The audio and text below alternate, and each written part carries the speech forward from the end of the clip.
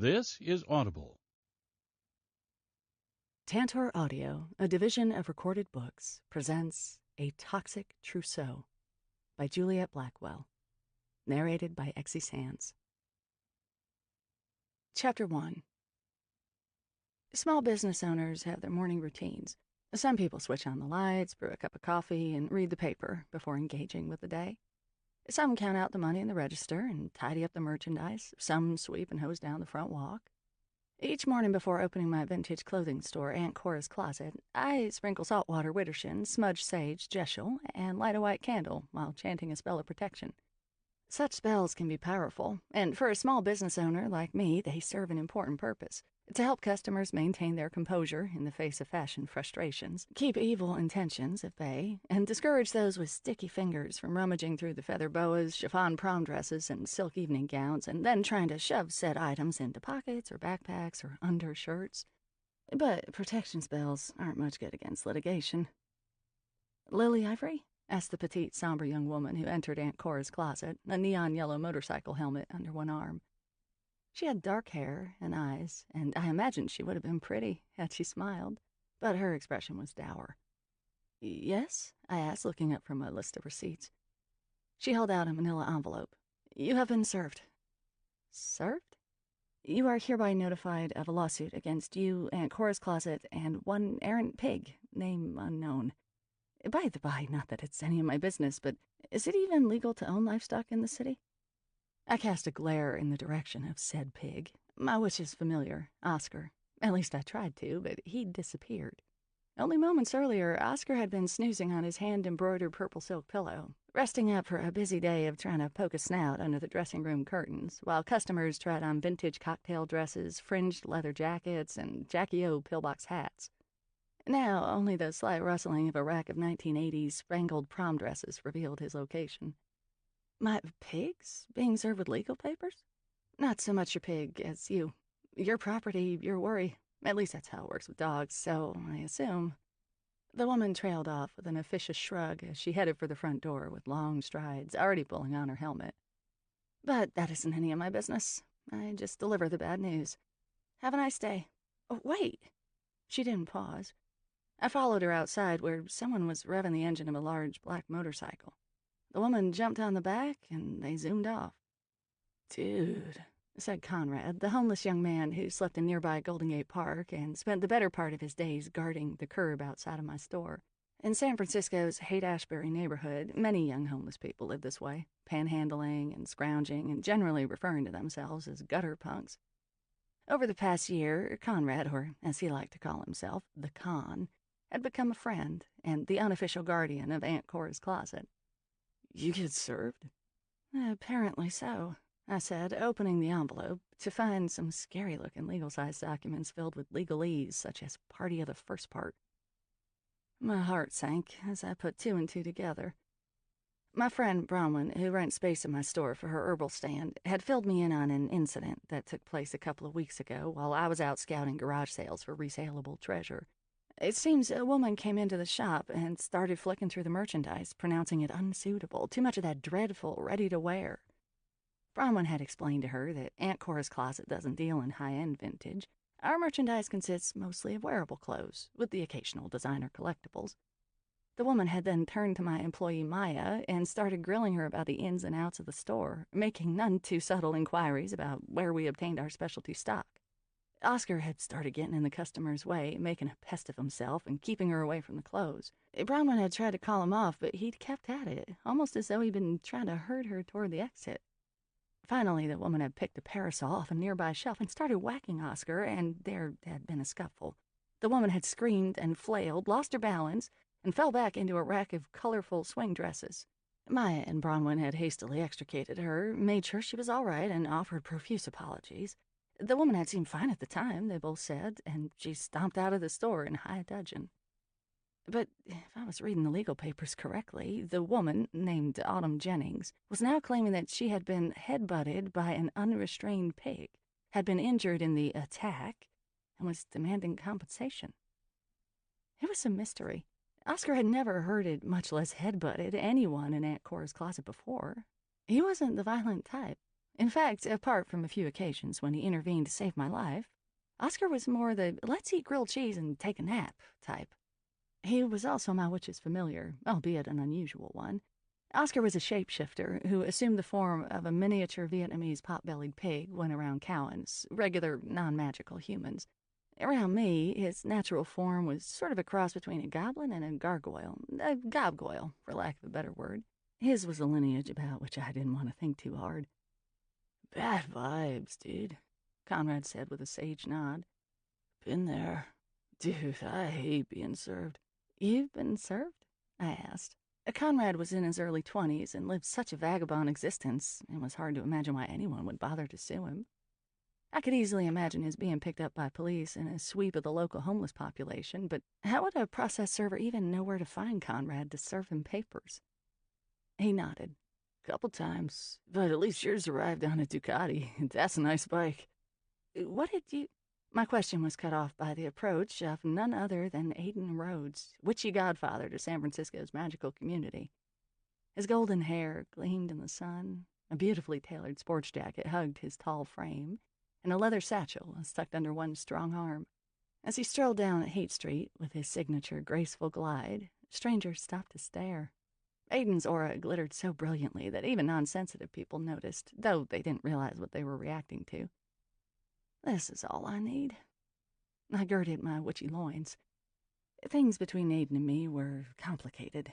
Not long ago I had stolen something from Aiden, and I still owed him. And when it comes to debts, we witches are a little like elephants, bookies, and the internet. We never forget.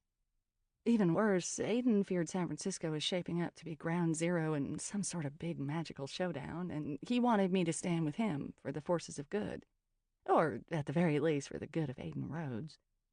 It was hard to say what exactly was going on, and exactly what role I was willing to play in it, since the threat was frustratingly nonspecific, and Aiden played his cards infuriatingly close to his chest. "Good morning," Aiden said as he joined us. "Conrad, it's been too long. How have you been?" Despite their vastly different circumstances and lifestyles, Aiden treated Conrad with the respect due a peer. His decency sort of ticked me off. My life would be simpler if I could dismiss Aiden as an arrogant, power-hungry witch beyond redemption. His kindness toward my friend was difficult to reconcile with that image. The two men exchanged pleasantries, chatting about the beauty of Golden Gate Park when bathed in morning dew and sunshine, and whether the Giants had a shot at the pennant this year. And then Aiden turned his astonishing periwinkle blue gaze on me, sweeping me from head to foot. Suddenly, self-conscious, I smoothed the full skirt of my sundress. "And Lily, stunning as always. I do like that color on you. It's as joyful as the first rays of dawn." "Thank you," I said, blushing and avoiding his eyes. The dress was an orangey gold cotton with a pink embroidered neckline and hem, circa 1962, and I had chosen it this morning precisely because it reminded me of a sunrise. "Aren't you just a sweet talker? You catch more flies with honey than with vinegar," my mama used to tell me. Did this mean I was the fly and Aiden the fly catcher? "Is everything all right?" Aiden asked. "Am I sensing trouble? Beyond the norm, I mean." "Dude, Lily just got served," Conrad said. "Served? I fear we aren't speaking of breakfast." "A lawsuit," I clarified. "Ah, what a shame. Whatever happened?" "Oscar headbutted a customer." "That's unusual." Aiden had given me Oscar and knew him well. "Was this person badly injured?" I wasn't there when it happened, but according to Bronwyn and Maya, the customer seemed fine. But now she's claiming she sustained serious and debilitating neck and back injuries that hinder her in the completion of her work and significantly reduce her quality of life, I said, quoting from the document I still clutched tightly in my hand. "That sounds most distressing. Might I offer my services in finding a resolution?" No, thank you. The only thing worse than being slapped with a slip-and-fall lawsuit, the boogeyman of every small business owner, was being even more beholden to Aiden Rhodes than I already was. Besides, I wasn't sure what he meant by finding a resolution. Aiden was one powerful witch. If he got involved, Autumn Jennings might very well wind up walking around looking like a frog. "You're sure?" Aiden asked. "These personal injury lawsuits can get nasty and expensive, even if you win. As much as I hate to say it, you may have some liability here. Is it even legal to have a pig in the city limits? Don't worry about it. I've got it handled, I said, not wishing to discuss the matter any further with him. Was there some reason in particular you stopped by? Aiden grinned, sending sparkling rays of light dancing in the morning breeze. He really was the most astounding man. I was hoping we might have a moment to talk, he said. About business. My stomach clenched. Time to face the music. I did owe him, after all. Of course. Come on in. The door to Aunt Cora's closet tinkled as we went inside, and Bronwyn fluttered out from the back room, cradling Oscar to her ample chest. She was dressed in billows of purple gauze, and a garland of wildflowers crowned her frizzy brown hair. Bronwyn was a 50-something Wiccan, and one of the first and very best friends I had made upon my arrival in the city by the bay, not so very long ago. "Hello, Aiden. So wonderful to see you again," she gushed. "Bronwyn, you light up this shop like fireworks on the 4th of July. Oh, you do go on." She waved her hand, but gave him a flirtatious smile. "But Lily, our little Oscar was very upset, poor thing. Maybe it has something to do with the woman with the motorcycle helmet who was just here. What was that about?" "She was serving Lily with legal papers," said Aiden.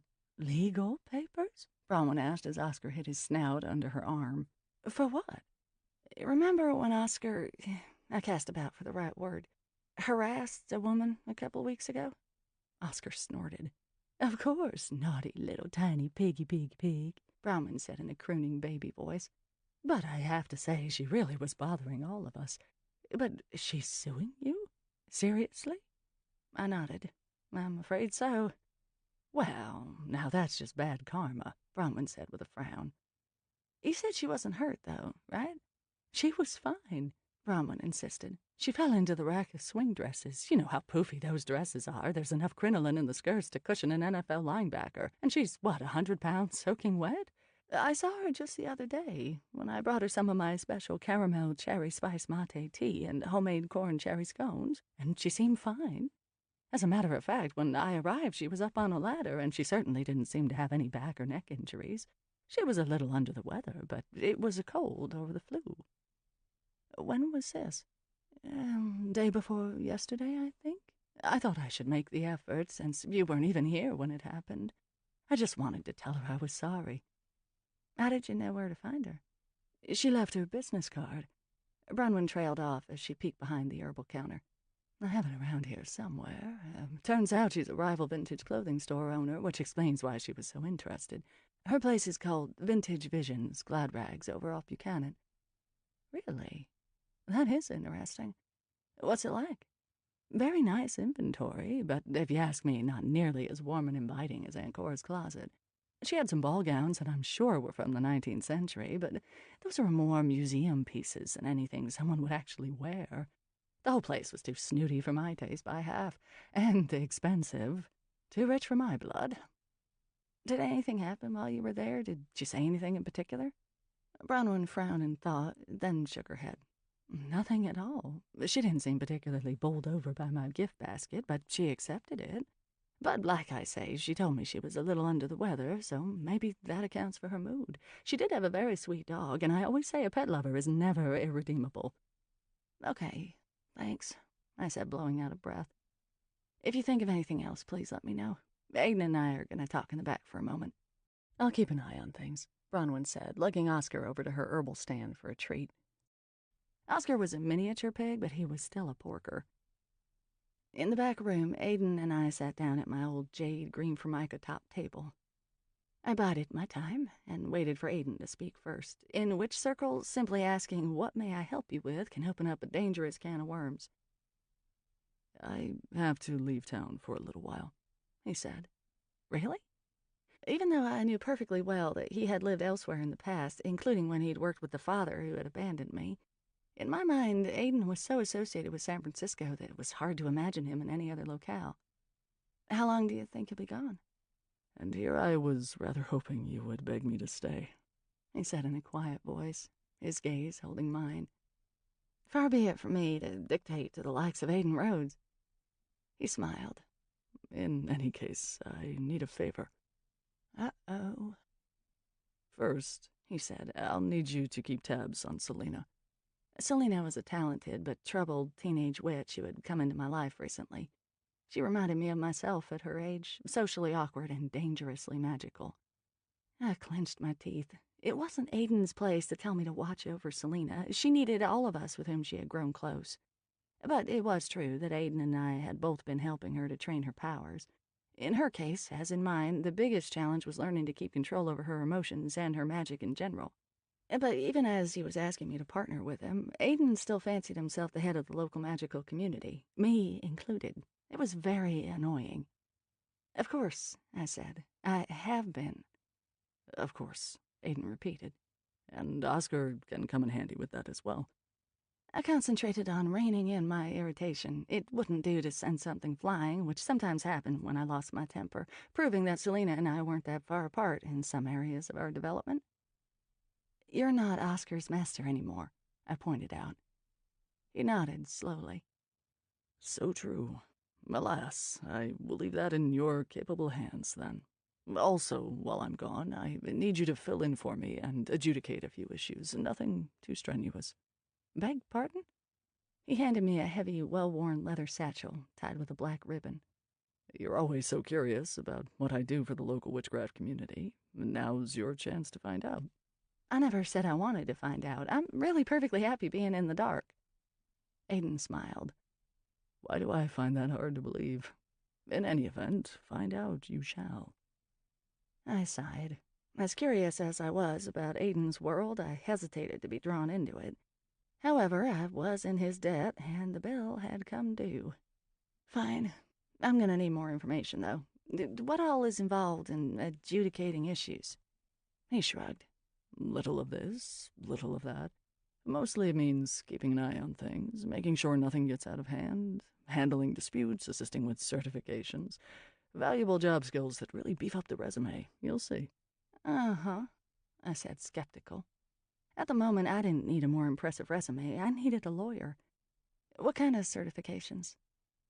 "Fortune tellers and necromancers must be licensed in the city and county of San Francisco. Surely your good friend Inspector Romero has mentioned this at some point." "He has, but since I'm neither a fortune teller nor a necromancer, I didn't pay much attention." "So that's what you do? Help people fill out forms down at City Hall?" "Surely." "It's all terribly glamorous, isn't it? Resolving petty squabbles, unraveling paperwork snafus. The excitement never ends," he said with another smile. "But it's necessary work, and you're more than qualified to handle it while I'm gone. You'll find everything you need in there." I opened the satchel and took a peek. Inside were what appeared to be hundreds of signed notes written on ancient parchment, a business card with the mayor's cell phone number written on the back in pencil, and a jangly key ring.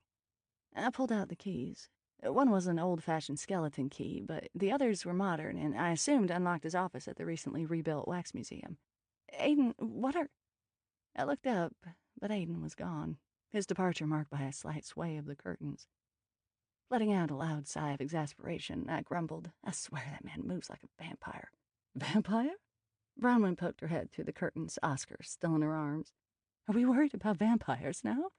No, of course not," I assured her as I closed the satchel and stashed it under the workroom table.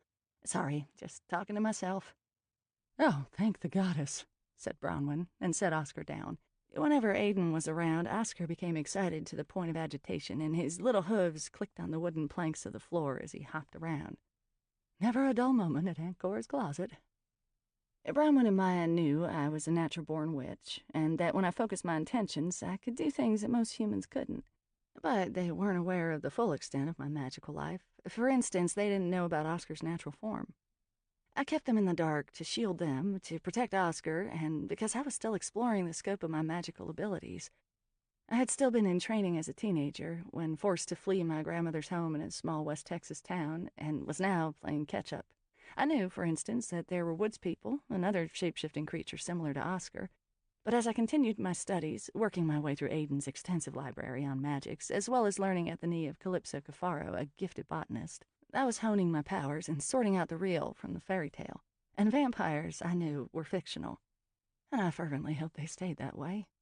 Wayward witches, magic gone haywire, and the occasional demon on the rise were plenty enough to deal with. And now, I thought as I considered the purpose of Aiden's visit, there will be witchy disputes and official certifications to figure out. Not to mention whatever supernatural storm was ratcheting up here in the beautiful city by the bay. I could hardly wait. Vampires scare me, Bronwyn said. My daughter used to love all those stories. She thought Dracula was sexy. But fanged creatures that drink blood? What's sexy about that? It's a puzzle, all right, I said. Anyway, Maya's here, so I'm gonna take off, unless you think you'll need me this afternoon. A hot date? Even better. I'm picking up my grandkids after day camp and surprising them with a matinee at the Metreon. Then we're going back to my place to make pizza and popcorn and tell scary stories with all the lights out. They're lucky to have you, Bronwyn. I'm the lucky one. By all means, go. Have fun, I said as we ducked back through the curtains to the shop. I'll be here for the rest of the day. Hi, Maya. How are you? Doing well, thanks, Maya said as she shrugged off her backpack, a soy chai latte in one hand. She leaned down to pet Oscar and slipped him a bite of her croissant. I think I aced my exam. That's great, I said. Not that we're one bit surprised, mind you. Certainly not, Bronwyn said. Maya, you're a natural-born scholar. Nah, she said, though clearly pleased at our compliments. I just study hard. If only that was all it took, I said, remembering my recent struggles with algebra. I had refrained from using magic to help me pass the GED, but just barely. The temptation to cheat just a little had been nearly overpowering. Oh, guess what? Said Bronwyn as she filled her large woven basket with her knitting, several jars of herbs, and assorted snacks. I have the most wonderful news. What? Asked Maya. You remember my friend, Charles? Charles Gosnold? I asked. That's the one.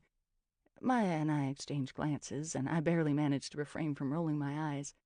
Privately, I referred to him as Charles the Charlatan. Although he claimed to be a clairvoyant, he was about as sensitive to the world beyond the veil as a rhinoceros, and even less graceful when it came to interacting with humans. I couldn't imagine why Bronwyn would consider him a friend, except that she was so big-hearted that she saw the good in just about everyone, except perhaps vampires. Seeing the good in others, especially when it's not apparent, was a lesson I struggled to put into practice. Well, you'll never believe this, but for my birthday, Charles has arranged for the Welcome Coven to spend the night at the Rochester House of Spirits. The House of what now? I asked. The Rochester House of Spirit. It's a haunted house in the South Bay, Maya explained. Haunted? Allegedly haunted, Maya said. Wonderfully haunted, Bronwyn insisted. You mean you haven't been, Lily? I shook my head. I hadn't lived in the Bay Area very long and hadn't managed to visit many tourist attractions. And in any case, haunted houses weren't high on my list of places to see. I had enough of that in my regular life.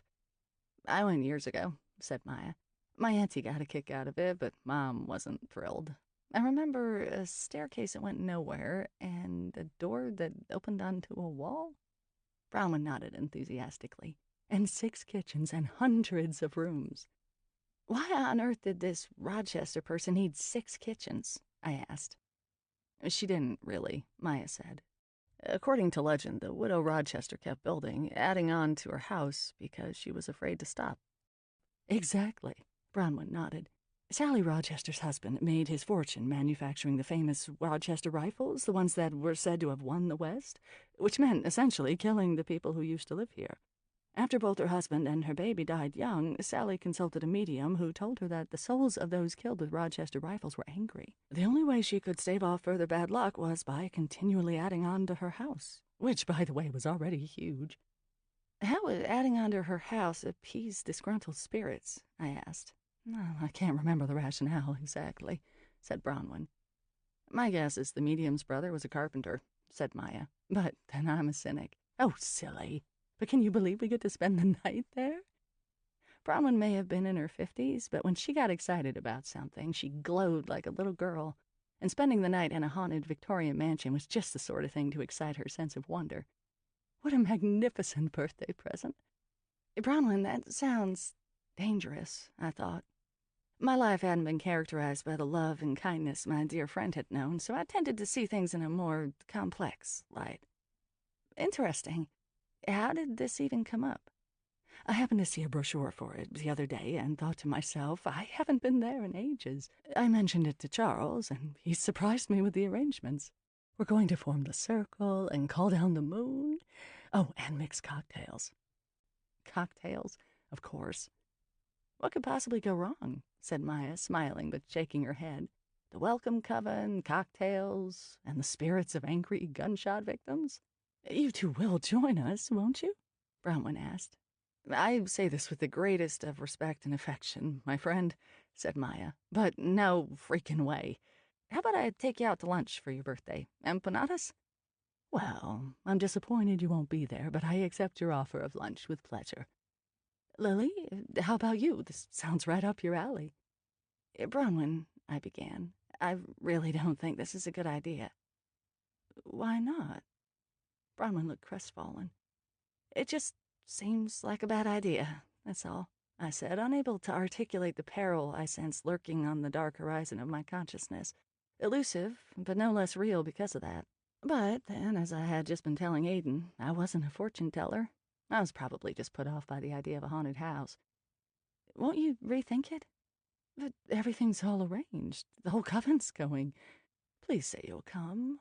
I know it's late notice, but they had a cancellation, which is how we got in. It's on Saturday, my actual birthday." Traipsing around haunted tourist venues on a lark wasn't my idea of a good time. I dealt with enough supernatural weirdness and danger as it was. But could I let my friend and her coven go into a potentially hazardous situation without me? I rubbed the back of my neck. It was barely noon, and I'd already been slapped with a piggy lawsuit and burdened with Aiden's bureaucratic responsibilities. And now I was faced with the prospect of chaperoning Bronwyn's coven overnight in a haunted mansion. As Mama used to say, don't some days just start your drawers? Chapter 2. Happily, the afternoon was mellow at Aunt Cora's closet. We had a steady stream of customers, 2 or 4 at a time. A trio of college students browsing the sale rack, a mother and teenage daughter looking for a retro prom dress, a woman seeking an extra special sundress for a cruise with her fiancé. None of them needed much help, so Maya and I sorted through my latest acquisitions from the 1940s and 50s, a special haul I had had to fight for at an estate auction. The vintage clothes business used to be easy. I would spend a few hours scouring thrift stores and garage sales for inexpensive items that needed a little love and attention, give them a thorough cleaning and the occasional nip and tuck, and sell them at a generous markup. Nowadays, though, the competition was growing ever fiercer as word spread that Granny's jam-packed attic might just be a potential gold mine. Aunt Cora's closet wasn't an upscale boutique, nor did I want it to be, but finding inventory that was appealing and affordable was getting tougher every day. After emptying out the plastic bags on the counter, we divided the clothing into 4 piles. Machine washable, hand washable, in need of dry cleaning, and in need of repair. "Why is the machine washable pile always the smallest?" Maya said with a sigh.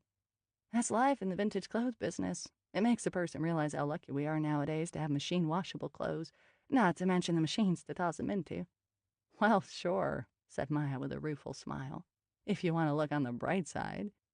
I chuckled. Ask me how I feel on wash day when my hands are raw and my arms ache from scrubbing and wringing out wet clothes. I might well be singing a different tune. I prefer my mom's dresses. Every label has those 3 magic words. Made by Lucille? Wash and wear. So true. I love you in the one you're wearing. That's one of Lucille's creations, right? Yeah, isn't it great? The turquoise halter dress was covered in little sprigs of cherries, and on Maya it looked like she was on her way to some sort of fabulous picnic. Like me, Maya used to be a staunch t-shirts and jeans gal, but she couldn't resist her mother's reproduction fashions. Lucille had joined Aunt Cora's closet as our expert seamstress, an essential asset for a vintage clothes store, since so many older garments needed to be altered to fit today's stronger, healthier bodies. Charmed by some dresses that were too far gone to save, she had started deconstructing them to create patterns she then scaled up to fit the larger dimensions of many modern women. Fashioned out of retro pattern materials, the dresses were an instant hit with my customers, who loved the way they combined old-fashioned elegance with machine-washable comfort. Although she continued to do alterations on our vintage clothes, Lucille had hired and trained several former residents of the Haight-Ashbury Women's Shelter to craft her designs in her spacious sewing loft. One whole corner of Aunt Cora's closet was now dedicated to showcasing Lucille's loft designs, by and for real women. The afternoon passed quickly, and by 20 to 6 the customers had departed. The new acquisitions had been sorted, and we'd begun our evening ritual of straightening up the shop preparatory to closing for the day. I planned to go speak with Autumn Jennings face to face, but I took a moment to enlist Maya's help with some background research online. While I was getting better with computers, I still didn't like or trust them. All those electrons bouncing around, it made a witch like me nervous. Too many ghosts in those machines.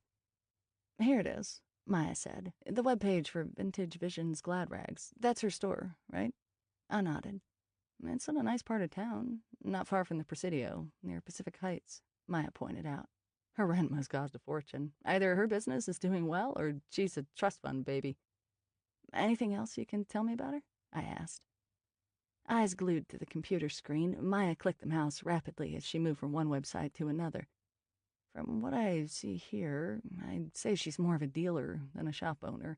She sold some pretty rare and valuable items to museums. This article mentions a Parmalee Riesling. Ever heard of her? She's a clothing conservator at the Asian Art Museum. Carlos Romero introduced me to her. Want the phone number of Jennings' shop? Yes, please, though I'm going to drop by her store to speak with her in person. I'll do better face to face. This was another part of my witchy weirdness. I like to deal with people in person, sense their vibrations and auras. Lately, I had started to think I was the last person under the age of 80 who didn't carry a cell phone. The phone robs us of body language and the subtle nuances that are part of interpersonal communication, and I'm sufficiently socially awkward that I need all the clues I could get. It says Autumn's store is open for another half an hour, I continued, reading the website over Maya's shoulder. Any chance you'd be up for going with me? She gave me a quizzical look. Do you want me to go with you? Ever since arriving in San Francisco, I'd been learning how to make friends, as well as how to be a friend. I'd always been a bit of a loner, so all this was new to me. It turns out a big part of my being a friend was asking for help when I needed it, and having a conversation with the woman who was suing me qualified as needing help. Yes, please. Sailor's working tonight, and I'd love to have company. I'll take you to dinner after my train. I'm all yours, she said with a smile. I happen to notice that Jennings' shop isn't far from Nietzsche. Ooh, Thai food sounds good. We at Aunt Cora's Closet didn't like to skip meals. That went double for Oscar, who'd picked a truly inspired form when he decided to manifest as a pig. The little fella could eat pretty much full time. At the sound of dinner talk, he came trotting over. Sorry, Oscar. There is no way you're coming to chat with a woman who's accusing you of bodily injury, I said. He blinked up at me, his pink, piggy eyes full of innocence and contrition. I wasn't buying it. Maya, of course, didn't realize he could understand everything I said. Oh, look, the poor little guy's hungry, she said. Let me take him upstairs, and then we can go. I'll lock up everything down here. Good night, Oscar, said Maya, giving him a pat. Don't let Lily forget to feed you. Fat chance of that, I muttered under my breath as I passed through the break room. I grabbed Aiden's satchel from under the table before climbing the back stairs to our living quarters over the shop. When I paused on the landing to open the apartment door, Oscar transformed into his natural state. Part goblin, part gargoyle, he had green-gray scaly skin, a monkey-like snout, big bat-like ears, oversized hands, and taloned feet. He often sat on his haunches, but when standing at full height, he reached my waist. OMG, Oscar breathed as I closed the door behind us. Oscar was hundreds of years old, but a fan of teen culture. Is that the satchel? You mean this? I held it up. He reared back slightly. It is. It's Master Aiden's satchel. Aiden's not your master anymore, remember? But what's so special about this bag? His voice dropped and his big bottle-glass green eyes widened. You stole the satchel? Oh, mistress, I hate to tell you, but you're gonna be in big trouble. B-I-G big. Don't be silly, I'm not a thief. You stole my wings, Oscar said, referring to the incident that had freed him from Aiden's control and placed me in Aiden's debt in the first place. That was the exception that proves the rule. Aiden gave the bag to me. Oscar cast me a disbelieving look from the corner of his eye. Oscar, honestly? I said, exasperated. You honestly believe I stole this, and then brought it home to paw through it? After a beat, he relaxed. Nah, I guess not. You're crazy, but you ain't stupid. Thanks for the vote of confidence. Now, let's get you fed so I can get on my way. Why would Mr. Aiden give you the satchel? He had to go out of town for a little while, so he asked me to take care of a few things for him. It's no big deal. It's temporary, just while he's gone. Why are you so surprised? You know we're supposed to be working together for the coming... I didn't know what to call it.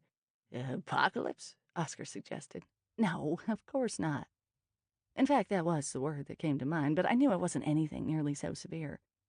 Let's just say magical mayhem. It might be tough and require a united front, but it won't be the end of the world.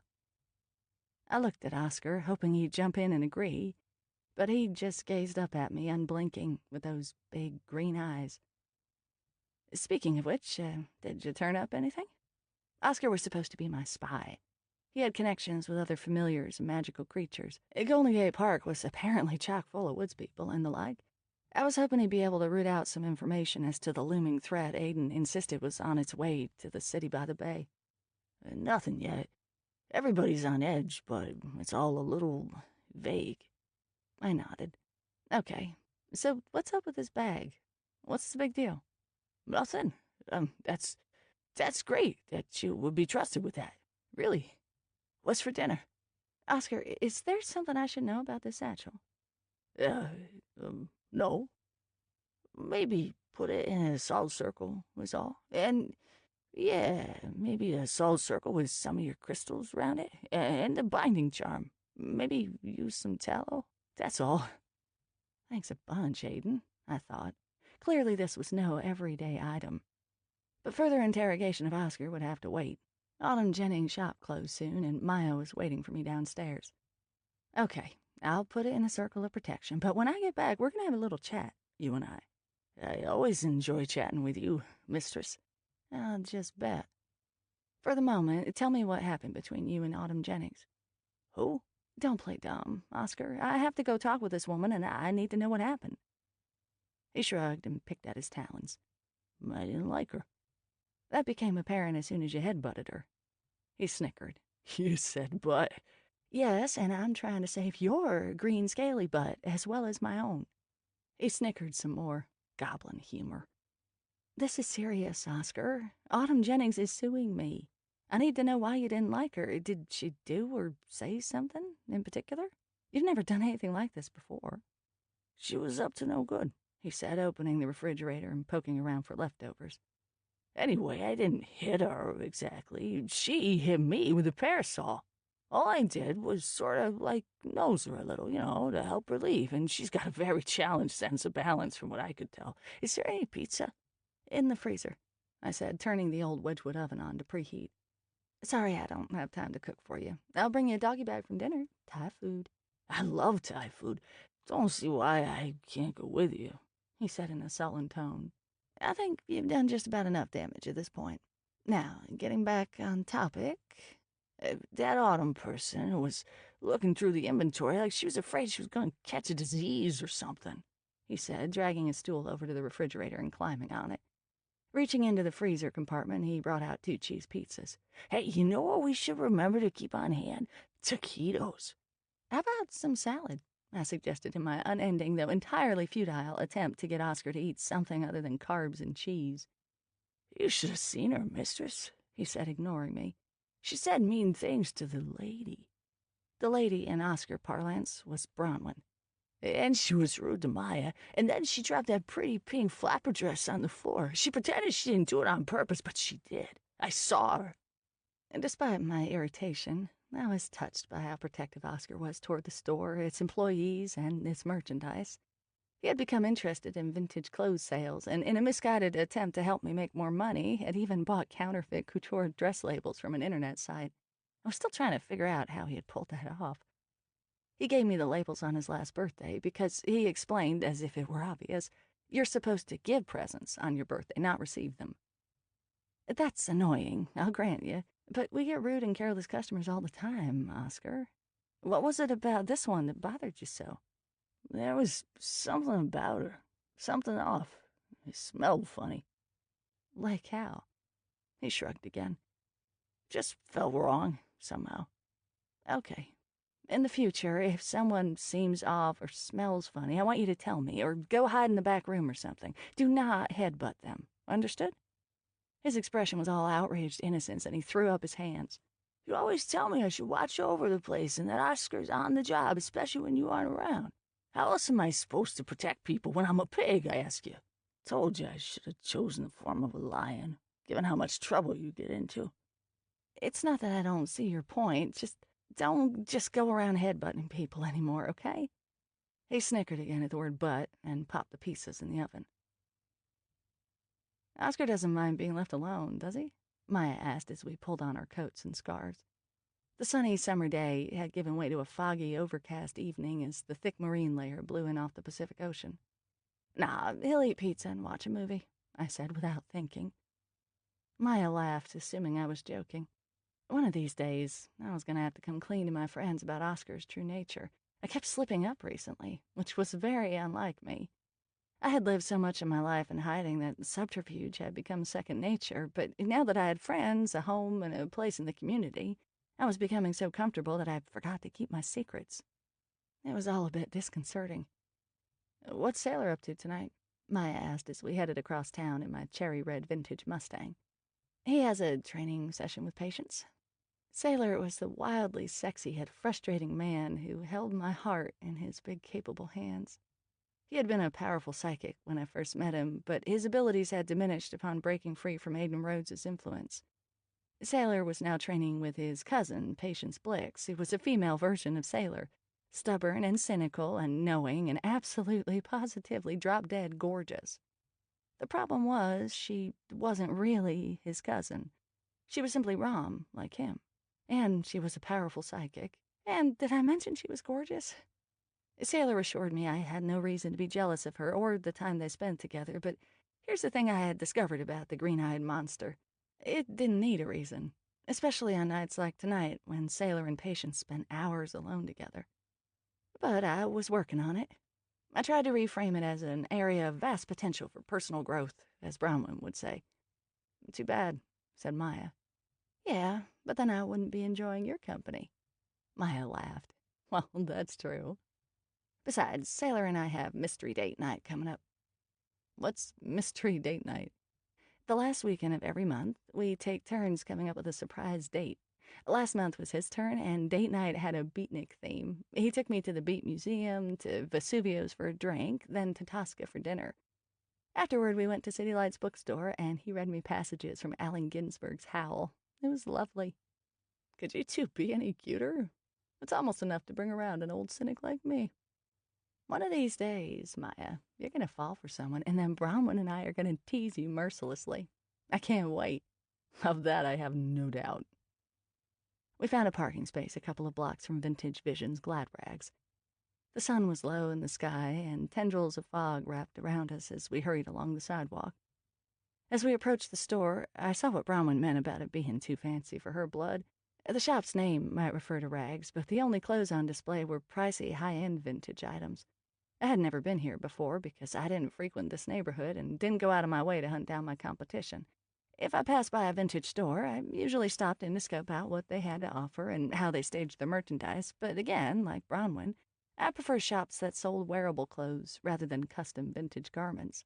At Aunt Cora's closet, we carried the occasional Chanel or Hattie Carnegie suit, but those were rare. The clothes at Vintage Visions, in comparison, were the opposite. More collectible than wash and go. Maya and I exchanged a glance, eyebrows raised, and entered. It felt a little like walking into a Christmas tree. Everything was decorated in sumptuous, deep shades of red and purple, and topped with gold and silver gilt. 3 vintage crystal chandeliers sparkled overhead, and antique mirrors gleamed on every wall. No one was there. "Hello," I called. Behind the cash register was a large hound dog snoozing on a little red rug. "Hi there, puppy," I said. She gave me a lazy thump of the tail, but didn't so much as raise her head. "That's no puppy," said Maya as she peered over my shoulder. "That pretty girl probably weighs almost as much as I do." The dog thumped her tail again. Maya crouched down and petted the canine, then checked her tags. I heard a tinkling sound. "How cute. Her collar's like a charm bracelet. Let me see. According to the tag, it says her name's Loretta." "Great name, isn't it? Not much of a watchdog, though, are you, Loretta?" The dog lifted her head a few inches and thumped her tail a few more times. Hello? Anybody home? I called out again. Surely if her dog's here and the door's open, Autumn Jennings can't be far. With a final pat for Loretta, Maya looked behind the racks and poked her head into the changing rooms. No sign of anybody, she said. Hello? I called out again, louder this time. Maybe she stepped out for coffee or ran an errand or something, Maya said.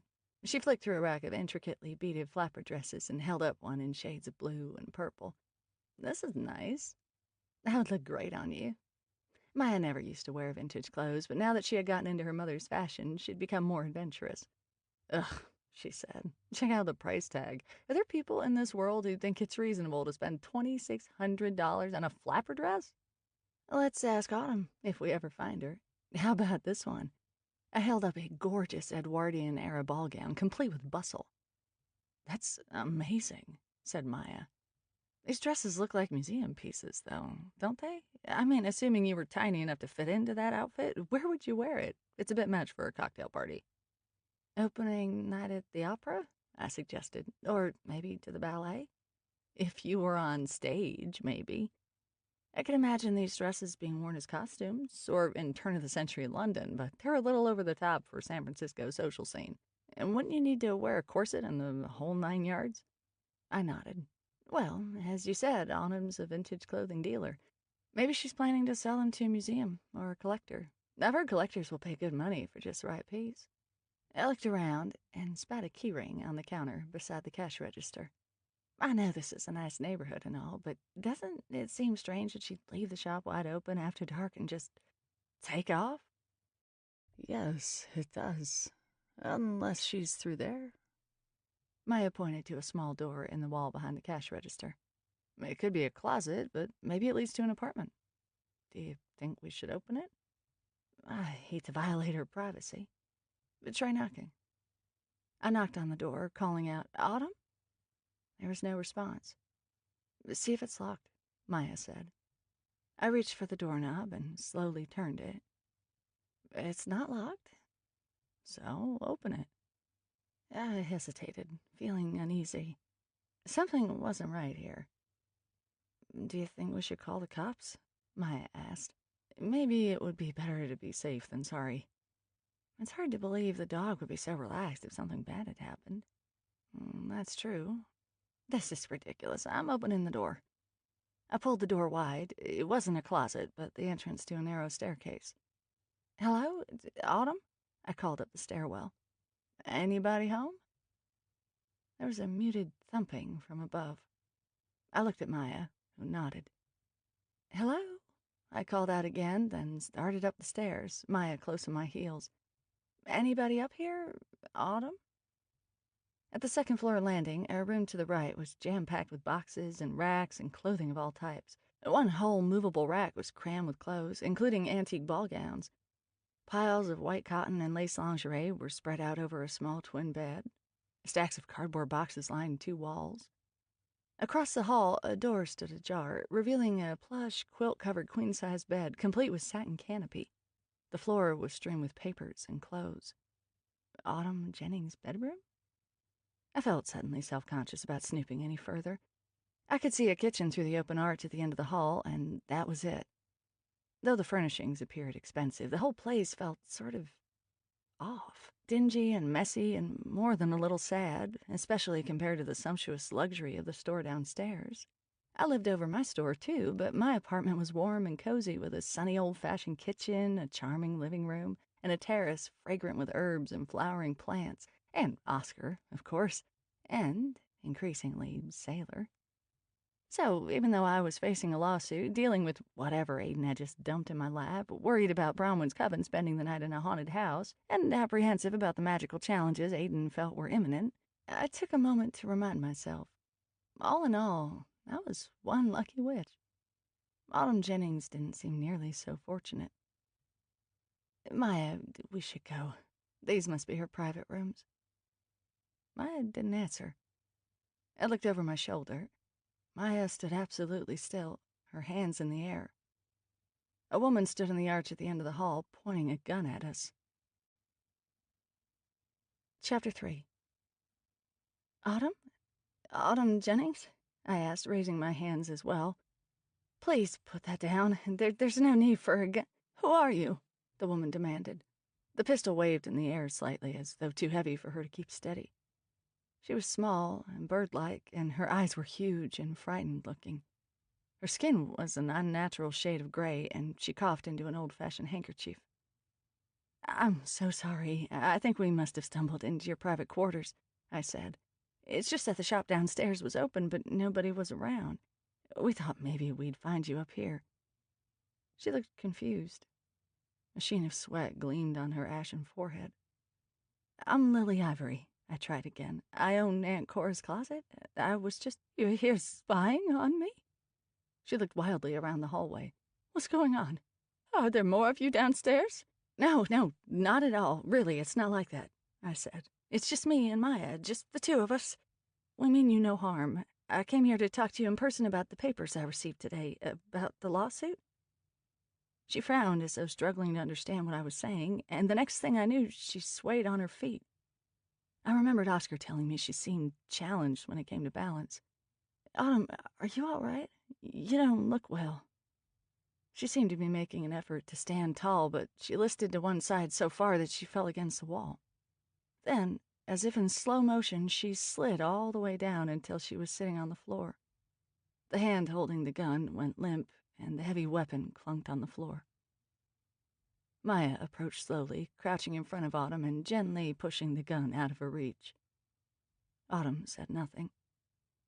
Maya picked up the weapon, holding it gingerly with her thumb and pointer finger. She stashed it atop a high corner cabinet where it was out of sight. Autumn, we'll call an ambulance, I said. You're not well. I just... She trailed off. I can't feel my hands.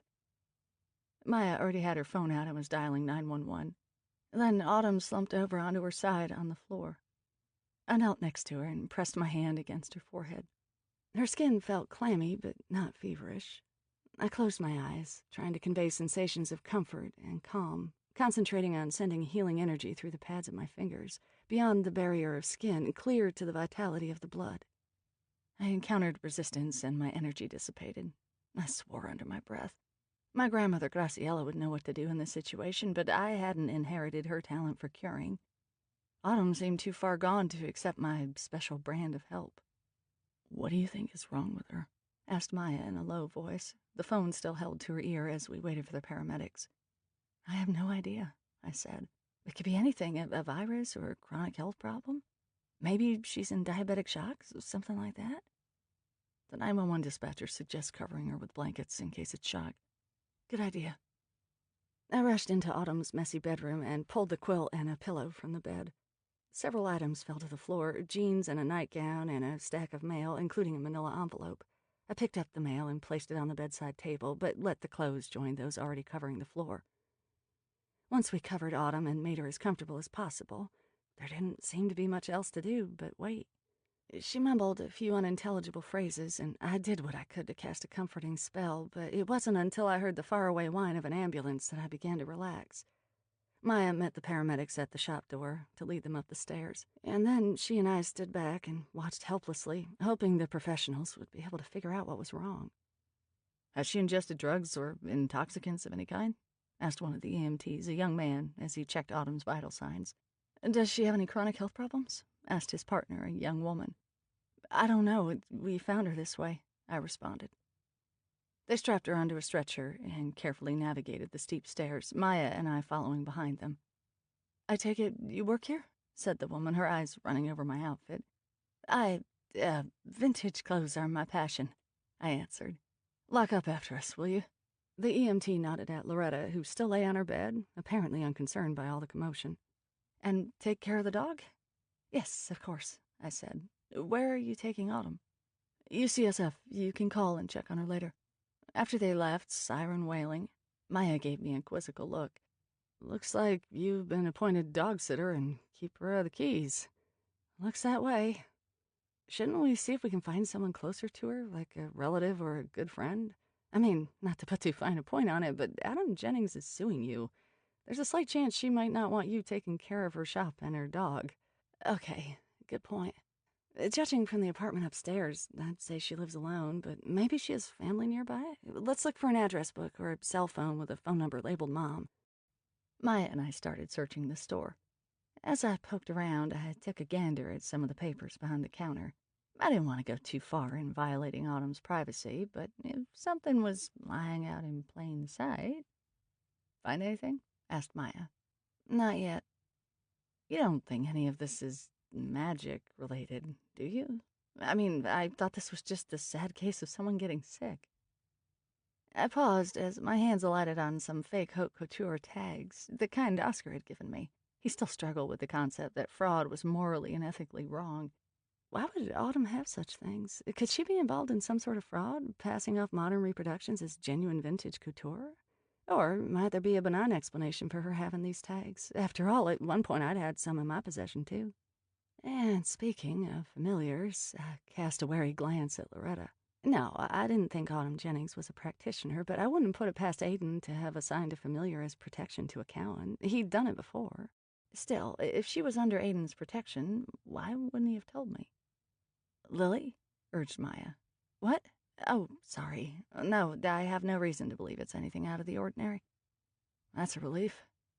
Except what? I shrugged.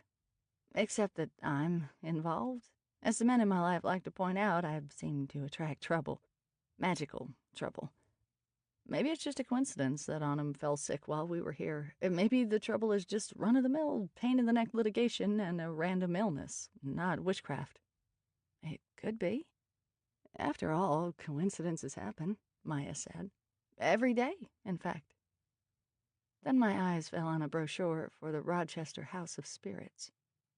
Was this another of the weird coincidences that seemed to follow me around, like a will-o'-the-wisp along the proverbial riverbank? Or might it be a warning or a clue? Then again, the Rochester House of Spirits was a popular tourist attraction. Maybe one of Autumn's customers had left it here. As simple as that. What about Loretta? Maya asked. The dog had roused herself to lift her head and still thumped her tail amiably whenever anyone addressed her, but she had remained calm while the paramedics tromped through the store, and she hadn't seemed to notice anything amiss about her mistress. Are we even sure she's Autumn's dog? Doesn't matter, we can't just leave her here. True, but maybe Autumn's dog sitting and we can bring Loretta back to her family.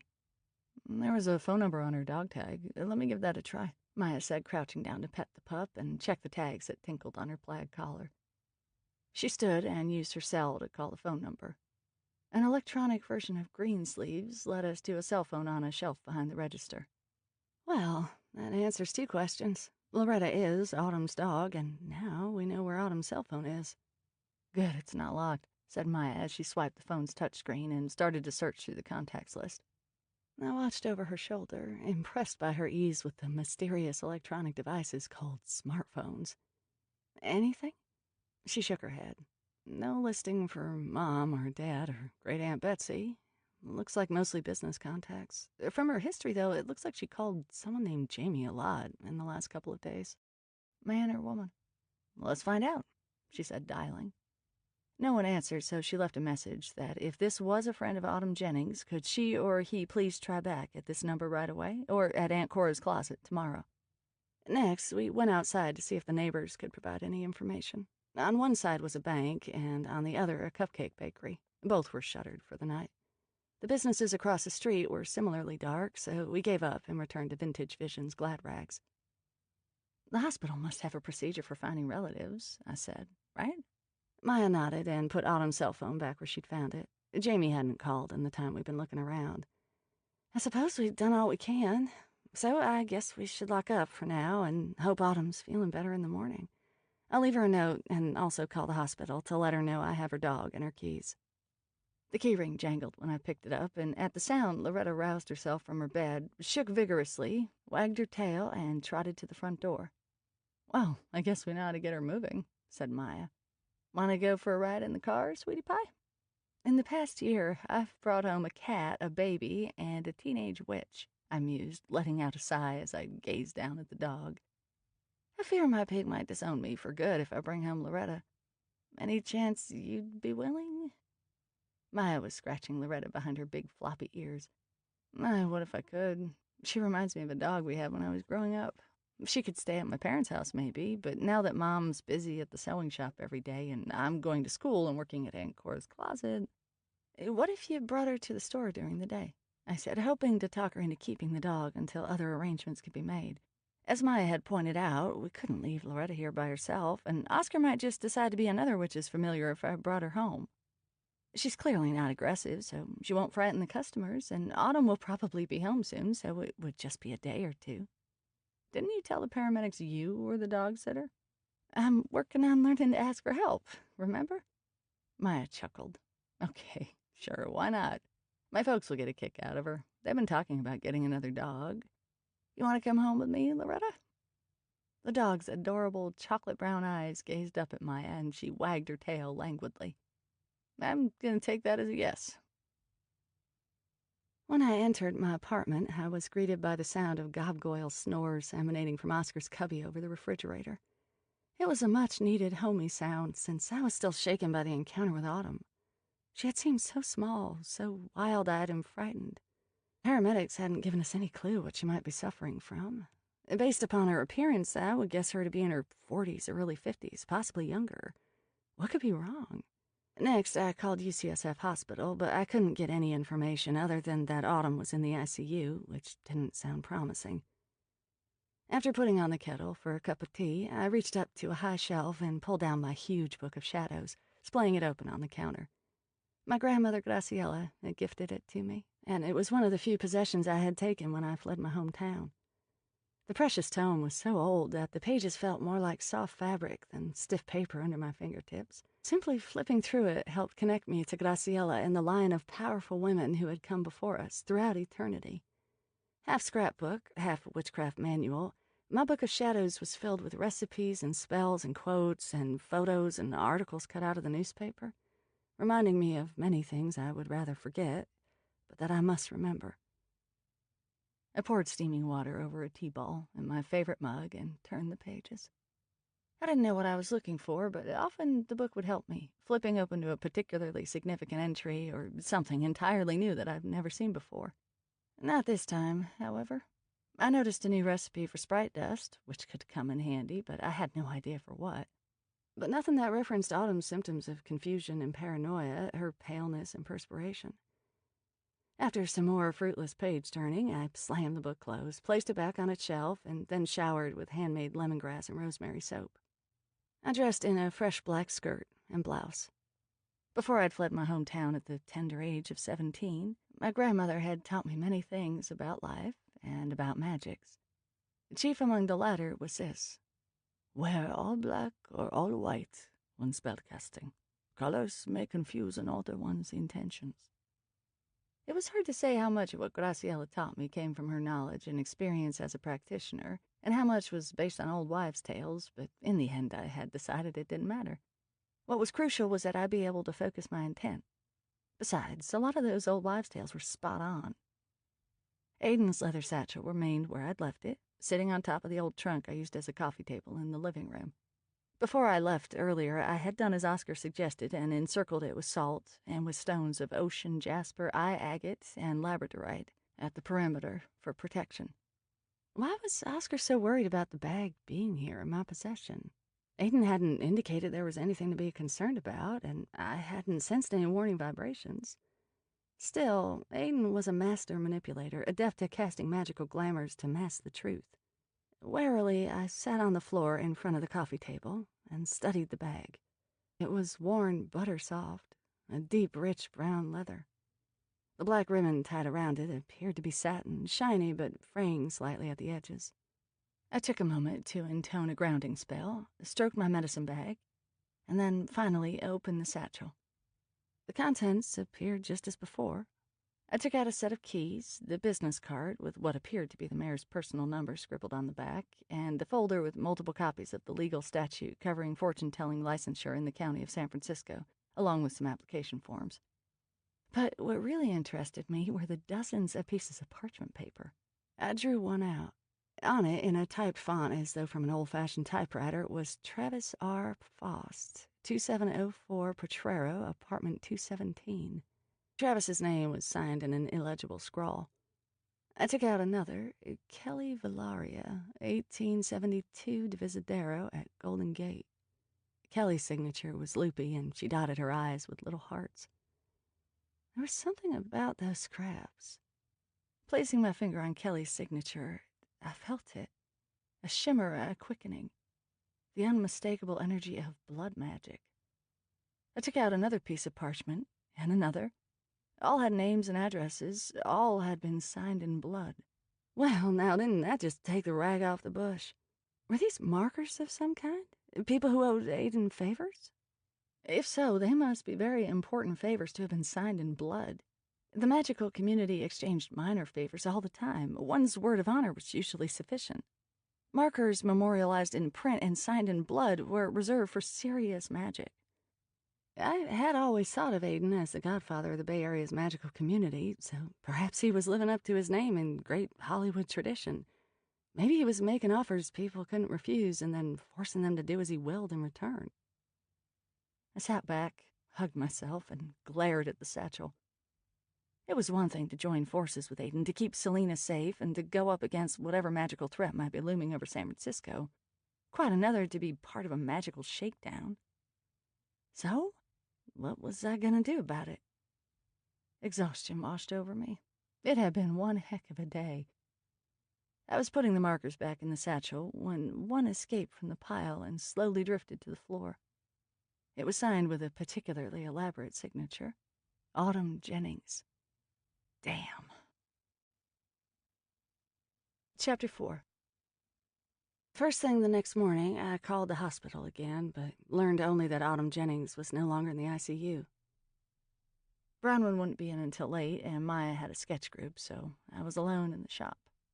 It was quiet, with only one or two customers at a time, so I sorted through business-related paperwork while Oscar snored on his special purple silk pillow.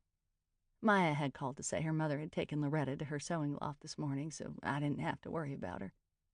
I had tried and failed to get Oscar to tell me more about the satchel, or to divulge Aiden's location, or at least how to get in touch with him. But Oscar either didn't know, or, more likely, wasn't talking. One of the more disturbing aspects of my relationship to my familiar was that he filled me in only on a need-to-know basis, and his interpretation of my needing to know was often quite different from mine. That was one of the problems of having a familiar who wasn't a real familiar. A real witch's familiar, I grumbled to myself, would do as its mistress said. Oscar was more like a sidekick, a recalcitrant, garrulous, hungry, stubborn sidekick. I stashed Aiden's satchel under the counter and promised myself that I'd try to work up the energy to look through it soon, hoping to figure out its significance. But for now, I sipped my coffee, looked around Aunt Cora's closet, and willed myself to relax. My shop gave me a deep sense of satisfaction. I felt the welcoming hum of the clothes, breathed in the sense of clean laundry and herbal sachets, and appreciated all the way to the very marrow of my bones just how lucky I was. I had been alone and lonely for so long, but now I had my health, a wonderful job, good friends to confide in and watch my back, Oscar to make me laugh and occasionally save my life, and Sailor to woo my heart and hold me in his arms. Oscar and Sailor were occasionally infuriating to the point of madness, but still, I honestly had no idea what I'd done to deserve so much. The memory of Autumn's apartment highlighted my good fortune. Despite the opulence of her store and its wares, her living space had seemed so dreary and depressing and depressed. The bell over the shop door tinkled. "You Lily Ivory?" demanded a 30-something woman wearing a sort of hippie chic outfit that included scarves and leather boots. Trailing her into the store was a woman of similar age dressed like a goth, all in black. Not another process server, I thought. Who did Oscar headbutt this time? "Yes," I said, "and you are?" "I'm Ebony Treble," said the one dressed in black. "Aiden said we were supposed to bring our issues to you." "Ah," I began. "Listen, I'm Isadora," said the first. "One name, like Madonna." Ebony rolled her eyes and crossed her arms over her chest. "Well, Lily, maybe you could tell the wannabe Madonna here to keep her nose out of my client list?" "I can't help it if your former clients come flocking to me," responded Isadora with a shrug. "Cheaper prices, better service. This is a capitalist system we live in, more's the pity, and that's how capitalism works." Pardon me, I really don't, I began, but they weren't listening. Are you even licensed? Ebony demanded. Isadora made a face. That's what I thought. You're not even licensed. If I wasn't such a team player, I would have reported you to the authorities already. You have to be licensed. Tell her, Lily. Oscar snorted awake, startling both women. As was usually the case for anyone who spotted Oscar in his piggy guise, their surprise turned to laughter. It's a pig! So cute! Here, piggy, piggy, pig. The brief respite gave me a chance to gather my wits. The women's squabbling was obviously the sort of thing Aiden had asked me to take care of. How hard could it be? I could handle it. I adapted one of the techniques Brownwind's coven used during group discussions, grabbed a Brazilian rain stick, and held it up high. This is the talking stick, I said solemnly, enjoying the sound of the rice inside the stick cascading down like a torrential rain. Only she who holds the stick may speak. Am I clear? The women nodded. I handed the stick to the first woman who had walked in.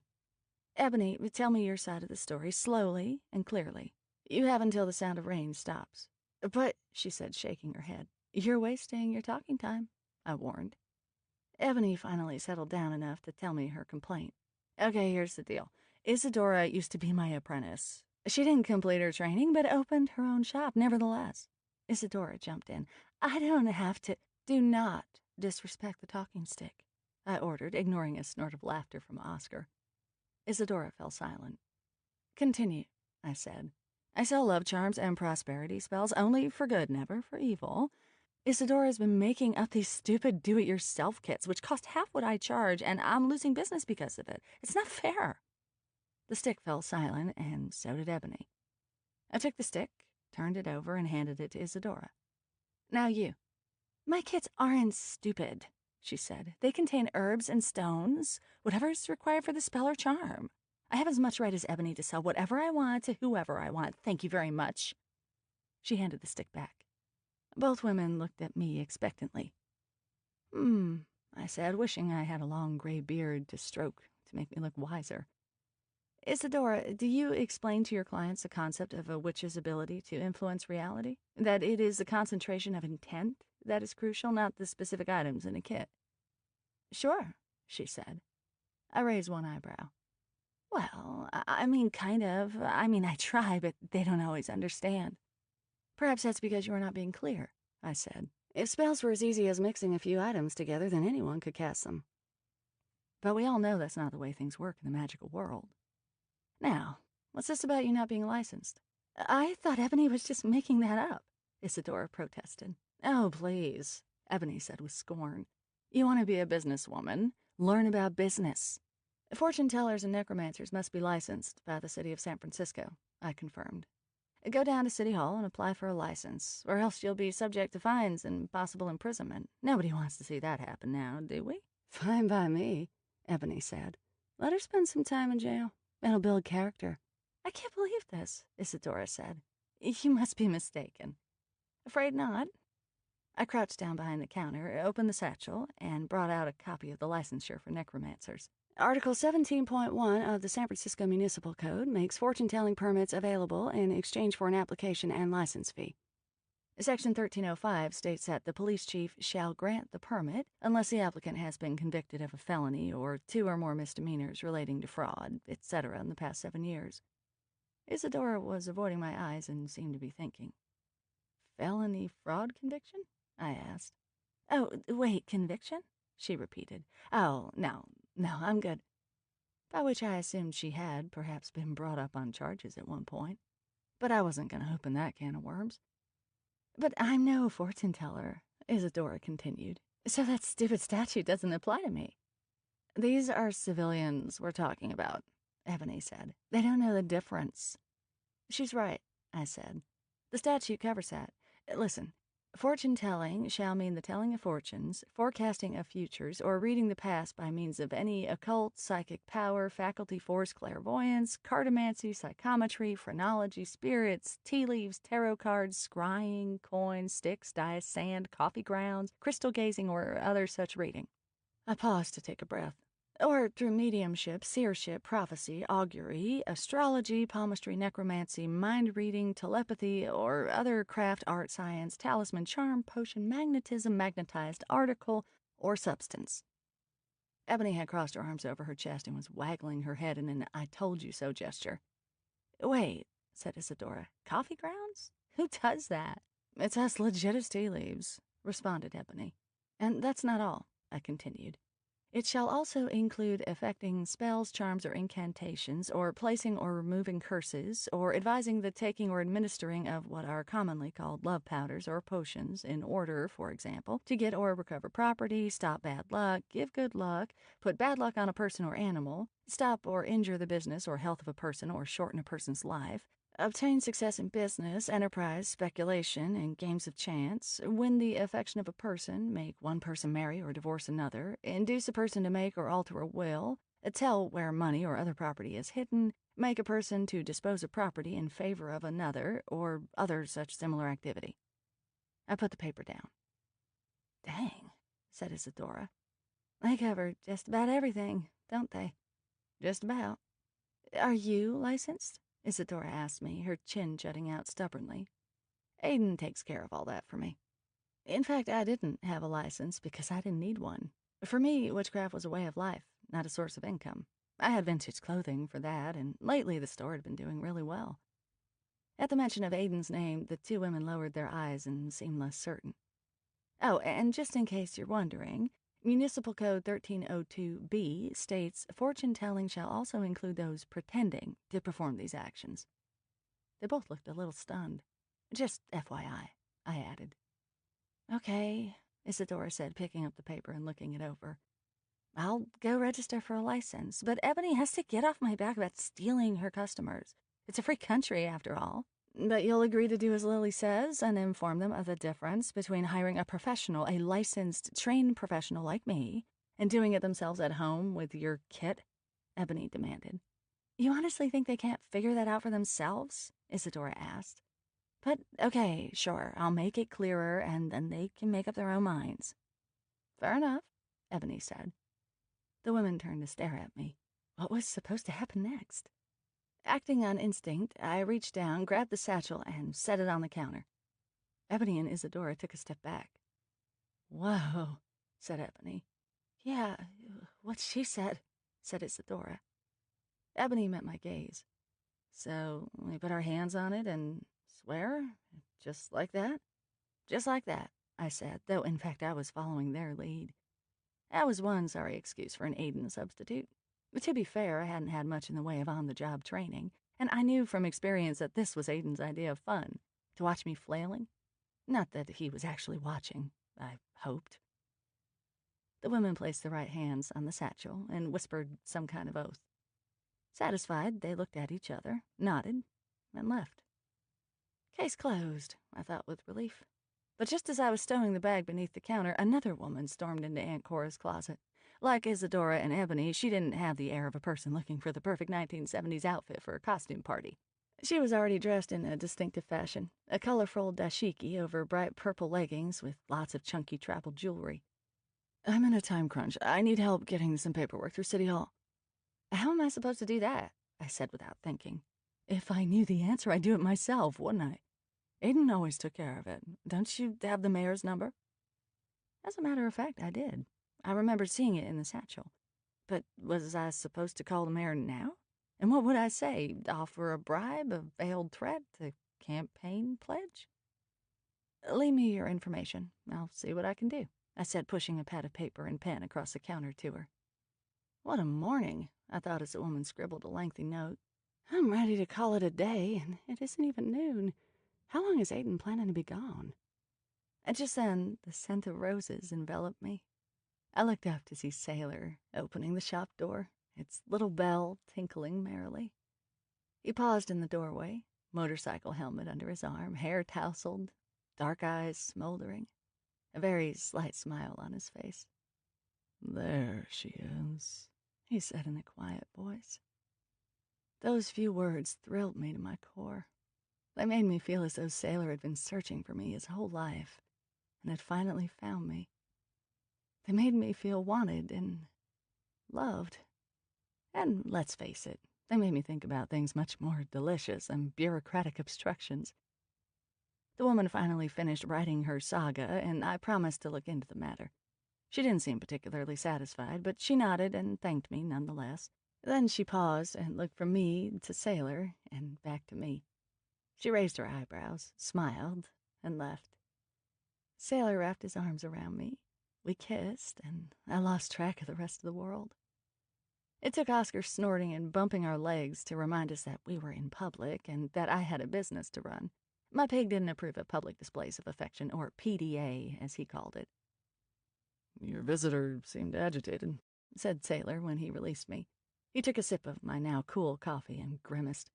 You should have seen the pair before her. Want me to make you a fresh cup? He shook his head. No thanks, no time. But tell me what's going on. Aiden left town. For good? There was a hopeful note in his voice. Despite our recent pledge to work together, if and when the need arose, Sailor and Aiden weren't exactly buddies. Just temporarily. At least I hope so. Oh, well, how I shall miss his delightful company. Meanwhile, he's left me in charge. In charge of what, exactly? He asks with trepidation. I'm still figuring that out. Basically, he gave me a satchel and told me to deal with things, and took off before I could ask him questions. You've got to be kidding. Afraid not. Let me get this straight. You have Aiden's satchel? The satchel? Yeah. What is it about that stupid bag? Oscar was freaked out as well. What? I felt a tingling on the back of my neck. Sailor felt it too. We glanced at each other, then turned as one to face the door. A man and woman entered the store. He was older, probably in his early 50s. She looked to be about my age. Both wore inexpensive dark suits, and neither smiled. Lily Ivory? Asked the man. Sailor planted himself between them and me. Who's asking? I'm Inspector Stinson, the man said, pulling a leather case from his breast pocket and flashing a shiny SFPD badge. And this is my partner, Inspector Nong. Since arriving in San Francisco, setting up shop, and delving into the occasional murder investigation, I had dealt with the police department a fair amount. But usually I was interrogated, sometimes on a good day even asked to help solve crimes, by Homicide Inspector Carlos Romero, who had become a friend. A crazy part of me wanted to ask whether I could request Carlos's presence, as though a person could ask to be questioned by whatever cop she wanted. And who are you? Stinson asked Sailor pointedly. A friend, Sailor said, staring him down. After a moment, Stinson nodded and looked around him to me. We'd like to speak with you about the circumstances surrounding the death of one Autumn Jennings. Death? Autumn died? He gave a curt nod. Inspector Nong said, early this morning. What happened? I asked, shaken. I mean, it was clear she was ill, but what did she have? That's what we're trying to figure out, said Stinson. We'd like to get a statement from you. Of course. I told him what Maya and I had seen when we arrived at Vintage Vision's Glad Rags yesterday, trying to remember details and reconstruct the timeline. Sailor stood, silent and strong, by my side throughout. I realized I hadn't yet filled him in on what had happened last night, but Sailor was the quiet sort. He would wait to have his questions answered. Not long ago, Aiden had cautioned me that my relationship with Sailor was doomed. He claimed witches like me couldn't be in love without making ourselves vulnerable and therefore sacrificing our power. I had accused Aiden of being jealous, but a small part of me couldn't deny that my life experience supported his theory. Still, I was determined to prove him wrong. Not to toot my own horn, but I was one powerful witch, and becoming more so all the time. Loving Sailor made me stronger, I was sure. Moments such as this one reinforced that belief. I could feel Sailor's strength humming beside me, warm and welcome, like a psychic hug. Nothing else?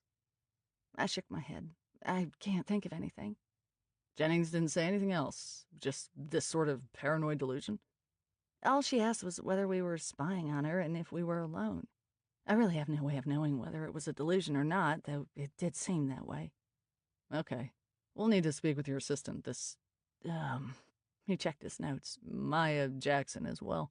Of course. She'll be in this afternoon, or I can give you her contact information. That would be helpful. Thank you. Tell me, why did you go to Jennings' shop yesterday? Only then did it dawn on me that the lawsuit pending against me could be seen as a motive for murder. Of course, it wasn't in fact a motive because I meant Autumn Jennings no harm, but since these officers didn't know me the way Carlos did, they might not appreciate that. But the truth would come out one way or the other. Best to face the music. She had me served with legal papers yesterday. She was suing me for personal injury in an accident involving a pig. A pig? A pet pig. He's a miniature Vietnamese pot-bellied pig. Huh. Didn't George Clooney have one of those? Said the woman. I hear they're real smart.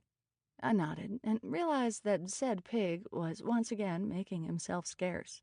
Just as well. Inspector Stinson didn't seem particularly interested in my pet.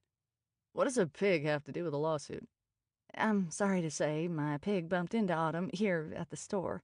She fell into some dresses and seemed fine at the time, but the lawsuit says she suffered neck and back injuries. His gaze drilled into me. And you went to talk with her about this? You didn't maybe call your lawyer? Something like that? I don't have a lawyer, I said. The question hung in the air. Do I need one? I hoped it was a simple misunderstanding and we could work it out face to face. Work it out how? I really don't know. I believe in communication and trying to work things out person to person rather than getting the courts and lawyers involved. I hate to break it to you, but if you were served, then the courts and lawyers are already involved. The time to talk is before a lawsuit's filed, not after. Of course you're right, I said, wondering where this line of questioning might be leading. I don't have much experience with this sort of thing. Ever speak with the deceased before yesterday? I shook my head. Nothing at all? No phone calls, text messages, emails, Facebook posts? I didn't even know her number until yesterday, and I don't do those other things. The inspector looked skeptical. No, not a 21st century type gal, huh? You could say as much. What about the old-fashioned way? You ever stop by her shop, maybe check out the competition? Yesterday was the first time I was there. You didn't send her something? Anything at all? An apology of some sort? No, I said, wondering why he was pressing this point. Then I remembered something worth mentioning. Oh, my coworker Bronwyn brought her a gift basket a few days ago, as an apology. You weren't involved in this gift basket? No, as I said, I had never been to Vintage Visions or met Autumn Jennings until last night. We'll need this coworker's information as well. I nodded. Inspector Nung inclined her head toward Bronwyn's herbal stand. You work with herbs and whatnot? No, that's Bronwyn's stand. She specializes in herbal blends, teas, potpourri, that sort of thing. Meanwhile, Inspector Stinson began perusing the carved amulets and talismans in the glass display counter. Many of the talismans were pentacles, which were signs of protection, but which non-magic folk often mistook for something entirely different and sinister. He looked at me, his eyebrows raised. You're into a satanic type deal? Apparently, Inspector Stinson was one of those people. Not in the least. I went over to stand near him, but kept an eye on Inspector Nung, who was nosing around Bronwyn's jars and packs of herbs. Sailor was watching as well, arms crossed over his chest like a bodyguard, his gaze shifting back and forth between the inspectors as though watching a really annoying tennis match. None of these items has anything to do with Satan or evil or black magic or anything like that, I said. They're charms for protection and healing, not for harm, never for harm. I carve talismans out of medallions cut from fruit trees and expose them to moonlight. She's a Wiccan, Nung said, gesturing to the sign hanging over Bronwyn's stand, taken from the Wiccan reed. And it harm none, do what you will. I wasn't a Wiccan, but I didn't try to explain further.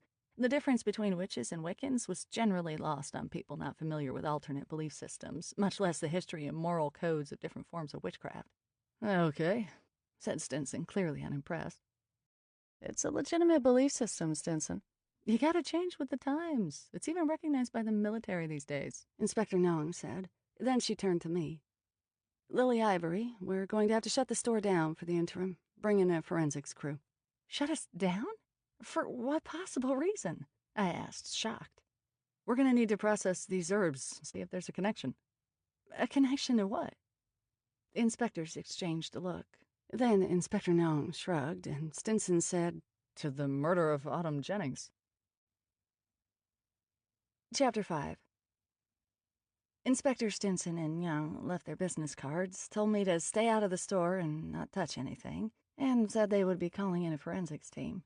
Happily, I would at least be allowed to come and go from my apartment through the back door that opened onto the alley behind the store. I called Bronwyn and Maya and told them both to expect a visit from the police and that the store would be closed for a day or two. Then I hung a sign in the shop door that read, "Closed for inventory. Open soon. Please try back." I had debated what to write and decided a little white lie was probably best. Aunt Cora's closet was doing a good business these days, but there was no denying we'd had some strangeness associated with us over the past several months, what with pigs going missing and faith-based break-ins and the like. No need to cast even more suspicion over the place. Afterward, Sailor Oscar and I went upstairs. I put my old copper tea kettle on to boil while I filled Sailor in on what Maya and I had found at Vintage Vision's Glad Rags last night. "Do you have any reason to believe there's something magical going on?" Sailor asked. "I mean, besides the obvious that you're a magnet for magical mayhem." No, not really. Except it just seems odd. And Oscar had a problem with Autumn Jennings in the first place. Speaking of which, I turned to my familiar. What do you know about this? Oscar, who had remained in his porcine form, ran into the living room, jumped on the couch, and pretended to snooze. He did this sometimes when he didn't want to talk. It really dilled my pickle, but I knew from experience that I wouldn't get anything out of him until he was ready to spill. "I can't believe I gave up bacon for the likes of you," I grumbled, and then turned to Sailor. "But I did find Autumn's name on a marker in Aiden's satchel. What do you think that means?" Sailor leaned against the kitchen's cobalt blue-tiled counter and spoke deliberately. "I think it means you're right.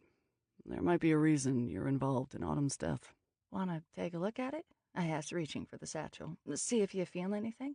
He held up his hands as though the old leather bag would burn him. "I won't mess with Aiden's things. It wouldn't do any of us any good, and might well lead to something bad." I understood what he meant. Magic was mysterious and unpredictable. Practitioners had different abilities and weaknesses. Sometimes these were complementary, sometimes not. Intermingling magical energy from different sources could lead to increased power and strength or to utter disaster. Rather like regular human relationships, now that I thought about it. Not that the outcomes of such interactions couldn't be altered with effort. The first time Aiden and I tried mingling our powers, we wound up melting metal. The second time, after I had gained more control of my powers, I had become more familiar with my guiding spirit, and Aiden was more prepared to deal with my magic. I was able to piggyback on his powers to conjure a vision that helped solve the murder of an innocent woman.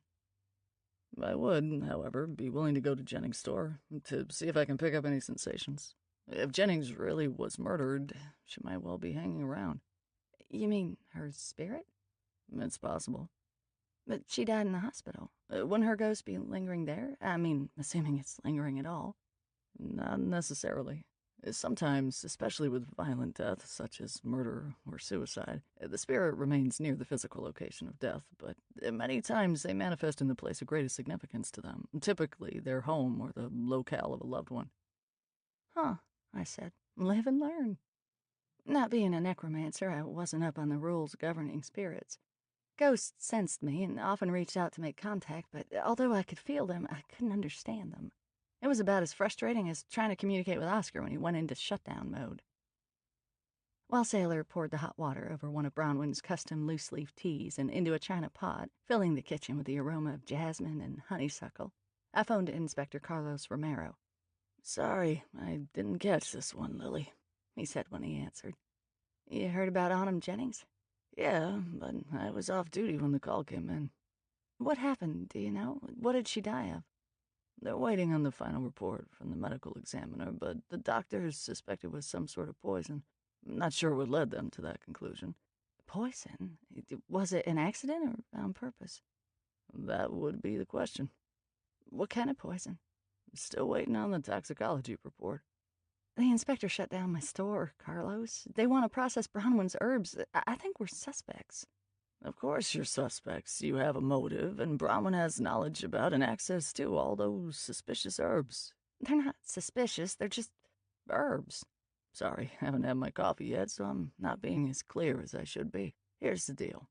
You would be suspects even if I had caught the case, even though I know you. I would be following the same steps, ruling things out. It's standard procedure. I know it's stressful and inconvenient, but try not to get too freaked out." "I'll try, but I'm not sure I'm going to have much success. Inspector Stinson and Young don't know me like you do, and I'm, sort of weird. Could you put in a good word for me?" I'll do what I can, but I'm sorry to say that my vouching for you with Mark Stinson would probably cause more harm than good. There's some bad blood between us. Anyone ever tell you that for a nice man, you sure have a lot of enemies? He chuckled. Maybe I'm not all that nice. You ever think of that? Often. Just not once I got to know you. It's an occupational hazard, I'm afraid. We have to ask uncomfortable questions that people would just as soon not answer. But in the case of Mark Stinson, it's just nonsense. When he was passed over for promotion a few years ago, he made allegations of reverse discrimination, claimed I got the job because I was Latino. I'm guessing you got the job because you're a better detective. I'd like to think so. You ask me, Stinson was passed over because he's an ass and I'm a better cop, but that's something he'll never accept. Don't get me wrong, he's not a bad cop, and he made inspector the following year, but he's had a bug up his butt about me ever since. So you might not want to mention to him that you and I are friends. It won't help your case and might even hurt. Understood. And in the meantime, I'll nose around, see if I can find out anything on my end. Thanks, Carlos. And if you could tell me what Autumn Jennings actually died of, that would be helpful. I'll see what I can do. Thank you. Oh, and Lily, make sure that pig of yours doesn't go after anybody else. One headbutt can be a mistake. 2 headbutts constitute a pattern. Oscar's not normally that kind of pig, honest. Uh-huh. Make sure he stays that way. It was only mid-morning, overcast, as was typical for San Francisco in the summertime. Usually the sun broke through the clouds by noon, warming things up considerably. Still, the city by the bay was temperate, with temperatures rarely rising above the mid-70s even in the summer. Tourists learned this the hard way, and sweatshirt vendors made a killing on the streets of San Francisco. I decided to take Sailor up on his offer to go by Vintage Vision's glad rags. Even if the police were processing it as a crime scene, Sailor might be able to read some vibrations from out on the street. It wasn't much of a plan, but at least it was something to do. With Aunt Cora's closet temporarily closed, I had some unaccustomed free time. Might as well look into Jennings' death a little more. If the authorities happened to see me at Vintage Vision's glad rags, I supposed I could just say I was nosy. I was already a suspect, after all. How much worse could it get? Sailor and I headed toward the door, but Oscar got there first. He had transformed into his normal guise so he could talk. "Can I go too?" he asked, his bottle glass green eyes gleaming in his gray, scaly face. "I don't want to hang around here all day by myself. The store's closed." "What do you think?" I asked Sailor. Sailor shrugged. "Up to you." "If you come along, you'll have to stay in the car, and make sure no one sees you in your natural form," I added. Reports of a gobgoyle in my back seat were all I needed. He narrowed his eyes. "No one sees the real Oscar," he says, pointing at himself with his thumbs, "unless Oscar says so." I had to hand it to my familiar. He was very good at keeping his true self under wraps. I wondered sometimes if it was because Oscar was that good at being discreet, or if it was because most Cowans, upon seeing a creature like Oscar, assumed they were hallucinating. People were awfully good at talking themselves out of things that couldn't possibly be, even when those things existed right under their very noses. Oscar occasionally used his ability to shock people to his advantage, though it was usually while trying to save my life. My heart softened, and I felt myself give in. "Of course you can come, then. We'll take the van so you have more room." "Be right there," Oscar said, and hurried off to grab a few books and some snacks to keep himself amused while he waited. "That is one spoiled familiar," Sailor said, shaking his head. "Well, if a witch can't spoil her familiar, then who can she spoil?" I said sheepishly, grabbing my woven bag and making sure I had the keys to the car and to Autumn Jennings' shop. "Everybody ready?" I asked. "Then we're off like a dirty shirt." Sailor and I stood outside of Vintage Vision's glad rags, peering in through the plate glass windows at the shop, which looked as neat and glamorous as it had yesterday. There was no sign of the police or a forensics team tearing the place apart. Autumn Jennings hadn't actually died here, which meant the store wasn't a homicide scene, but it still seemed odd. Then again, I didn't know how official things like chain of evidence and whatnot worked. Still, I hesitated to use the keys and boldly walk in.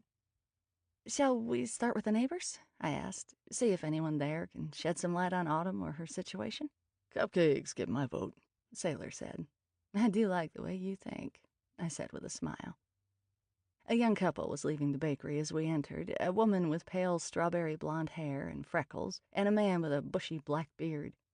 The man carried a huge pink box tied with twine, but held the door for us with his body. "Thank you for stopping by, Eleanor and Cody. Isn't it nice to see politeness in young people?" The woman behind the counter aimed that last comment at Sailor and me. She was about Bronwyn's age, plump and red-cheeked. As soon as the shop door closed behind the couple, she added in a conspiratorial whisper, "I don't get the facial hair, though. I mean, really, he looks like he's out of one of those historic photos of lumberjacks felling the giant redwoods back in the day. You know the ones I mean? Oh." She laughed at her own joke. "But he's some sort of high-tech guy, like everyone who can afford to live around here these days."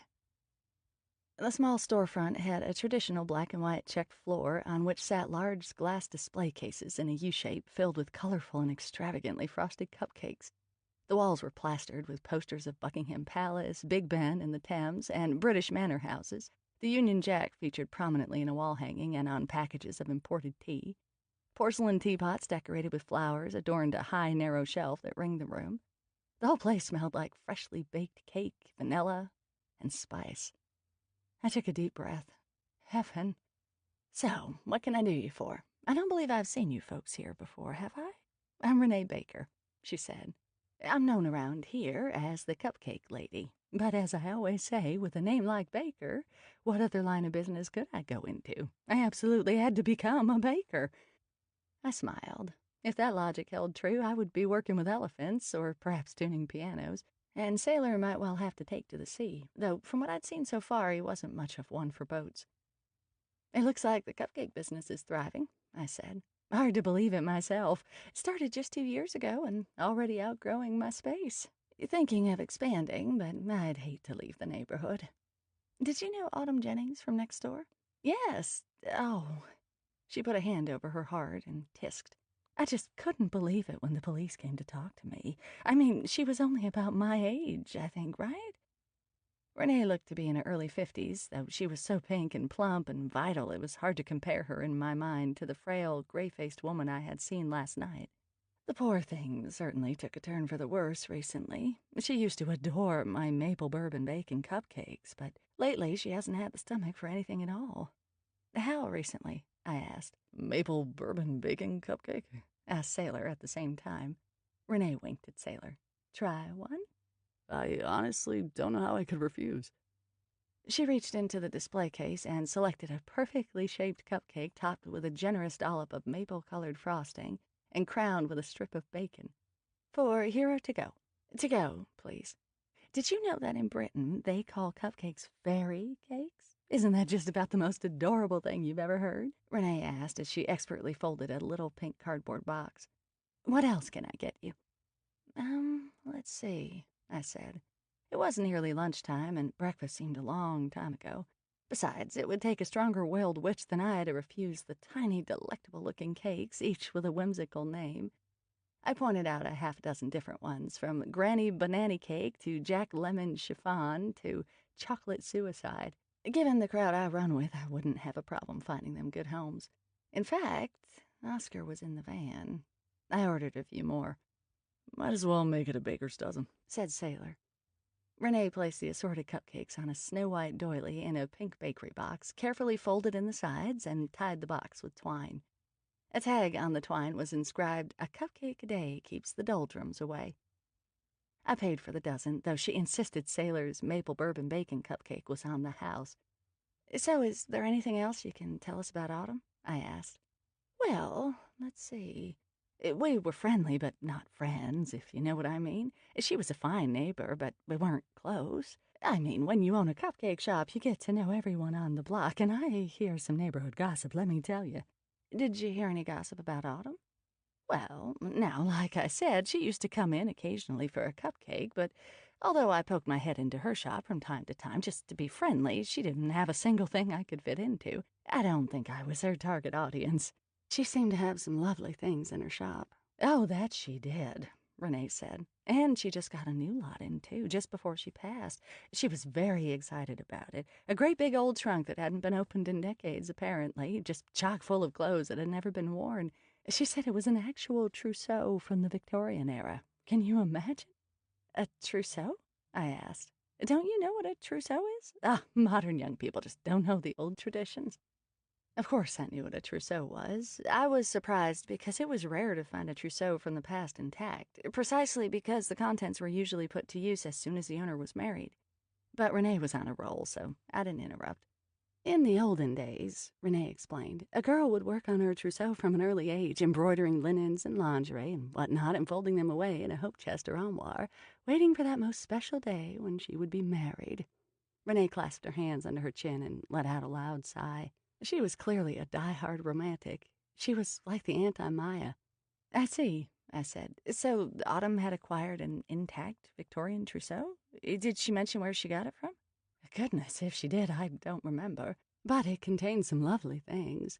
Not just clothes, but all kinds of items, even adorable hand-embroidered tea towels. Can you imagine? Renee continued. I suppose that was common for a trousseau, all the linens, too. Autumn showed me the items upstairs. She said she was taking her time to price them properly before putting them out on the floor for sale.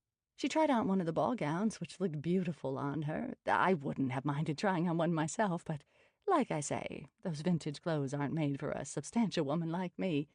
I could have used those tea towels, though. You should check out Lily's store, Sailor said. And Cora's Closet over in the Haight-Ashbury offers plenty of selections for womanly women. I gawked at Sailor.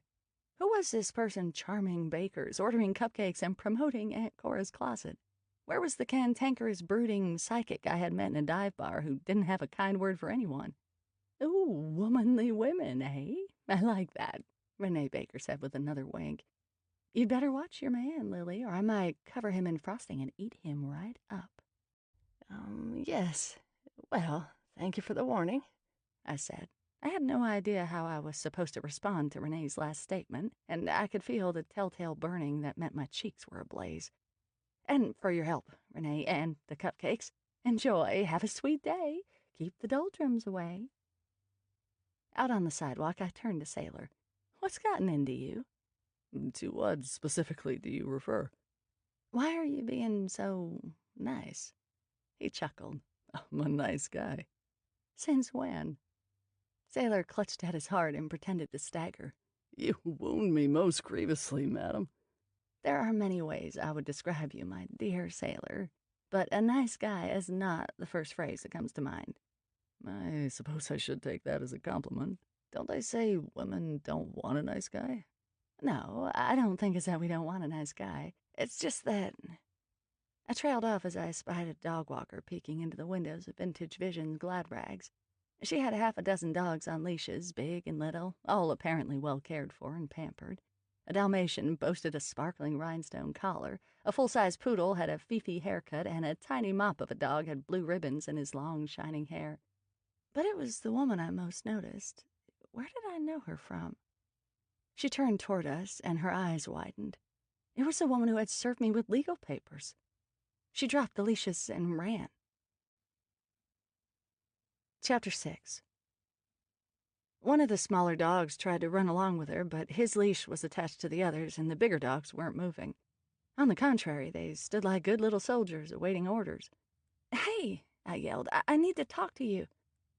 Sailor shoved the box of cupcakes at me and took off after her, but she disappeared around a corner before he caught up.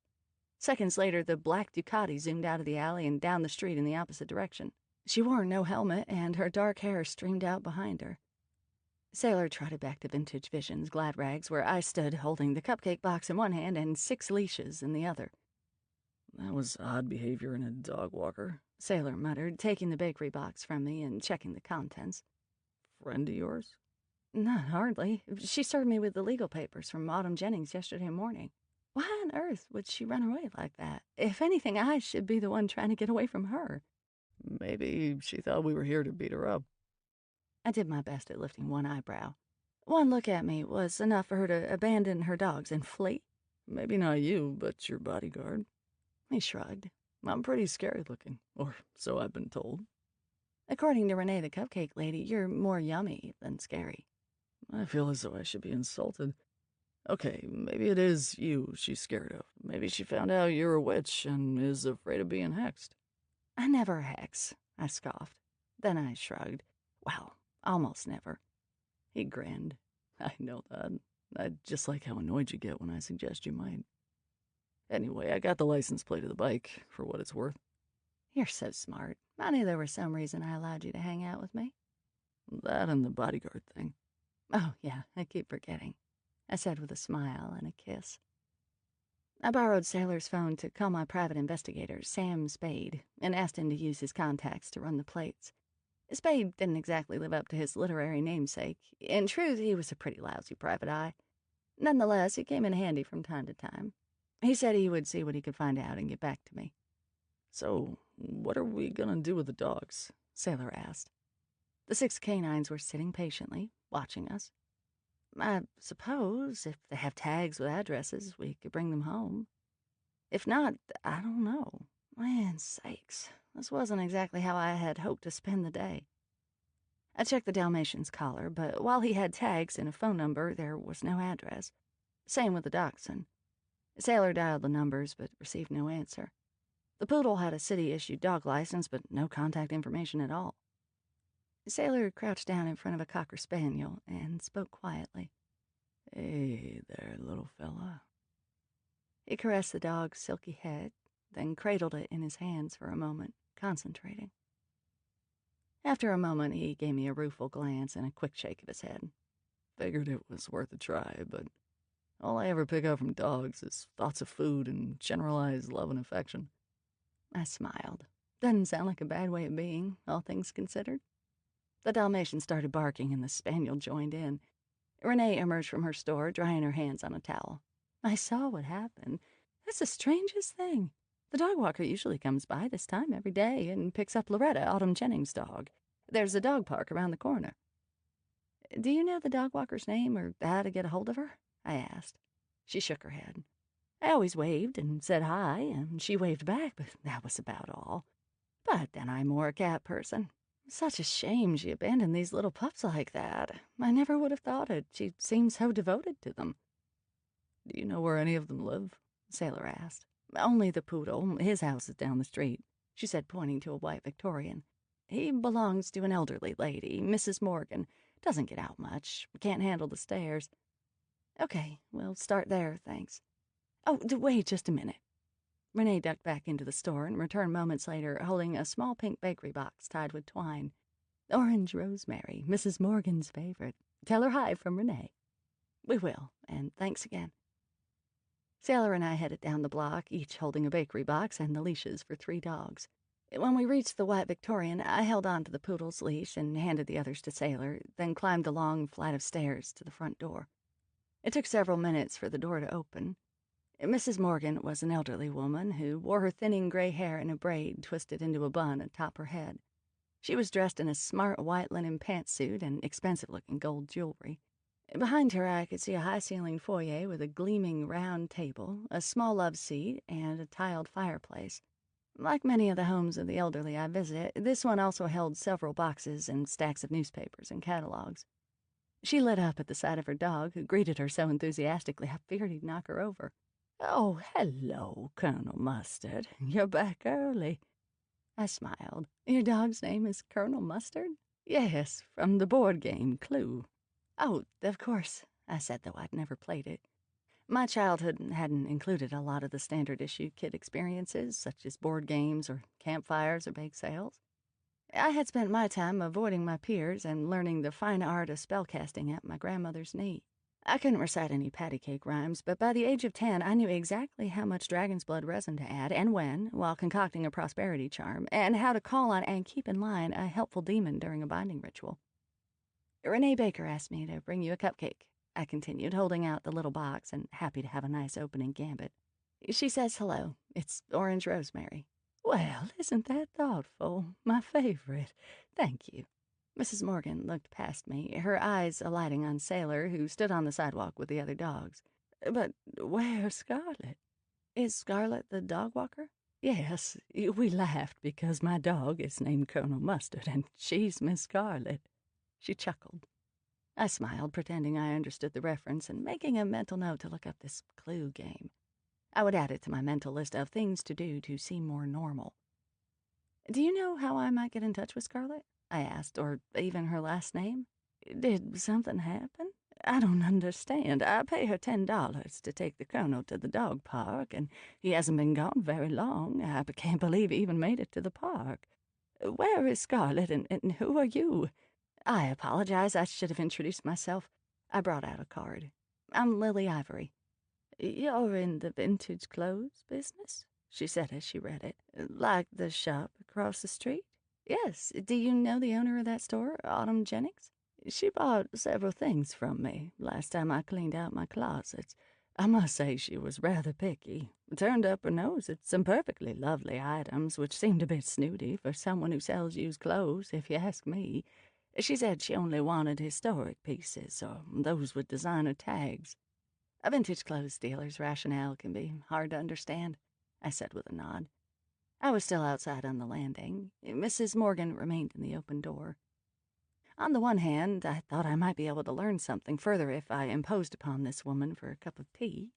But on the other, Sailor and I had 5 dogs to escort home, not to mention Loretta was homeless. Aunt Cora's closet was closed for forensics, and in light of Autumn Jennings' death and Scarlett's bizarre behavior, I was beginning to think something fishy was afoot. Not that I need the money, particularly, Mrs. Morgan was saying. I just want them to go to a good home. In fact, I was going to call someone else to come pick them up. She nodded at a couple of plastic black bags in the corner of the porch landing. Oh, I don't suppose you'd like to take a look, since you're in the same business. I had everything freshly laundered. Sure, I said, making a snap decision. Based upon Mrs. Morgan's home and the way she was dressed, I made the assumption her clothes would be of high quality. As soon as I opened one bag and peeped inside, I saw I was right. They were neatly folded linens and woolens and at least one cashmere sweater. As I touched them, I picked up subtle vibrations of single-mindedness and ambition, which made me smile. It was too easy to assume little old ladies were pliable and dithering. Mrs. Morgan was clearly made of sterner stuff. These look great, I said. If you're just trying to get them out of your house, I could give you a flat price instead of going through and looking at each piece. The things I can't sell, I make sure to donate to a good cause. Really? That would be lovely. Autumn took the older items, so if you take the rest, I can relax knowing my closet cleaning project is complete. I always carried my Aunt Cora's closet checkbook with me because I never knew when I'd pass by a promising garage sale or flea market. Strike while the iron's hot was my unofficial store motto. After Mrs. Morgan and I agreed on a price and I wrote her a check, I steered the conversation back around to the runaway dog walker. So, Mrs. Morgan, the strangest thing happened with Scarlet. She actually abandoned the dogs on the sidewalk, just took off on a motorcycle for no apparent reason. Do you know how I might get a hold of her to make sure the dogs are returned to their owners? Scarlet? I can't believe she would do such a thing, she said, shaking her head. She gazed at me for a moment, then her eyes shifted to Sailor, standing with the other pups on the sidewalk. I guess she must have, mustn't she? It's just so hard to believe. She seems so mature, very capable for one so young. She's done other odd jobs for me, and I've never had a problem. Do you have a number for her? I urged. Or any kind of contact information? Mrs. Morgan pressed her lips together for a moment, then asked me to wait and closed the door. I held up one finger to tell Sailor it would be another moment.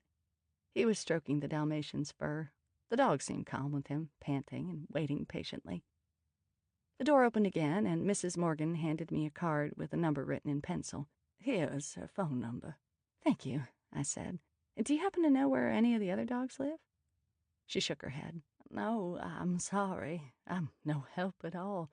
That was Scarlet's job. One last thing. Could you tell me what kind of odd jobs Scarlet did for you? She shrugged. Helped me to clean out the attic and my closets, that sort of thing. I'm an absolute sucker for antiques. I love looking through catalogs, and they're so heavy I never managed to get them out to the recycling. Scarlet was good at things like that. I know she did some occasional work for Autumn across the street as well. She's from Missouri, as am I. We Missouri folk are hard workers. I nodded and smiled. Does Scarlet live around here, too? She mentioned working part-time at the Legion of Honor. I assume she lives near there because I think she's an artist. Doesn't have a car. She shook her head. I simply can't believe she ran off and left the dogs. There must have been some kind of emergency. I'm sure you're right. Well, thank you for your time. Good luck to you, she said, closing the door. As I turned to leave, I heard her speaking to Colonel Mustard in a high-pitched voice. Does my good boy want a cookie? Who's a good puppy? Colonel Mustard is, that's who. Sailor watched as I came down the stairs carrying a big plastic bag in each hand. Let's trade, Sailor said. I put down the heavy bags, and he handed me the bakery box and the leashes. Doing a little scavenging, are we? I admire your commitment. She who hesitates is lost, I replied. In my line of business, you never know where you'll find your inventory. Plus, I thought it might help Mrs. Morgan to open up a little. What did she say about the dog walker? First name Scarlett, no last name. I've got a phone number, but no address, I said, leaning over to say hello to the dogs.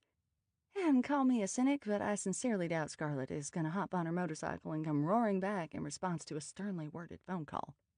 Worth a try, at least, Sailor said with a shrug, pulling out his phone and dialing. A mechanical voice said the phone was out of service. Well, that's a bust. Mrs. Morgan seemed quite surprised that she would run off and leave the dogs. Says she's done small jobs for her and that she's responsible and hard-working. So this all seems out of character, Sailor said. And she was the one who served you with papers? I don't think that takes any special training. She probably just did it as a favor to Jennings or for payment. I nodded. But why would she run when she saw us? And not just run away, but abandon the dogs? That's the question, isn't it? First things first, though. Let's stash the clothes in the van. Then we can use our sleuthing skills to find the families of these pooches here. We had parked in the shade, made a nest out of blankets, and brought along snacks and a stack of mysteries for entertainment. Oscar was currently making his way through Ray Chandler's entire oeuvre. But even so, as we opened the van doors to toss the heavy bags of clothing inside, my familiar was literally tapping his foot, outraged that we were spending the day with a bunch of dogs while he was cooped up in the van. Then his gaze locked onto the pink bakery box like a bottle-glass green heat-seeking missile. What's that? He asked. Cupcakes, they're for later. Seriously, Oscar, you can have one, just one, right now. And then I'm gonna leave the box in here with you, and I declare if any of the others are touched, there will be no more cupcakes in your life, ever. None. You know I can make that happen, so don't test me. He still hadn't looked away from the box, but he nodded. I'm serious, Oscar. Also, don't forget, I'm the keeper of the satchel. At this, he met my eyes, gulped audibly, and nodded again. I opened the box and held it out for him to choose. He dithered so long I had to threaten him again.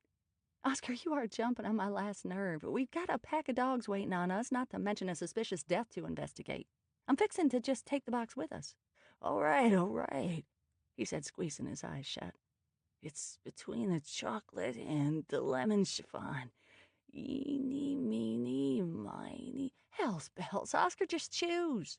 Sailor took the box from me, grabbed the chocolate one, shoved it at Oscar, and fastened the twine tightly around the box. There, bon appetit. Also, Sailor said, pointing at Oscar, before saying in a threatening tone, you will not touch the maple bourbon bacon one, understand? You do not want to find out what will happen if I return and the maple bourbon bacon cupcake is missing. I am not a nice guy. I have that on good authority. Oscar's response was muffled by a mouthful of cupcake. What was that? I asked. I said I don't eat bacon. Hello, pig, remember? He rolled his eyes. Good thing there's chocolate, right? How is it? Really good. Hurry back so we can eat the rest. He picked up the book that was splayed face down, crawled into his nest, and started reading. It took us the better part of the afternoon, but Sailor and I finally got all the dogs to their respective owners. A few inquiries at stores up and down the street yielded the name of the Cocker Spaniel's owner, an optometrist who had an office a block away. The receptionist there knew where the Pomeranian lived, and the Pom's housekeeper knew the Dalmatian. From there, it was like pulling at a loose thread. Unfortunately, no one knew anything more about Scarlett than Mrs. Morgan did. No last name or address, just the phone number. Several speculated that Scarlett might be an artist, but didn't know what kind, only that she seemed artistic and had mentioned working at the Legion of Honor. What now? I said after the final pooch was handed over to the loving arms of her person. You still have the keys to Jennings' shop? I hesitated. Yes? Let's go inside. See if I feel anything. I hesitated. I'm pretty sure the police wouldn't approve. He let out a bark of a laugh. What? I asked. Seriously? If you did only what the police would approve of, Lily, my love, you'd be tucked safely into your apartment above Aunt Cora's closet, or perhaps even still cooling your heels in a small-town Texas jail. I suppose you're right. Still. Besides, I thought you were taking over for Aiden. Rhodes wouldn't worry about the police when he had the keys to a shop that wasn't even marked with crime scene tape.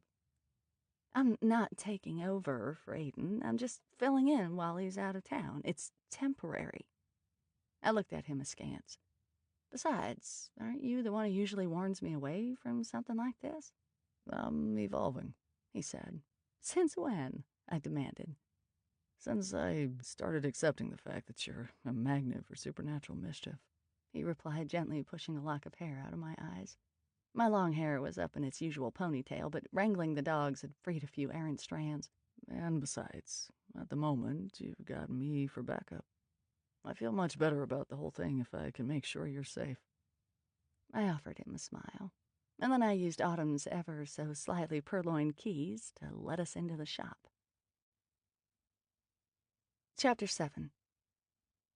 The first thing I noticed was the smell.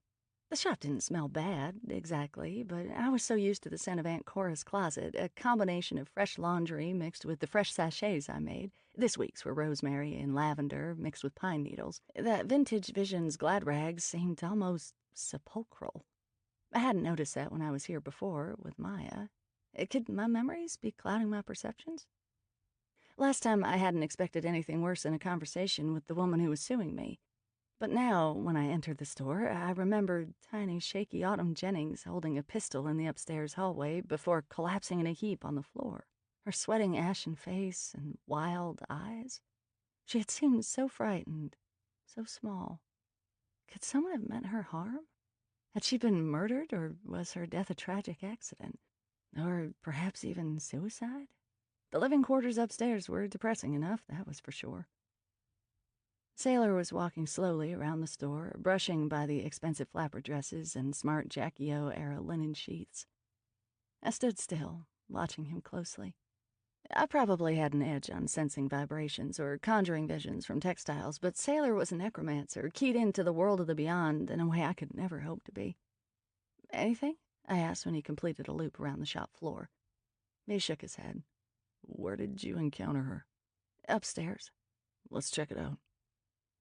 I took a moment to stroke the soft red leather medicine bag on a braided cord of multicolored silk strands that I kept tied at my waist. In it was a small collection of items from my past, a stone, a feather, a little of the red dirt connecting me to my childhood in West Texas, as well as a few objects tying me to my present.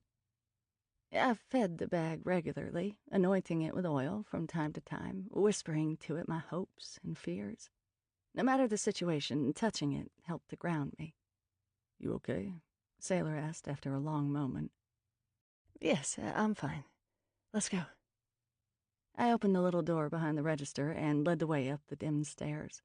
In the upstairs hallway, enough light sifted in through the grimy windows so we could see where we were going. It's depressing up here, Sailor said quietly. I thought so too, but really, this from the man who lives just beyond a homicide scene in Chinatown? It's a very old homicide. It isn't gonna hurt anyone. I cocked my head. You think something here is gonna hurt someone? He shrugged as though distracted and went to stand in the doorway of the first room to the right. I peeked around his shoulder. The room was still packed with boxes and portable clothes racks, and a heap of lingerie lay on top of the bed.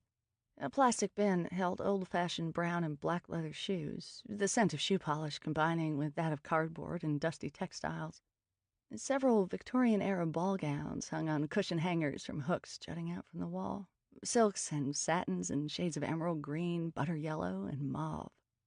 The freestanding full-length mirror was tilted, slightly back in the corner. Everything was exactly as I remembered.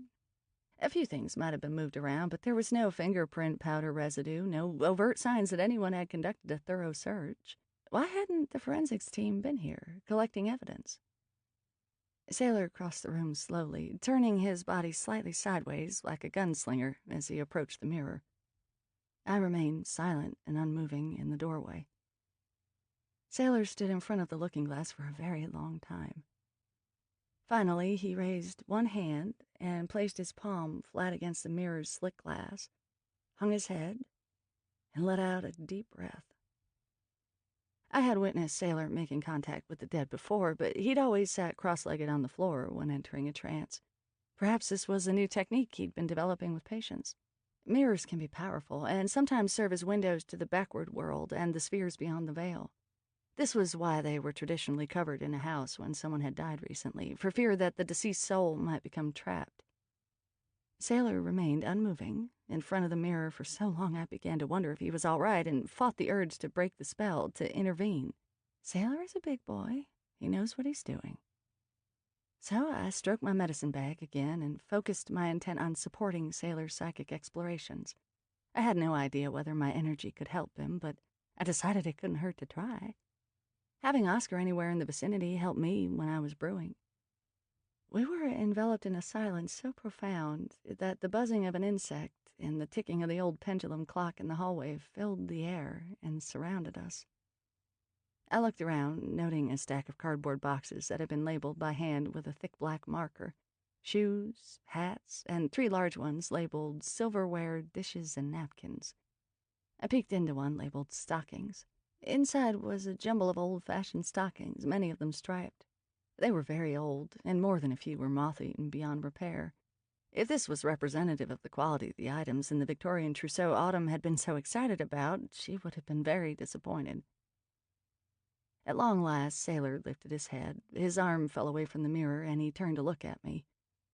My blood ran cold. For an instant, his eyes were blank, devoid of any signs of sailorness. "Are you all right?" I ventured. "Sailor?" And just like that, Sailor was back. He nodded. I made contact. Autumn wasn't able to tell me what happened to her. She's confused, I'd say. Is she here now? I looked around as though expecting to be able to see her. Or did you connect with her on a spectral plane? No, she's here. I expect she will be for a while. She's not convinced she's dead. I have to hand it to you, vintage clothes dealers. You're extraordinarily dedicated. She's intent on taking care of her latest acquisition. I couldn't get her to focus. She kept obsessing about it. So then she's haunting this shop? He hesitated. I'm not sure haunting is the best way to describe it. She's hanging around. I don't think she intends to bother anyone. Not sure she's really aware of the living. Though as she becomes more focused, she might accidentally spook someone. Okay. I blew out a breath. As it turns out, I know someone who specializes in ridding houses of their ghosts, so if need be, we could call her in. It occurs to me that between the two of us, we have quite an interesting roster of friends and acquaintances. We could throw one hell of a Halloween party. You aren't kidding. But for the moment, let's get back to Autumn. You're saying she can't tell you what happened or how she was poisoned? He shook his head. I didn't really expect that she could. It's rare for the departed to know what happened. I think of it as a kind of amnesia, a kindness our brains extend to us so we don't proceed to the next stage of existence accompanied by pain and fear. The only time a victim of a homicide can be helpful in naming the guilty party is when they had been stalked or harassed previously. That didn't happen to Autumn, at least not that she could remember. Could she tell you anything at all? It's not like we're sitting down and having a chat.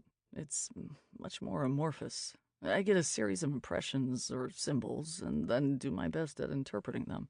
One thing that did come through loud and clear: Autumn's confused, perhaps because of the poison. That's not surprising. She was confused on Maya and I found her. He nodded. Probably the same thing. Time moves at a different pace on the other side of the veil as well, so I imagine getting over something like that might be unpredictable. She couldn't tell you anything else? She's very focused on some of the lingerie on the bed. Oh, and towels. Towels?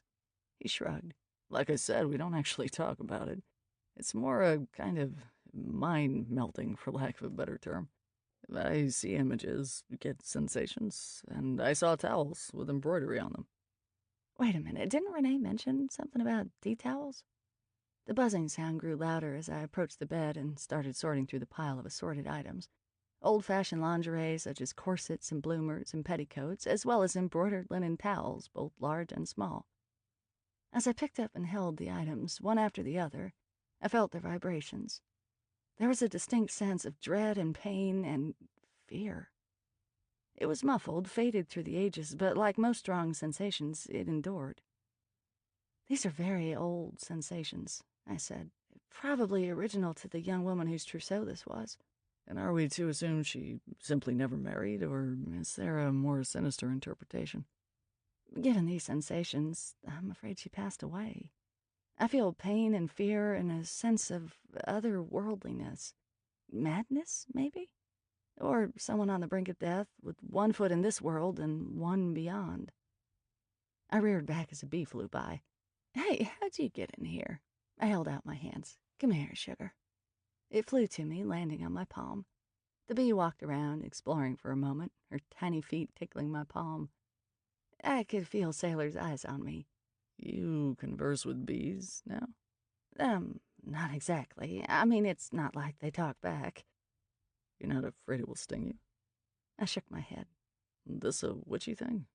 I smiled. I don't know about all witches, but I've always been close to honeybees.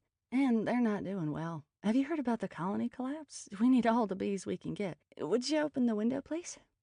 Sailor obliged, forcing up the stiff sash with brute strength. I held my hand out the open window, and after a moment, the bee lifted off and buzzed away. I looked back to find Sailor's intense gaze upon me. What? I asked, suddenly self-conscious. Nothing, he said softly, giving me a smile. Let's look through the rest of the place. Our search didn't turn up much more, and we didn't want to rearrange anything before the police had a chance to investigate for fear of disturbing evidence. The kitchen was large enough to double as a family room, with a nicely upholstered couch, thick oriental carpet, and huge flat-screen TV in one corner. But despite shiny black granite countertops and cherry cabinets, it was as gloomy and off-putting as the rest of the apartment. A few nice paintings hung on the wall, slightly askew. A mahogany table and 2 chairs were set up by the window, the table half covered by a stack of old newspapers. Dirty dishes lined the counter, and the sink was full of pots.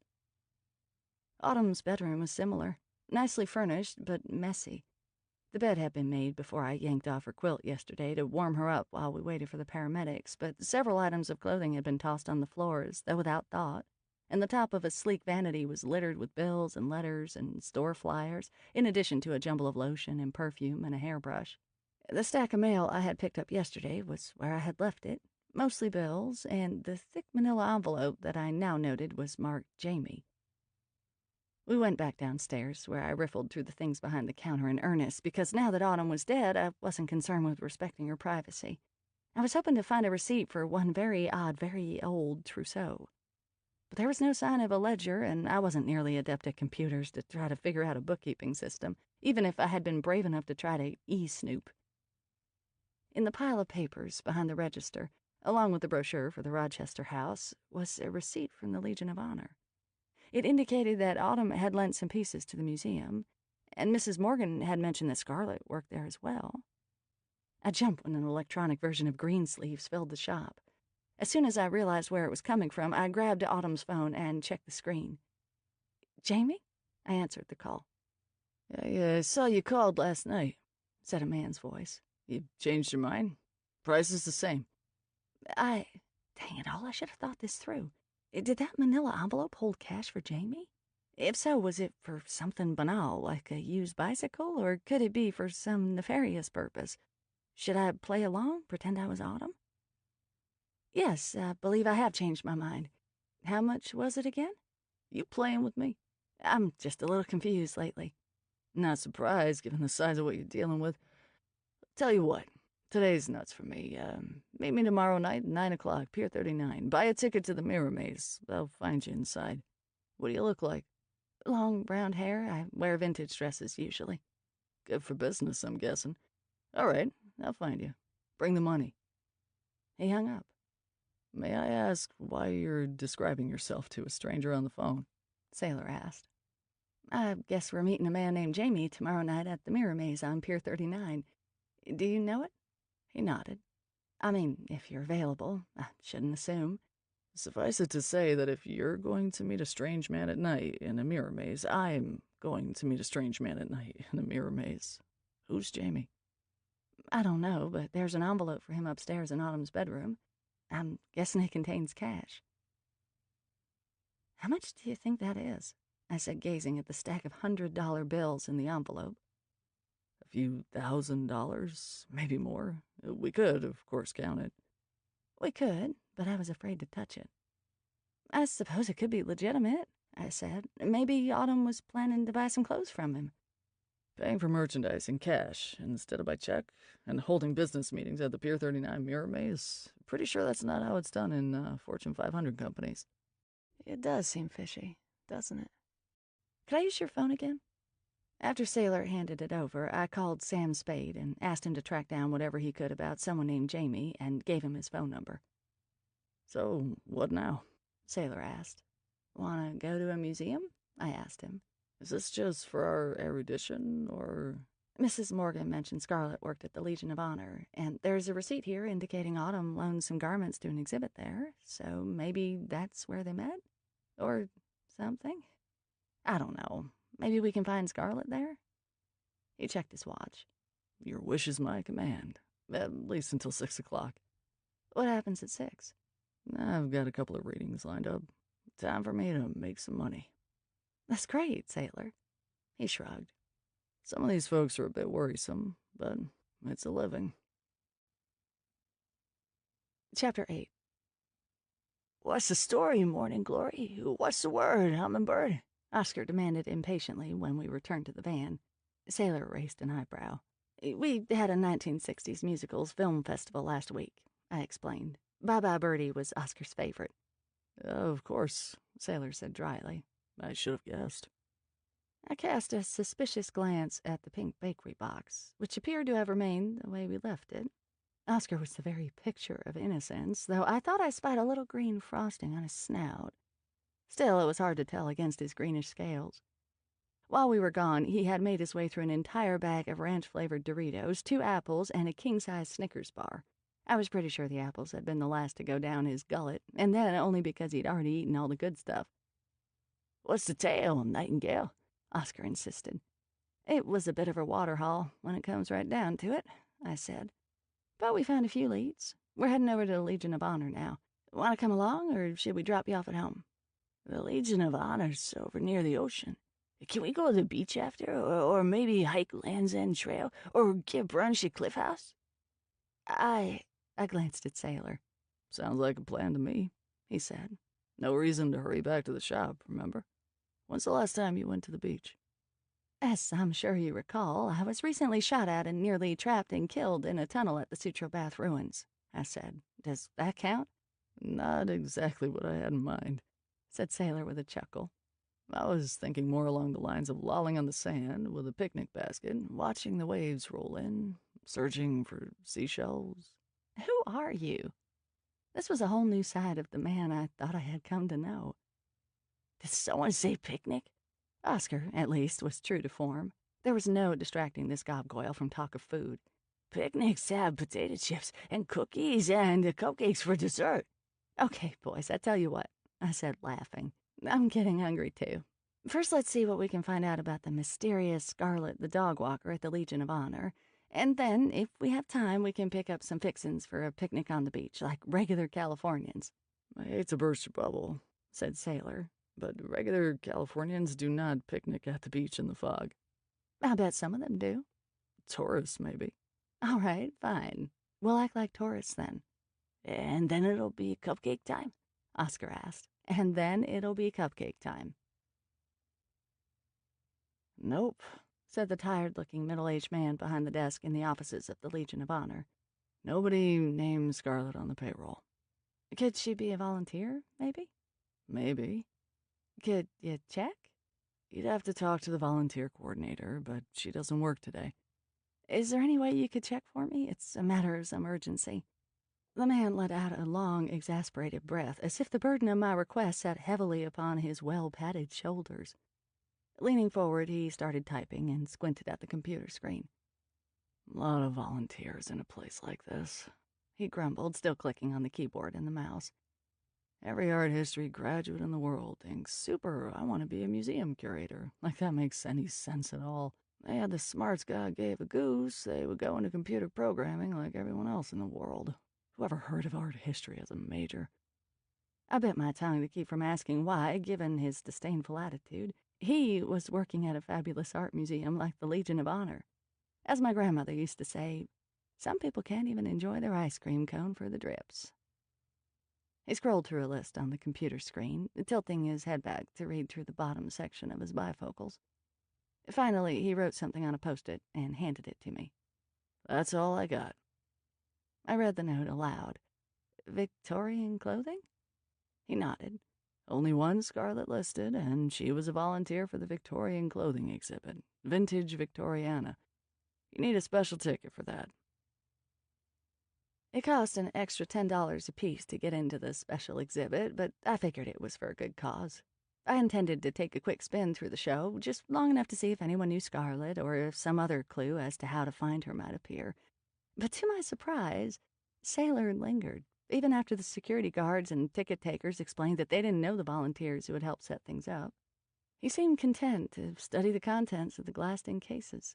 I had assumed he hung around Aunt Cora's closet mostly because of me. It hadn't occurred to me that Sailor might be a vintage clothing buff. But then again, vintage clothes did have a way of winning people over. What? He asked me. What? I asked in return. He smiled, his gaze fixed on a placard reading, Mantle, Paris, circa 1891. Emile Pingat, France, active 1860 to 1896. Wool, simple weave with silk velvet studded with embroidery of silver and gold thread, pearl beads, ostrich feather trim, and visiting dress, France, circa 1855. Silk, simple weave adorned with weft float brocade patterning upon satin background, silk and metallic thread ribbon trim. Why are you looking at me like that? I didn't realize you were interested in old clothes. You don't seem nearly so enamored with the merchandise at Aunt Cora's closet. That's because I don't want to be invited to join you on wash day. I've seen how you recruit helpers for the laundry. Very funny. But seriously, the old clothes appeal to you? Not the textiles themselves. What draws me is the history. What the fashions say about the time and place, the social and cultural mores. That sort of thing. Lots of people find it fascinating, obviously. Look how crowded the exhibit is. It was a weekday, so the throngs were probably at their thinnest, but there were still plenty of visitors milling about. Are you picking up on anything? Sailor whispered. Not really. I wish I could touch it. I know what you mean, said a woman who had overheard me. Can you imagine being that tiny and wearing something like that? The last time I was that small, I was still in middle school. I know a few women who could fit into it, though. I smiled. But the woman's comment made me think. Autumn had been quite petite. I bet she could have worn these garments. You know, I said to Sailor in a low voice, Renee mentioned Autumn had tried on the Victorian ball gowns from the antique trousseau. Usually ball gowns were worn over corsets and petticoats, and a woman who could afford a gown like that also had servants to help her get dressed. Must have been nice, Sailor said. Not just nice, necessary. It was impossible for a woman to put on a fancy dress like this, given all the accoutrements and scores of tiny buttons or hooks that fastened the dress in the back. And the invention of the zipper must have changed all that, Sailor mused. So where are you going with this? It occurred to me that Autumn would have needed help getting into those Victorian ball gowns. So maybe Scarlet tried on the dresses with Autumn and they helped each other. And if she did, what would that tell us? I have no idea. The dresses were works of art, full of fanciful poofs, swags, and drapes. But as pretty as they were, the idea of actually wearing one held no appeal. Wealthy women of the era were clad in many pounds of fabric and ornamentation such as beads and jewels, and that wasn't even counting the physical restraint of being encased in tight-fitting corsets and clothing, not to mention the absurdly narrow high-heeled shoes they wore, wildly unsuited to cobblestone streets and slippery surfaces. I'd take the comfort and ease of movement of modern clothing and footwear any day. We moved on to a display of gloves and shoes, which seemed almost comically elongated. Gloves and shoes, Austrian, 1850s.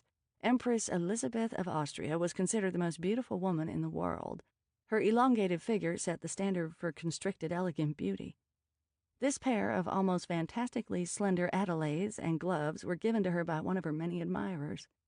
The fashion for straight shoes was a boon to cobblers, as it freed them from the need to make two versions of the shoe, the left and the right. They needed only a single last per shoe size. Can you believe this? Who could possibly fit into something like that? I asked, imagining that even a child's hands and feet would be wider than the gloves and shoes on display. When Sailor didn't answer, I glanced up and saw he had drifted off to the next case. Sorry, he said. I was distracted by the sleeve plumpers. The what now? He gestured at a mannequin wearing a cotton sateen corset, frilly petticoats, and large, down-filled balloons fitted high on the arm. Sleeve plumpers? Well, in the 1980s, women wore shoulder pads. I guess it's the same concept. I gave him a sidelong look. You sure you aren't perusing the corset? He gave me a crooked grin. I'm not going to deny this stuff might lead a person to certain ideas. You get some corsets in the shop occasionally. Ever try one on? Just you never mind, I said, but I made a mental note for our next mystery date. We wandered along, marveling at the items in the glass display cases. One held a pair of mannequins dressed for a night out on the town, Victorian style. The woman held a pair of mother-of-pearl opera glasses and was dressed in a gown of long green organza with a silk satin border and imitation pearl glass beads. According to the sign, the male mannequin was wearing a gentleman's suit, coat, waistcoat, breeches, France, silk cut, uncut, and voided velvet on satin foundation. You look pretty spiffy in something like that, I said. If the man wanted to see me in a corset, turnabout was fair play. I loved his motorcycle gear, but it would be fun to see him all dressed up. That get-up reminds me of your pal, Aiden. Yeah, Aiden does look nice in formal wear. Not this formal, of course. Sailor gave me an odd look. What? He shook his head. What have you heard from him? Nothing, and I wish he'd get back. I walk the streets in fear someone will flag me down and ask me to bribe the mayor or some such. Just say this. I'll get right on that. Repeat as necessary. Think that'll work? 9 out of 10 bureaucrats approve. I laughed. I'll give it a try. We moved on to the next showcase, which held a black moire silk and jet morning gown with a black lace veil. That's so sad, I sighed. The Victorians died early and often, Sailor said. They had a lot of rules and traditions for mourning. Check out the lacrimatory. I'm sorry? He pointed to an elaborate glass tube decorated with silver and gold filigree. You don't know about lacrimatories? I shook my head. They're tiny bottles to collect tears. Examples were found among the ancient Romans, and the Victorians revived the tradition. How in the world do you know about something so obscure? My aunt was intrigued by them for a while. They even tracked down a couple of used ones. They can be utilized in some magical systems, though she was never able to figure out exactly how to use them. Lacrimatories are equipped with special stoppers that allow the tears to slowly evaporate. When the bottle's empty, the mourning period is over. I've never heard of such a thing. I was imagining the power such a bottle could have, holding so much grief and love, as well as the very real physical connection of a person's salt residue in the glass. It says here, Sailor continued, reading from the catalog, the widow, hidden under her black mourning clothes and behind her veil, invited not only sympathy but also predacious behavior. As an unmarried woman with sexual experience, she was intriguing to the men of her social circles and beyond. But as such, she was also considered by many to be a threat to the status quo. Well, that stinks, I said. She loses her husband, has to put up with unwanted sexual advances, and is considered a threat to society because of it? Society has had a hard time with independent women. Witness the way witches have been treated through the ages. Things are better these days, but there's still a double standard. An independent man is admired, but an independent woman is often pitied or considered suspect. I squeezed his hand. You are an extraordinary man. Maybe that sort of statement is simply calculated to coax you into my bed. Ever think of that? Are you making predacious male advances? He grinned. If you were a grieving widow, I'd be all over you. I shook my head. You are capable of many things, Sailor, but that, I think not. And, as I've said before, you are awfully trusting for one who's seen so much. It's not trust so much. It's more that you don't need subterfuge to coax me into your arms. Will you walk into my parlor? Said the spider to the fly. Sailor quoted, and I giggled until I snorted, even though we were in a museum. Before we left, I made sure to ask everyone who was staffing the exhibit, from security guards to ticket takers to the gift store operators, whether they knew a woman named Scarlett. A couple of people thought the name sounded familiar, but they had no information about her. Well, that was a fascinating exhibit, but I don't think it told us anything, I said on the way back to the parking lot. Although, the catalog lists Parmalee Riesling as one of the curators of the exhibit. You know her? Carlos introduced us. She's a clothing conservator at the Asian Art Museum, and Maya saw her name mentioned on Autumn Jennings' website. I should probably see what she can tell me about Autumn, and maybe about Scarlett as well. I shrugged. Probably just another dead end. Don't get discouraged there, super sleuth. It's your first day out. We did a pretty handy job getting those dogs back home. We were a good team, I said, smiling. The ocean wind whipped my hair. Here the elements were more primal than by the bay. The open sea beckoned and made itself known. And besides, if you think about it, the only thing that's happened to you directly is that a dog walker reacted oddly. You're not actually involved in Autumn's death, except that it freed you from a lawsuit. You could just walk away. I appear to have inherited her dog, or Maya has, if I've played my cards right. Besides, I saw Autumn. She seemed so frightened and alone. I feel compelled to help. And I think there's more to this. Don't forget Autumn's name was in Aiden's satchel. Oh, that's right. He ran his hand through his hair, rubbed the back of his neck. Okay, that's interesting. What does it mean, if someone's name is in that bag? That they're into Aiden for something. It could be a lot of things, but usually it's something major. That's what I was afraid of. I gazed out at the golf course down the hill from the museum. A couple of old men scooted by in their electric cart. I was wondering, what if something were to happen to the satchel while Aiden was away? We headed toward the purple van, which loomed on the other side of a tiny smart car. Sailor gave a low chuckle and shook his head. It's not that I don't like where your head's at, Tiger, but I am nowhere near strong enough yet to protect you if you burn Aiden's satchel. Nowhere near. And besides, we're supposed to be working with Aiden these days, not against him, remember? I suppose you're right. I'm always right. Not always. Often enough to make it a habit. Sailor, what kind of danger do you suppose is coming? He shrugged. Patience and I have been trying, but whatever or whoever it is, they're cloaked. But we'll face it together. You, me, Oscar, Aiden, Selena, Patience. Ugh, Patience. All the cousins. I don't suppose we could confront the coming danger without your family and assorted cousins? He smiled and ruffled my hair. They're not that bad. They're sort of an acquired taste, I'll grant you. But then so are you, my fine, fair witch. Now, this is precisely why we're on our way to the beach. Make hay while the sun shines and all that. We stopped at a corner store whose inventory suggested they were popular with folks heading to the beach for a picnic. In addition to thick deli sandwiches, assorted chips and cookies, and drinks to quench every thirst, the store sold sweatshirts and beach blankets, little plastic pails and shovels. Sailor unearthed a bottle of Anderson Valley Zinfandel and even remembered to purchase a corkscrew. We parked at the lot across from the beach, where a sign indicated that dogs on leashes were allowed.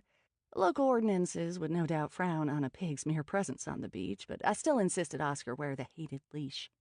Still, all the cutbacks in the park department's budget meant no one official was around to enforce the rules. Sailor had been right. Few people were braving the chill at the beach. The fog had rolled in, cold and damp, making it hard to remember it was June. The three of us ran along the water's edge just to get our blood pumping, Oscar squealing as he dashed in and out of the surf, but the icy Pacific made our feet numb. We used a few of Oscar's blankets to make a nice pallet on the beach, wrapped our coats around us, and made our picnic while gazing out at the sea. The cupcakes were delicious. Oscar mowed through half a dozen before I even noticed. Sated, the three of us huddled together, lulled by the sight and sound of the crashing waves. A bee came buzzing by, buffeted by the ocean winds, and landed on the sleeve of my coat. She tip-tapped on her tiny feet until I lifted my arm and she lit, flying out toward the ocean. I watched as she disappeared into the gray horizon, blended so well with the overcast sky that there seemed to be no separation at all. Just a never-ending stretch from the Pacific Ocean all the way up into the heavens. Chapter 9. It was late afternoon by the time we got back to the Haight, where we found a small group clustered on the sidewalk in front of Aunt Cora's closet. We parked around the corner in the driveway I rent for my vehicles and walked back to find Conrad, Bronwyn, and Bronwyn's boyfriend, Duke, gazing at the sign hanging in the window. Closed for inventory. "Duke and I had a late lunch down the street," said Bronwyn, "and thought we'd drop off a doggy bag for Conrad. This is such a shame, and I can't believe it about poor Autumn." "Did the police speak with you?" I asked. "Yes, they asked a lot of questions about the scones and tea I brought her in the gift basket." Bronwyn paused, looking troubled. "Lily, you don't think, there couldn't have been something in there by accident, somehow, could there?" "No, of course not," I assured her. "You wouldn't make a mistake like that. You've been mixing herbs for a long time and never had any problem." "Listen to Lily," Duke said, concern for Bronwyn written all over his lined, sunburnished face. Duke was a retired fisherman, but still enjoyed sailing. "She knows how careful you are. I make sure to buy from certified organic, non-GMO sources. Only the very best." Bronwyn's expression showed her horror at the idea that she could have harmed someone. "I know you do. Carlo says it's all standard procedure, that they just have to rule out the obvious suspects. And sad to say that through me, you had motive because of the lawsuit she was bringing against me in the shop." "How long are they planning to keep the shop closed?" asked Conrad. "Not more than a couple of days, I hope," I said. "Ooh, what's going on?" asked Sandra Schmidt as she approached our group. "Nothing," Bronwyn and I said in unison. Sandra's store, Peaceful Things, was right next door to Aunt Cora's closet. It featured vaguely Haight-Ashbury-inspired items like tie-dyed T-shirts and love beads and imported handmade carvings from Thailand and Nepal. Unfortunately, despite its name, I never found the space particularly harmonious, probably because of Sandra herself. A nervous sort, she had a habit of standing too closely, speaking too intently, and rising on her tiptoes and dropping down again as though her energy had nowhere else to go. I thought maybe someone broke in and vandalized the place. Sandra breathed out. Again. Sandra was prone to exaggeration, but in this case she was right. It looked like a bomb had gone off inside my shop. The forensic team clearly hadn't held back. From the window, we could see they'd not only searched Bronwyn's herbal stand, but had knocked over entire racks of clothes as well. I felt my temper rise, and I struggled to control it. "We're doing inventory," I said. "But then why are you all standing out here instead of inside working?" Sandra asked. "None of your gall-darn business," I felt like saying, but Sailor stepped in. "Because I swept Lily off for a romantic picnic at the beach," he supplied smoothly. "Bronwyn and I worked together to fool her into closing for inventory for a few days." "Oh," said Sandra, looking disappointed. Apparently she'd been hoping for something more scandalous. "But I don't understand. If you're closed for inventory, why aren't you here working on inventory? And why is there such a mess?" "Cupcake?" Sailor asked, holding out the pink box and lifting the lid. Only 4 cupcakes had escaped Oscar's clutches. "Oh," Sandra said, peering into the box, distracted. "Did you know they call these fairy cakes in Great Britain?" Sailor said. I smiled at him, and he gave me a wink. "I highly recommend the white cake with sprinkles." "Isn't that just too adorable?" She took the white cake, topped with a generous dollop of pink frosting, dusted with multicolored sprinkles, and a little candy fairy perched on top. "How have you been, Sandra?" I asked. "It's been a while." Sandra dropped by Aunt Cora's closet occasionally, and I ducked into her shop from time to time as well, because it was important to be on good terms with one's neighbors. But she and I would never be true friends. Sandra was often unkind to Conrad, calling him my pet hobo. Conrad ignored her, but I found it difficult to forgive such rudeness. And she was forever asking questions about things that were none of her business. And she had a fascination with literature such as the Malleus Maleficarum, a witch-hunting manual from the bad old burning times, which I simply couldn't get behind. But still, we were neighbors, and as such, we all worked at getting along. "To tell you the truth," Sandra said, her mouth full of cupcake, "I have news. I'm considering closing my shop. My sister has an antique store in Carson City, and I was thinking of joining her there. Rents and everything are just too expensive in San Francisco nowadays, and—" She cast a glance toward Conrad. "The Hate's gotten a bit too urban for my taste." "Oh, Carson City sounds like fun," I said. It's a small town? Why, it's the capital of the state of Nevada. Oh, that's right, I said, embarrassed. I wasn't ever much good at naming the capitals. The capital of Wyoming is Cheyenne, said Conrad helpfully. No one ever remembers Wyoming, or Wisconsin for that matter, which is Madison. Maybe it's a W thing. Washington's is Salem, of course. Dibs on you for partner next time we play Trivial Pursuit, said Sailor. Dude, you are very wise. I know all 50 capitals, and don't get me started on the state birds and flowers. He tapped his temple with his forefinger. Mine like a steel trap. How come no one ever wants me as a partner for Trivial Pursuit? I asked. My friends laughed.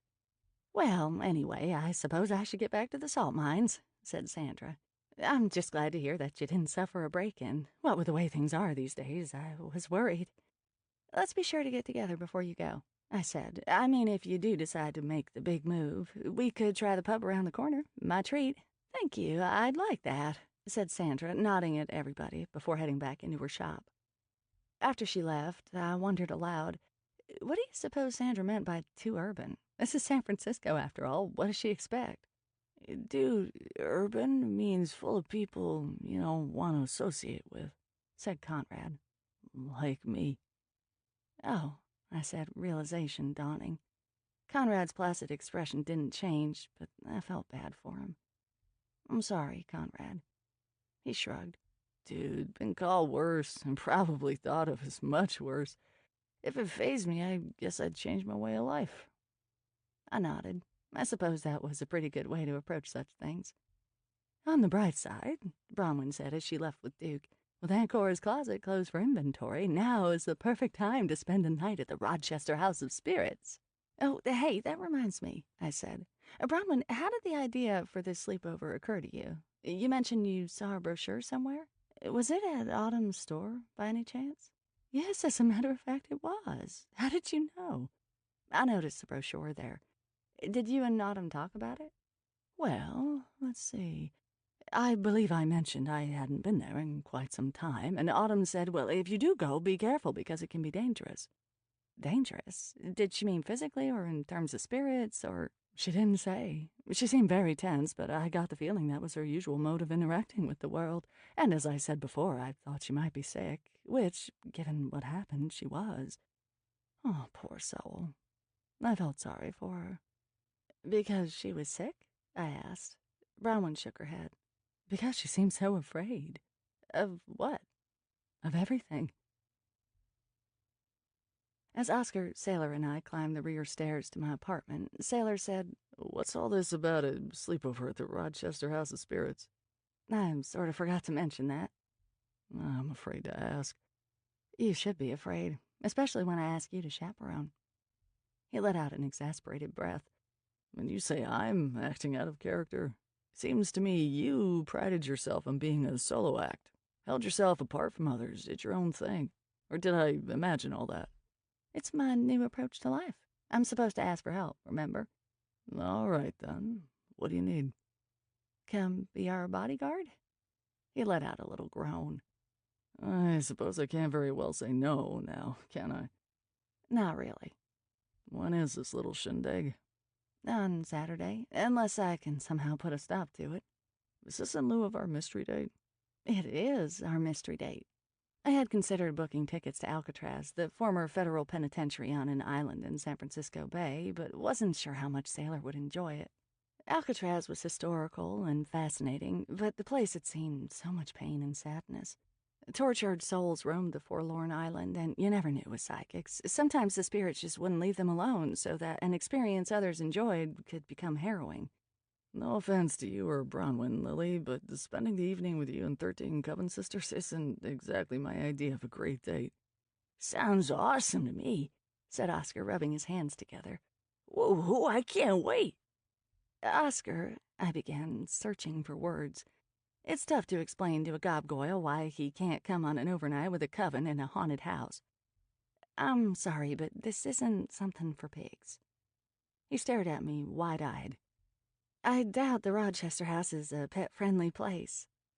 I don't get it. You can't come, said Sailor bluntly. But I love the Rochester House of Spirits. It's an awesome haunted house. You've been there? Sure, it's a major attraction in these parts. Haven't you taken the tour? Of course, there's the normal tour, and then there's the special tour. Take my word for it, you want the special tour. No, I haven't been. Oscar had a way of throwing me. How on earth had he managed to go on a tour, a special tour, of the Rochester House of Spirits? But then he wasn't a standard witch's familiar. He had his own life, and sometimes he'd disappear for hours or even days at a time. For all I knew, he was touring local attractions, taking in a play, and stopping off for a 3-martini lunch at John's Grill with his gang of ersatz witches familiars. Anyway, Oscar, the point is that the Welcome Coven has arranged for an overnight stay, but the Rochester house doesn't permit animals. He scoffed and waved his oversized hand in my direction. I'm serious, Oscar. But the lady and all her coven sisters? His eyes were huge, his tone tragic. I looked to Sailor for help. He shrugged and splayed his hands out, helpless. I'm really sorry, Oscar, I said. I'll make it up to you. How about mac and cheese for dinner tonight with fried okra? This was a new Gobgoyle favorite.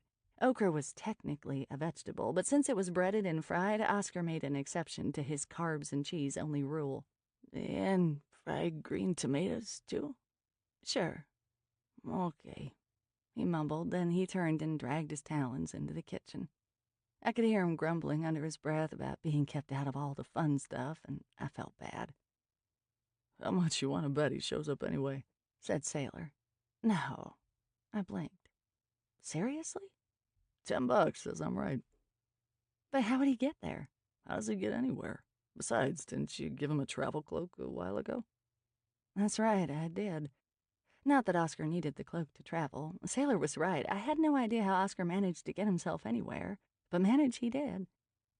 I sighed. Sailor laid a heavy hand on the back of my neck and emitted a low chuckle. Oscar can take care of himself. I would worry about Bronwyn and her coven, however. Why? Have you been to the Rochester house? Is it dangerous? I mean, it strikes me as a bad idea, but I don't have anything concrete as justification. Merely a general feeling of dread. He shook his head thoughtfully. I haven't been there. I imagine you and I have that in common. We don't frequent haunted houses if we can help it. So it's really haunted? I have no idea.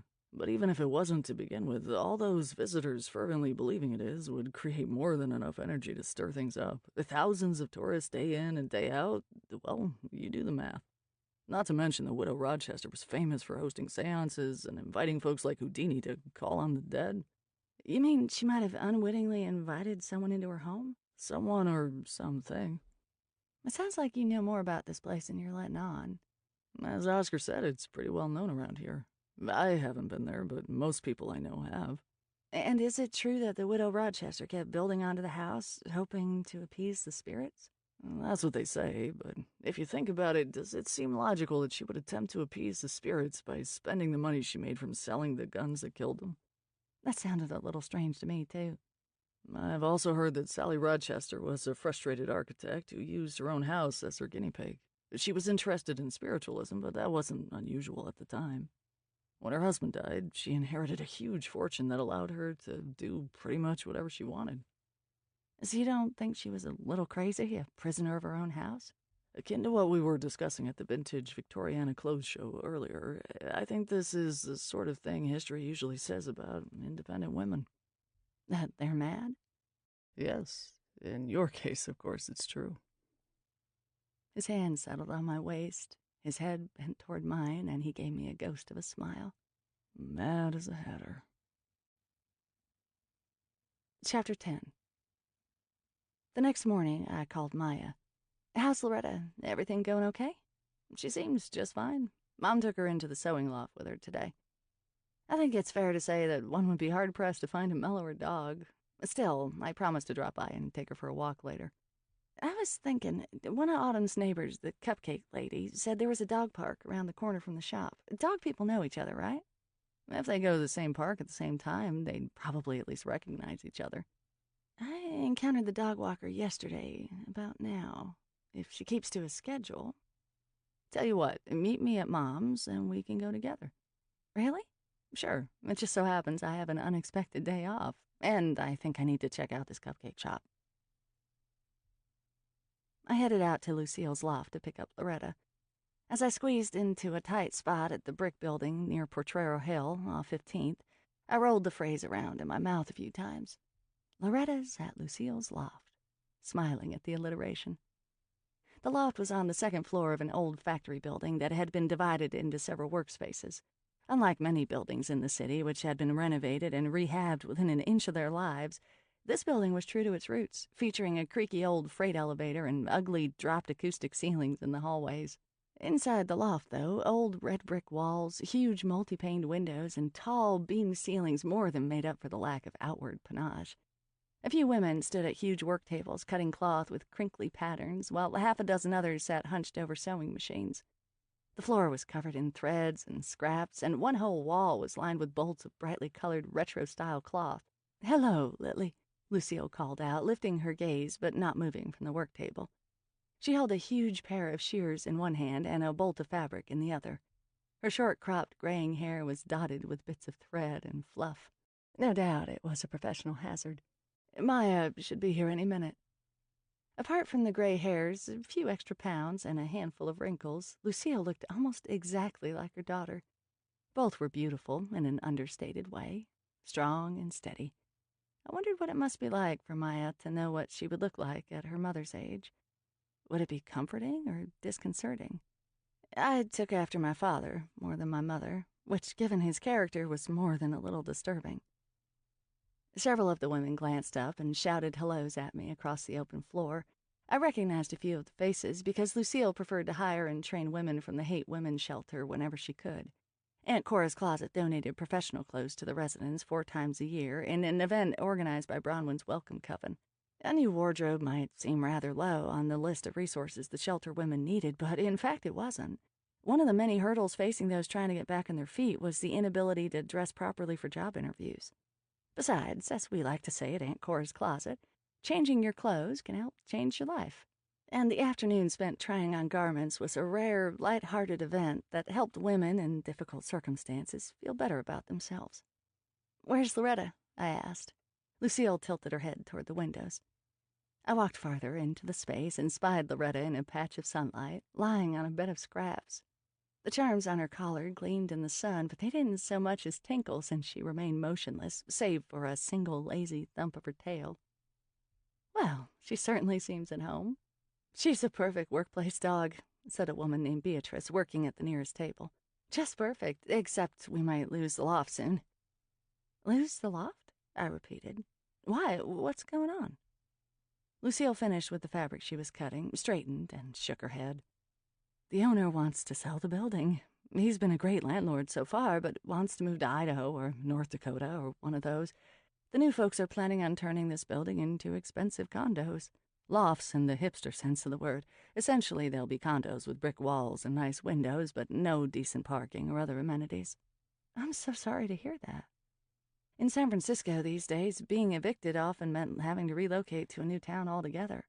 The city was becoming so expensive its demographics were changing, with immigrants and artists and artisans making way for tech folks who could pay many times as much to rent or buy an apartment. I thank my lucky stars I had signed a 10-year lease when I moved into Aunt Cora's Closet. It's such a shame. We were just getting to a point where the business was in the black. Now, she trailed off with a shrug, looked at the women hard at work, and dropped her voice. "I honestly don't know what we're gonna do. It's true, we don't need this much room, but even so, I haven't been able to find a place I could even begin to afford. And you know these women don't have the ability to commute to outlying areas. Neither do I, for that matter." Just then Maya arrived. Loretta lifted her big head and gave a welcoming, muffled woof. "Wow, you made a conquest," I said. "Loretta gave you 2 whole thumps of her tail and a woof." "I have a way with animals," Maya said with a smile. When she first met Oscar, she had referred to him as the other white meat. But over time, her attitude had changed. As was the case for many who thought themselves immune to the charms of animals, sometimes it just took 1 or 2 special interactions to change their minds. "So, which dog park are you going to?" asked Lucille. "It's over off Buchanan, around the corner from a store called Vintage Visions Glad Rags. Checking out the competition?" "Not really. If Maya hadn't already told her mother what was going on, I didn't want to try to explain it all. This was a position I found myself in fairly often, given the way my life had developed. But that's where we found Loretta. I just told Mom we were keeping Loretta for a friend for a few days, said Maya. Lucille's intelligent eyes settled on me for a long moment. Then she nodded in a sage, patient way that again reminded me of her daughter. I see. Come on, Loretta, let's go, I said, patting my thigh. The pup didn't move. Maya took her keyring out of her pocket and pinkled it. Loretta lifted her head, then rolled onto her feet, stood, shook herself, then trotted over to the door. As I was saying, said Maya, arching one eyebrow, away with animals. The dog park appeared to have once been a large lawn, but now was a big brown space surrounded by a chain-link fence. A few oak trees and some patches of dusty ivy were the only things hardy enough to survive both the drought and numerous high-spirited canines. An older couple sat on a wooden bench, and one woman stood under a tree with her head bent, reading on an electronic device. Half a dozen people stood around in a loose circle, chatting while their dogs played. Occasionally, someone would throw a slobbery ball that had been dutifully dropped at their feet, but otherwise it was social hour for the humans as well as the pets. As soon as I undid her leash, I expected Loretta to shoot out of the car and race toward the park and freedom, but she stood by our sides, a dignified old lady checking out the scene. Go on now, I said softly. Go play with your friends. She looked up at me with her soulful brown eyes and gave a lackadaisical swish of her tail.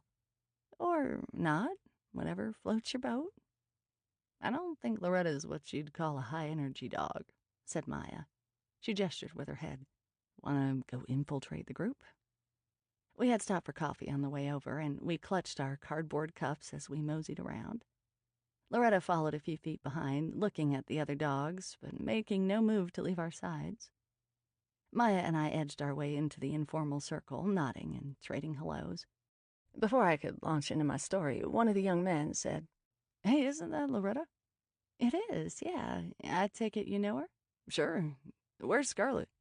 She's sick, right? Said a young woman with strawberry blonde hair and freckles. She turned to her companion. I told you so. Last time I saw her, she didn't look all that great, I gotta be honest. Didn't I say that? Both she and the bearded young man at her side looked familiar. When the man opened his mouth to speak, I realized I had seen them at the cupcake shop yesterday. They had been leaving just as Sailor and I arrived. Yeah, you did say that, he said to Freckles. Then he turned to me. Hey, didn't we see you at Renee's yesterday? Yes, I was just thinking you looked familiar. Great cupcakes. Did you try the bourbon and bacon one? The mention of this culinary delight engendered a long and passionate discussion within the group, with individuals defending their personal favorites, from red velvet to something with the dubious moniker of zucchini surprise. Sorry, the young woman said. Cupcakes are a favorite topic around here, as you can see. I'm Eleanor, and this is Cody. And that little ragamuffin there, she pointed to an admittedly odd-looking hound that appeared to be a cross between a German shepherd and a spaniel, but with the stubby legs of a dachshund, is Mr. Bojangles. He's a rescue. Nice to meet you. I'm Lily. This is Maya. And I guess you all know Loretta. Loretta was leaning her considerable weight on Maya, who braced herself and petted her patiently. The others went around the circle, introducing themselves. George and Jessica and Ling and Graydon and Rolando and their respective dogs, D.C. and Samantha and Jack and McAllister and Sunshine. So, seriously, asked Cody, is Scarlett okay? To tell you the truth, I'm not sure, I said. I heard a bee buzzing nearby. It came and landed on my shoulder. I saw her briefly yesterday, but the strangest thing happened. She left the dogs she was walking, just dropped the leashes and took off. Everyone in the group looked surprised. That doesn't sound like Scarlett, someone said, and the others all nodded. In what way? Maya asked. She was pretty dependable, came here with a bunch of dogs every day, right about now. Without thinking about it, I put my hand up to my shoulder. The bee crawled onto it, and I released it into the wind. Graydon caught my eye and gave me a thumbs up. She must have been really sick if she took off and left the dogs like that. I hope she's okay. I noticed the vintage place was closed, too, said Cody. The store owner wasn't feeling well either. Maybe there's something going around. Is that why you're taking care of Loretta? Asked Ling, a 50-ish woman with a ginger-colored Pekingese. Sort of, I began. The group started speculating about whether or not it was smart to get a flu shot. This being San Francisco, the discussion quickly morphed, with emotions running high, into a debate about requiring immunizations for school-age children and the perils of the pharmaceutical industry. Maya and I exchanged looks.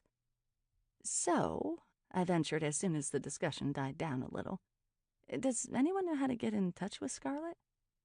Several shrugs and a flurry of shaking heads. Sorry, said the man who had introduced himself as Rolando. We see each other here, but to tell you the truth, I didn't even know anyone's name until today. I know the animals, mostly. Me too, said Graydon with a laugh, and the others nodded in agreement. I know Scarlet from here, and I also saw her at the vintage store sometimes, said Eleanor. Maybe she worked there part-time? I don't go in there very often, but Cody and I live down the block, the apartment building on the other side of the bank, so we walk by all the time. Usually on the way to the cupcake store, to be honest, said Cody with a smile. You mentioned that Autumn, the owner of the vintage store, seemed to be under the weather, too? Cody shrugged. I mean, it's not like I know her that well or anything. I'm telling you, not to sound like a broken record, but in this neighborhood we all know each other from this dog park or that cupcake shop. It makes you think about what might bring urban neighbors together, right? A shared love of pets and frosting. That's the heart of the place. Eleanor looked at Cody with affection shining in her light eyes. That's beautiful. Who knew a computer programmer would have the soul of an artist? He grinned and shrugged. I'm like totally a poet and didn't even know it. And Autumn seemed ill? I tried to bring the conversation back, but realized that at this point everyone was starting to gaze at me warily. I tried to cast a bit of a reassuring spell to encourage them to feel comfortable speaking to me. I got the sense that here at the dog park, the conversation tended to be a bit more organic and meandering. I guess, Cody said with a shrug, clearly wishing he hadn't said anything. She just looked a little green around the gills, if you know what I mean. Or maybe, I don't know, last time I saw her she seemed angry with Renee, too, and left the shop without buying anything. I mean, who does that? Right? Said Eleanor. I can't imagine leaving that shop without a cupcake. Do you remember what they were arguing about? I asked. He shook his head and threw the ball for Mr. Bojangles. Sorry if we're asking a lot of questions, said Maya, clearly noticing that the crowd was wearying of the Inquisition. It's just that, I don't know if you heard, but Autumn Jennings passed away yesterday. What? Eleanor asked. Everyone looked stunned. What happened? I think you're right. She was sick, Maya said. Lily and I went to talk with her and found her in pretty bad shape. We called the paramedics, and that's how we ended up taking care of Loretta. So we're here today to try to find out a little more about her. We thought maybe Scarlet could tell us something, or maybe take Loretta. I doubt she'd be able to offer Loretta a home, said Eleanor with a shake of her head. I think she was having a hard time as it was, finding an affordable place to live in the city. A place for a dog as big as Loretta. That's like the holy grail in this city, said Jessica, a young woman with long dreadlocks. I had to do some fancy footwork to find a place that allowed my little beagle. Everyone nodded in commiseration. I'd still love to talk to her, I said, handing my card out to everyone in the group. If you happen to see her or hear from her, would you let me know? I can't believe what you're saying about Autumn, said Eleanor. She's dead? What happened? What did she have? Do you think Cody's right that Scarlet got the same thing? Is it like Ebola or bird flu or something? Asked the young woman with dreadlocks. A few folks edged back, probably without meaning to. I realized I might start a neighborhood panic if I wasn't careful. I don't think so. I mean, I'm no expert, and I don't really know what the doctors found. But it might have been something environmental. Perhaps a poison of some sort. I think now they're focusing on trying to figure out whether it was accidental or on purpose. On purpose? Asked Eleanor. You mean she might have killed herself? I don't really. She didn't seem all that happy, to tell you the truth. Her husband died a couple of years ago. No family, lived above her store. She didn't have any relatives. I was in the store once around Thanksgiving, and Scarlet was grousing about having to go visit her family in Missouri, and I remember Autumn telling her she was lucky to have a family to complain about, Eleanor said. That's really sad, said Rolando. To think she might not have anyone to mourn her. A moment of silence followed. As people do in times of stress, we turned to watch the antics of the dogs. The two were playing tug-of-war with what looked like an old sock. A young pup was bouncing around Loretta, trying to entice her to play. One dignified old pooch with a graying muzzle lay in a patch of shade, sniffing the air. I thought about how animals typify the teachings of Zen, enjoying the here and now, not asking for anything more, living every moment. "Well," said Ling. She called her dog and attached his leash to a teal rhinestone collar. "On that note, I'm going to go home and call my mother. Nice to meet you, Lily. If I see Scarlett, I'll let her know you're looking for her." "Thanks," I said, though I knew if Scarlett knew I was looking for her, she'd be sure to run in the opposite direction. If nothing else, maybe let her know about Autumn. If Scarlett's not feeling well either, it's possible she needs medical attention. "That's a sobering thought," murmured Cody. "Oh, man, I hope she's okay," said Eleanor, looking troubled. Most of the others followed Ling's lead, calling their dogs and heading home. Loretta had ventured all of 3 feet away from us and was currently enthralled with whatever scent she could pick up from the trunk of a nearby oak tree. Mr. Bojangles brought his ball back to Cody and Eleanor several times, hopping around excitedly, and Cody obediently picked it up and threw it clear across the park. Mr. Bojangles chased it, long tongue hanging out, ecstatic. "Cody, you don't suppose—" Eleanor began. "No," said Cody with a firm shake of his head. "What?" I urged. "Did something occur to you about Scarlett or Autumn? It's just—" "Oh, come on, Eleanor," Cody scoffed. "That's just a stupid rumor." "I'd still like to hear it," I said. "I have this, friend, and she was in Autumn's store once and overheard her on the phone saying she thought she was cursed." Chapter 11. "Lily knows a thing or two about curses," Maya said, her tone matter-of-fact. "She once helped a man who had a love curse on him." "Really?" Eleanor asked, fixing her pale blue gaze on me. She was probably in her mid-20s, maybe pushing 30, but with that fine hair and freckles, it was easy to see what she must have looked like as a kindergartner. "You, know about things like that?" "I don't know," I said, choosing my words carefully. "I think in that case the man was his own worst enemy, believing he would never find love and therefore sabotaging himself. He's involved with a very nice woman now." "But you do believe there's such a thing as curses?" asked Eleanor. "Cody says I'm ridiculous, but I have to wonder." Cody rolled his eyes. "What curse are we talking about?" I asked. I had brushed up on hereditary curses to try to help a man named Bartholomew Woolsey, who believed himself to be suffering under a curse laid by a Puritan ancestor. But the truth was that such curses were extraordinarily rare, and in Bart's case, I still wasn't sure whether the curse had succeeded through magic or whether Bart and his family had so believed in the curse that they'd manifested the results. That was the problem with curses, and with magic in general. It was very complicated. Well, not long ago, Autumn got hold of a trousseau for her shop, and according to what my friend said, she began to think it was cursed. "A cursed trousseau?" I asked. She nodded. "Why would a trousseau have a curse attached to it?" asked Maya. Cody made a dismissive noise and wandered off to play with Mr. Bojangles. "He doesn't believe." "But you do?" Eleanor shrugged. "I'm not sure, but now that you tell me about poor Autumn, it makes a person wonder, right?" "Do you know anything about the supposed curse?" "The way I heard it, it had to do with this feud between a shoeshine boy and a rich guy, and then one of their fiancés died from a cursed trousseau, or something like that. I looked it up online after my friend told me about it, but I forget the details." "So you think the curse is still on the trousseau, and that's what killed Autumn?" "It's possible, right? I mean, otherwise she, just got sick and keeled over? Right after buying it? That's sort of unusual, isn't it?" "Unusual, yes," said Maya. "But I'm not sure I would jump straight to a case of a cursed trousseau. More likely a case of bad seafood or lead poisoning or something. People die of all sorts of things every day. Even seemingly healthy people keel right over from a heart attack, embolism, stroke. I declare, Maya, you are a regular ray of sunshine." She smiled. "I try. I'm just saying people die and it's a tragedy, but it's hardly ever the fault of frilly corsets." "My point exactly," said Cody, using a wet wipe to clean his hands as he rejoined our trio. "It's pretty funny," Eleanor said. "You'll never meet anyone more cynical about the occult than Cody, but he works for the Rochester House of Spirits, of all places." "The one in San Jose?" I asked. That was certainly a coincidence, and coincidences rarely boded well in my life. Yeah, have you been? Asked Eleanor. No, but I've been meaning to go, I said, now more than ever. In fact, a friend of mine is having an overnight birthday party there in a couple of days. Really? Cool, said Cody. It's a new thing we've been offering. We've already had several bookings. I'd love to hear how it goes. But I take it you don't really believe the house is haunted?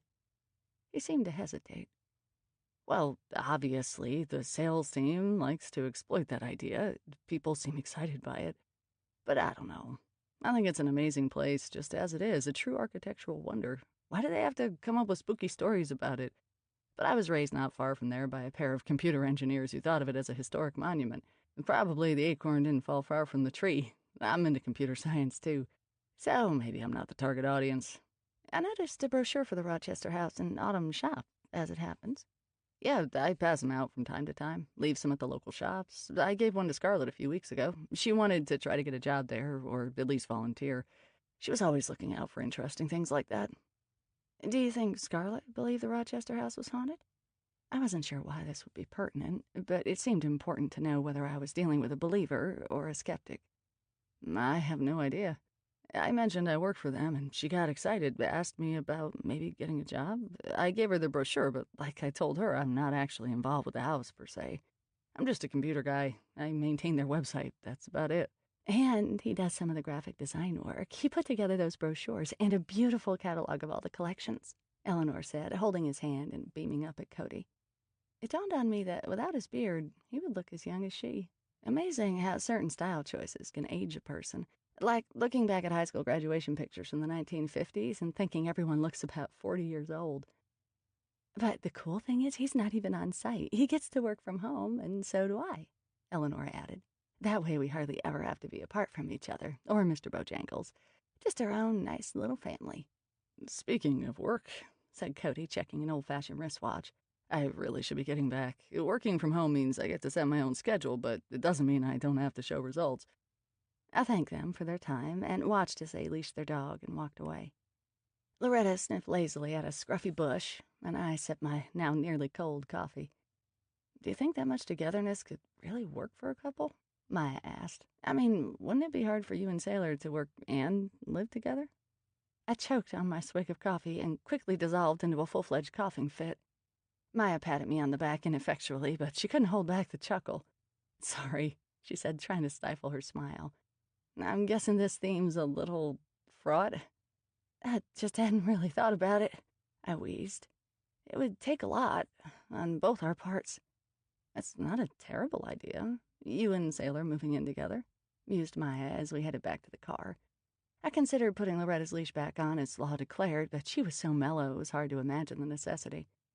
I mean, Maya continued, you two are pretty darn cute together. Yes, you mentioned that before. I tried to keep the images at bay, but they flooded my mind. Waking up in Sailor's arms every morning, cuddling in bed, gazing at each other over steaming cups of coffee. Him coming home at the end of the day as I was closing up shop, tending to the receipts and the cash in the register. Locking the front door and climbing up to the apartment, fixing dinner together for us and Oscar. The sounds of Oscar's snores emanating from his cubby over the fridge while Sailor and I shared a last glass of wine. Or, I suppose, Sailor might not want to live in my apartment. I surely wouldn't want to live in his dreary place in Chinatown. So then would we have to look for rentals? As the dog park group had pointed out, finding a place to rent in San Francisco, especially with a pet pig, would be a challenge. I wouldn't shy away from using some magic to increase my chances, but it was still a long shot. And would I be willing to leave my terrace botanical garden behind and start again? No, there was no way I was going to move. So that left Sailor moving in with me into my apartment above the shop. And that would mean him being there all the time. Unlike some ex-boyfriends I could mention, Sailor wasn't thrown by my witchy ways, but what if he got tired of distinguishing my bags of cemetery dirt from garden soil, or the raw goat milk for new moon ceremonies from the milk for the cereal? Or what if the sometimes noxious smoke from my brewing got on his nerves? I wasn't about to hold back on my brewing and spellcasting, so if he dared to imply... So did our trip to the dog park tell us anything? Asked Maya, interrupting my flight of fancy and bringing me back to the here and now. At the sound of her voice, I tried to focus my mind on the matter at hand. Sailor and I were nowhere near ready to move in together, no matter the locale. I pushed it from my mind and turned my thoughts to Autumn and Scarlet, the Rochester House of Spirits, and an allegedly cursed trousseau. I don't know. The idea that the trousseau might be cursed is new. Sailor and I both felt there was something off about those items, but as to whether there's an actual curse behind all this, that's something else altogether. I unlocked the car, we climbed in, and I started driving across town. I'd like to look up this story about the shoeshine boy and the curse, I continued. Eleanor mentioned it was pretty well known. And by that you mean you'd like me to look up this story about the shoeshine boy and the curse? I think you're becoming a mind reader yourself. You sure you're not psychic? I teased. Unfortunately, as you know, Aunt Cora's closet is still closed pending the forensic team's investigation. So we can't even use the computer. Bronwyn told me they'd made a huge mess. What a drag. This won't be the first time we've had to put the shop back together. That was sort of my point. Sorry, I know, we're a problem store. And I'm probably a problem boss. Want me to take you to your apartment, or back to the loft, or somewhere else? I take it Loretta's still hanging out with me? If you don't mind, at least until we can settle this. Then let's go back to my folks' house. That way she has a yard so she can go outside, and I can use their computer and look up this alleged curse for you.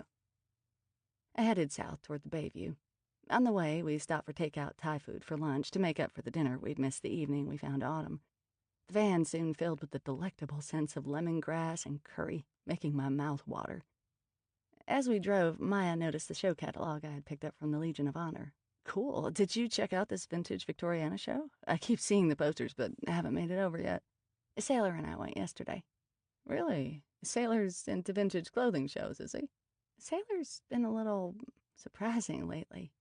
In what ways? He's more open to things than before. Haven't you noticed? It's probably all the work he's doing with Patience Blix. What I've noticed is that he seems like a much happier man than before. Still moody, but nothing like he was. I assumed it had to do with you. By then, I felt on the verge of hyperventilating at all the relationship talk, so I just shrugged and concentrated on my driving. Maya studied the catalog. Huh, I recognize that name, Parmalee Riesling. It was on the web when I first looked up Autumn Jennings, remember? It rings a bell because Parmalee's not a name you hear very often, and then it's paired with a last name that sounds like wine. I met her once, actually, with Carlos. She's a clothing conservator at the Asian Art Museum. I've been meaning to give her a call, see if she can tell me anything about Autumn or maybe even Scarlet. Why would she know them? I don't know that she would, but there was some paperwork at Autumn's store that suggested she lent some items to that show, and Scarlet volunteered there. So there's a possible connection between the three. Maybe.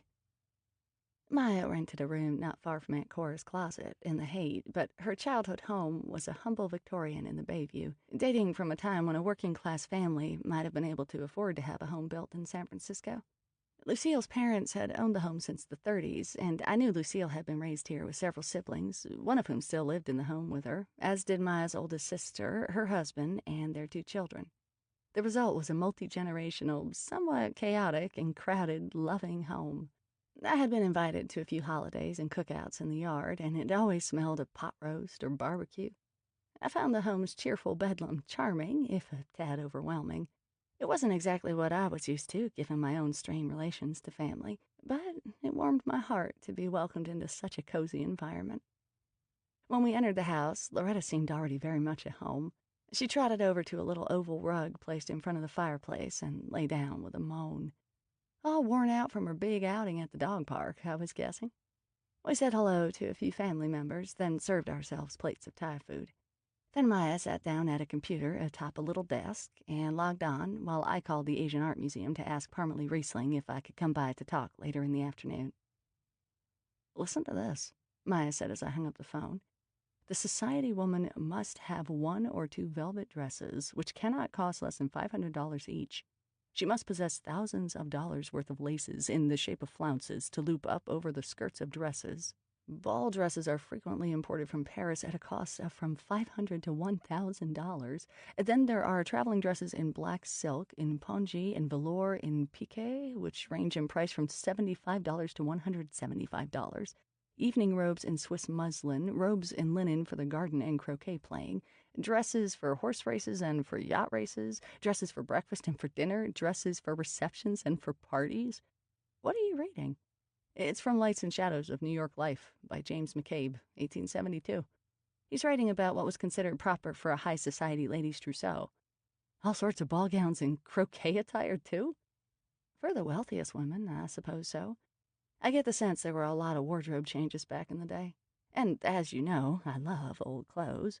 But it is amazing to think how constricting the clothes were, especially for the upper classes. The corsets that restricted one's breathing, and you should have seen the narrow shoes in the show. I swear their feet must have been bound to have remained so slender.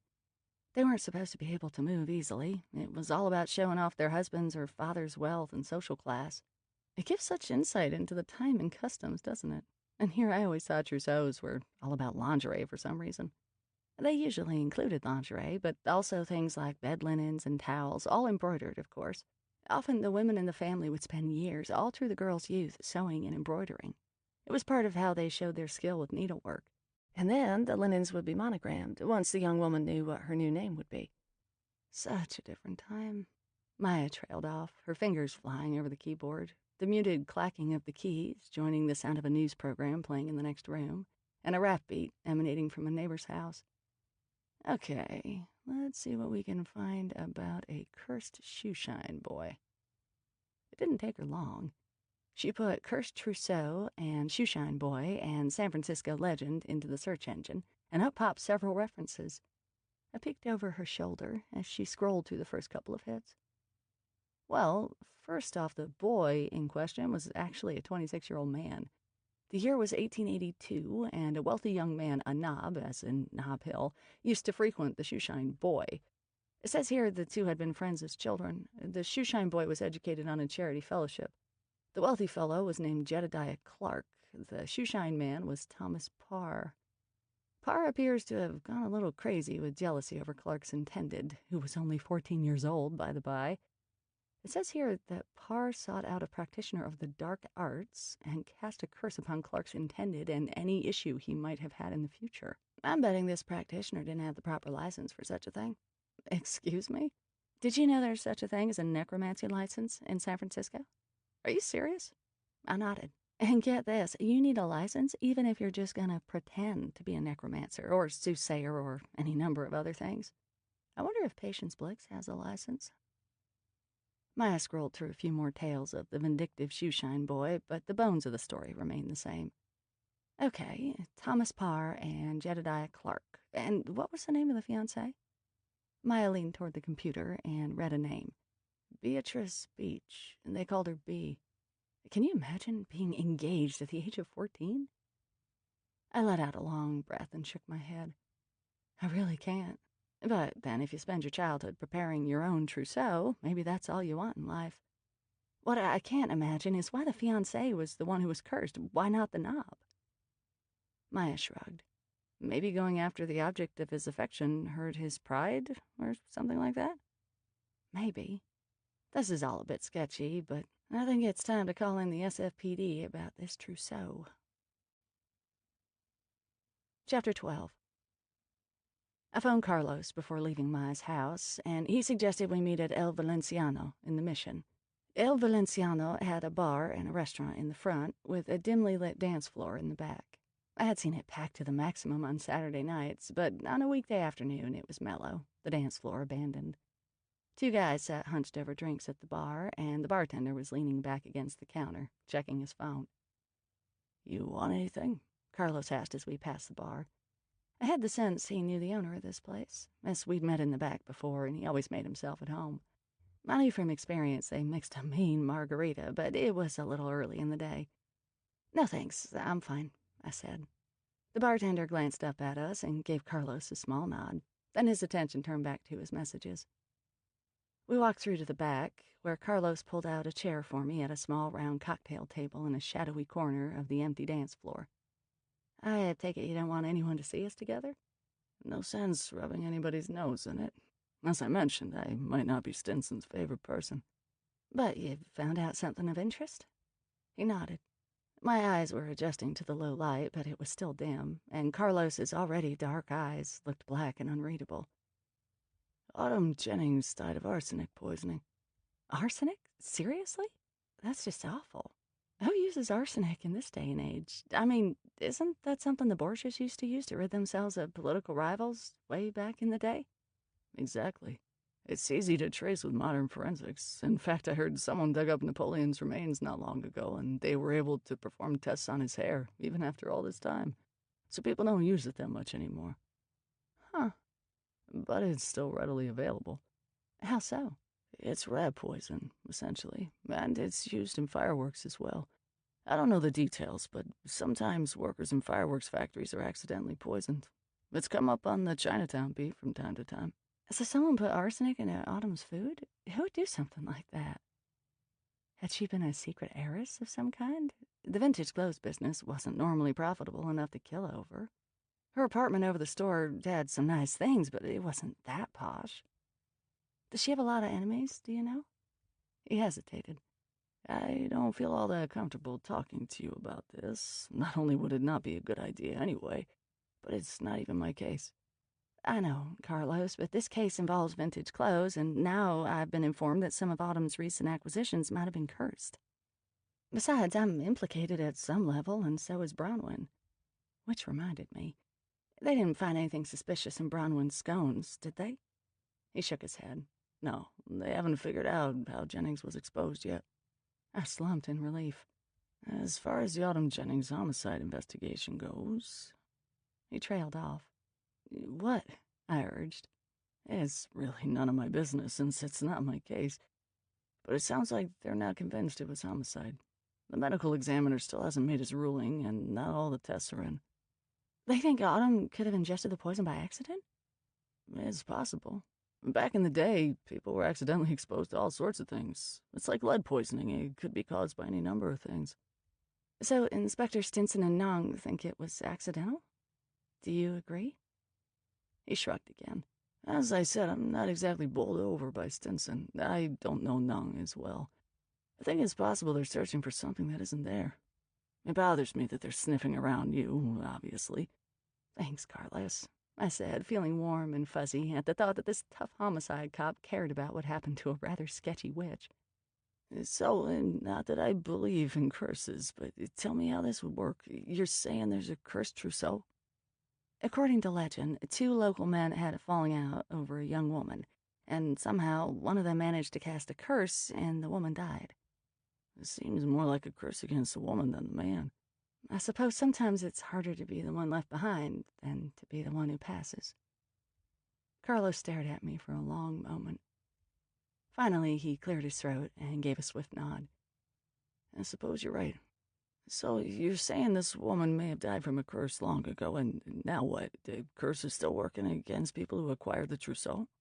No, I wouldn't think so. Normally curses don't work that way. I mean, there are hereditary curses, but those are usually passed down through a family bloodline. If the item held a demon or something like that. I trailed off and shook my head. But I touched a few of the pieces of the trousseau, and while I felt a lot of sadness there, I certainly didn't feel anything demonic. Always a plus.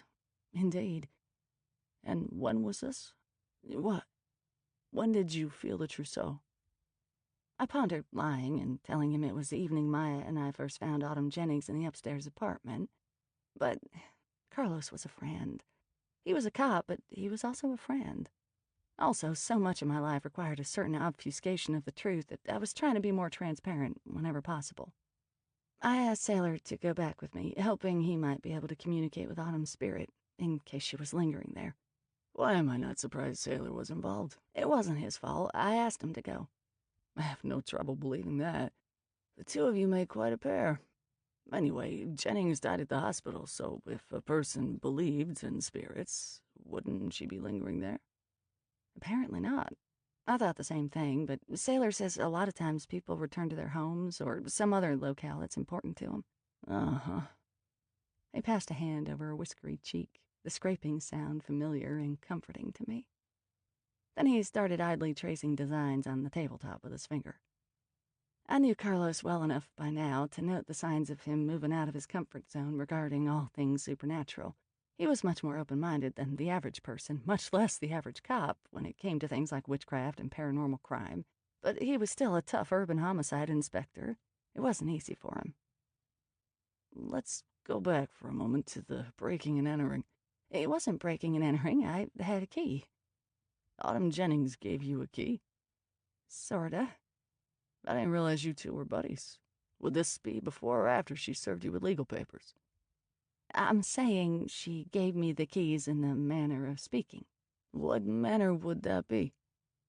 I was glad the lights were too low for him to see me blushing. In that, when Maya and I found her, we were left to close up shop. And to take care of her dog, Loretta, I should mention. She has a dog named Loretta? I nodded. Now, apparently Maya or I have a dog named Loretta. Unless you live alone, right? Don't even think about it, Carlos interrupted. I don't do pets. I smiled. I bet you'd be great with a big old dog. Carlos and Loretta hanging out and watching the ball game. I have enough trouble taking care of big old Carlos. Let's get back to the discussion of you letting yourself into crime scenes. You know how I feel about this. One of these days, I'm gonna wind up arresting you for some shenanigan like that. You're right. I should have asked you first. But there was no crime scene tape up. No tape? I shook my head. In fact, it didn't look as though the cops had been through there. At least it looked nothing like my place. They did a number on Aunt Gora's closet. He swore under his breath. Was it something I said? I asked. No, it's just... I guess they have a different way of doing things. But it sounds like they're hoping to declare this case an accident or suicide. Still, they should have gone through her place with a fine-tooth comb just in case there's, I don't know, an open container of rat poison on the kitchen counter or some such. You're suggesting she took the poison on purpose? I'm not suggesting anything. But the inspectors on the case should be ruling out suicide as well as homicide, especially since we're talking a poison like arsenic. Though, if this was homicide, most folks would have used something a lot more subtle and difficult to detect than arsenic. As you pointed out, that's old-school Borgia-style murder. We both sat back and pondered for a few moments. You know, Scarlett, the dog walker, was volunteering at an exhibit of historic dresses at the Legion of Honor, which was co-curated by Parmalee Riesling. Remember her? The clothing conservator at the Asian Art Museum? Precisely. How does Riesling fit into this? I'm not saying she does, but she appears to have known Autumn, and maybe Scarlett, through the exhibit as well. And Riesling sure knows a lot about old clothing. I asked if I could drop by and chat with her this afternoon. Want to go? I mean, I know this isn't your case, and you probably have lots of better things to do on your day off. He stood. Let's go.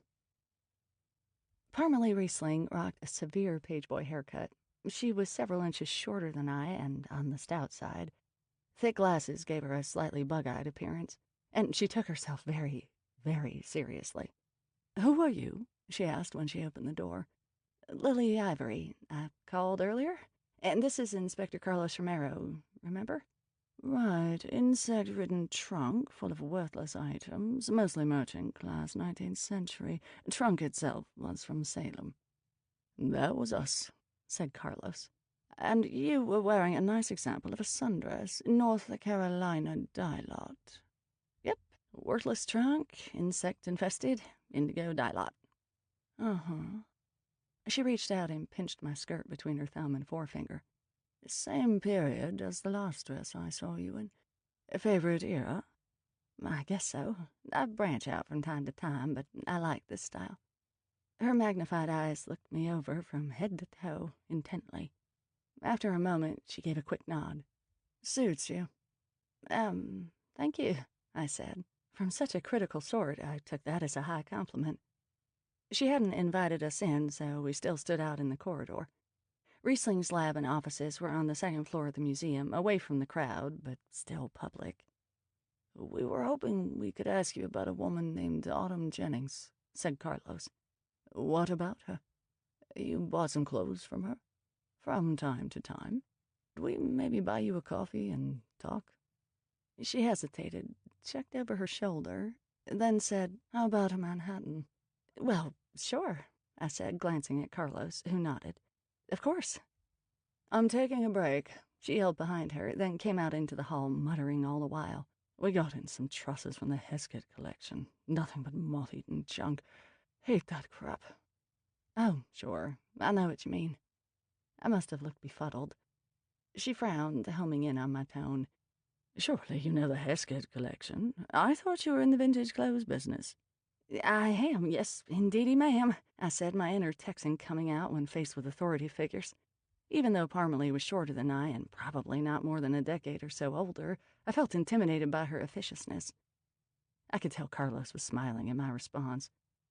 But I don't count myself as an expert, I continued. Not by any means. Jennings seemed to know a lot. Can't get that woman to stop talking about the fabulous Missoni maxi sequin duster cardigan she acquired for a mere $1,000 that she was going to turn around and sell for $2,000. Or the Valentino wedding gown. Please, if that baby's authentic, it would go for $25,000-$30,000 easy. I think Autumn was more up on things than I, not to mention in a whole other league price-wise, I said, thinking about Autumn's apartment over her shop. There were some nice furnishings, despite the dreary feel of the place. Still, if she was dealing with such valuable fashions, couldn't she have afforded nicer digs? Where could all her money have gone? At Aunt Cora's closet, I sell a lot of old sundresses. We descended the broad sweep of stairs to the open lobby. School kids on a field trip ran around, past the museum gift shop featuring an exhibition on India's Maharajas. I could feel little whispers on my bare arms, the sensations of confused spirits attached to items in the museum, no doubt wondering where they were and what the heck had happened. I wondered what it must feel like for a spirit to be bound to a Buddhist temple in Bangladesh, then find him or herself here in San Francisco. A transplant, much like me. We stepped outside the front doors of the museum into a sunny afternoon. Was? Parmalee demanded. Was what? I asked. You used the past tense, she said. You said Autumn Jennings was more up on things than you. Darn. I was wishing we were already ensconced in a dim bar, drinks in front of us. I didn't know how close she and Autumn were, and I hated delivering news of someone's demise, though it seemed like something I should get used to, considering how my life was shaping up of late. I glanced at Carlos, hoping he would take control of this aspect of the conversation. I'm sorry to tell you this, Ms. Riesling, Carlos began. She waved a hand in the air. Oh, please, call me Parmalee. All right then, Parmalee. I'm sorry to tell you this, but Autumn Jennings passed away. She looked at him, startled. Passed away? Early yesterday morning. I'm shocked. What happened? Car accident? We're not sure yet, said Carlos. But she was sick. We're afraid it might have been a poison of some sort. On purpose? I'm sorry? I mean, do they think she was poisoned on purpose? In our line of work, there are a lot of poisons. This is exactly the sort of thing we were hoping to talk with you about, said Carlos. We descended the steps and crossed McAllister to a restaurant and bar called Saluna. A lush community garden thrived next door. The Federal Building stood on the next block. Hastings Law School was down the street, and the City Hall Plaza sat directly in front of the museum. Nonetheless, it wasn't a great area, and it bordered the Tenderloin, one of the more down-and-out areas of the city. San Francisco was so small, geographically speaking, that run-down neighborhoods sat cheek by jowl with posh ones. It was a startling reality check to walk out of a fine French restaurant and have to negotiate a soup kitchen line at Glide Memorial. Inside, the restaurant was chic and dim, with heavy drapes keeping out most of the late afternoon light, and extravagant light fixtures of amber glass that cast a very subtle golden glow throughout. It was quiet. The bar's official happy hour wouldn't commence for another hour. They fix a mean Manhattan, Parmalee said as she hoisted herself onto a tall bar stool at the counter. I sat on one side.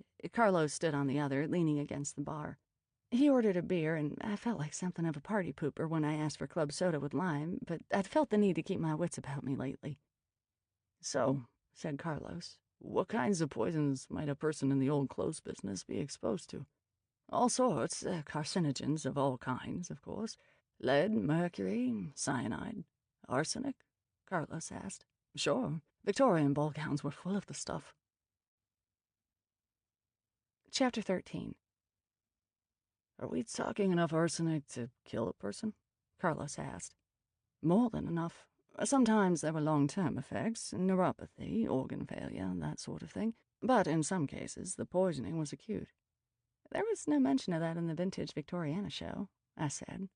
She made an impatient gesture.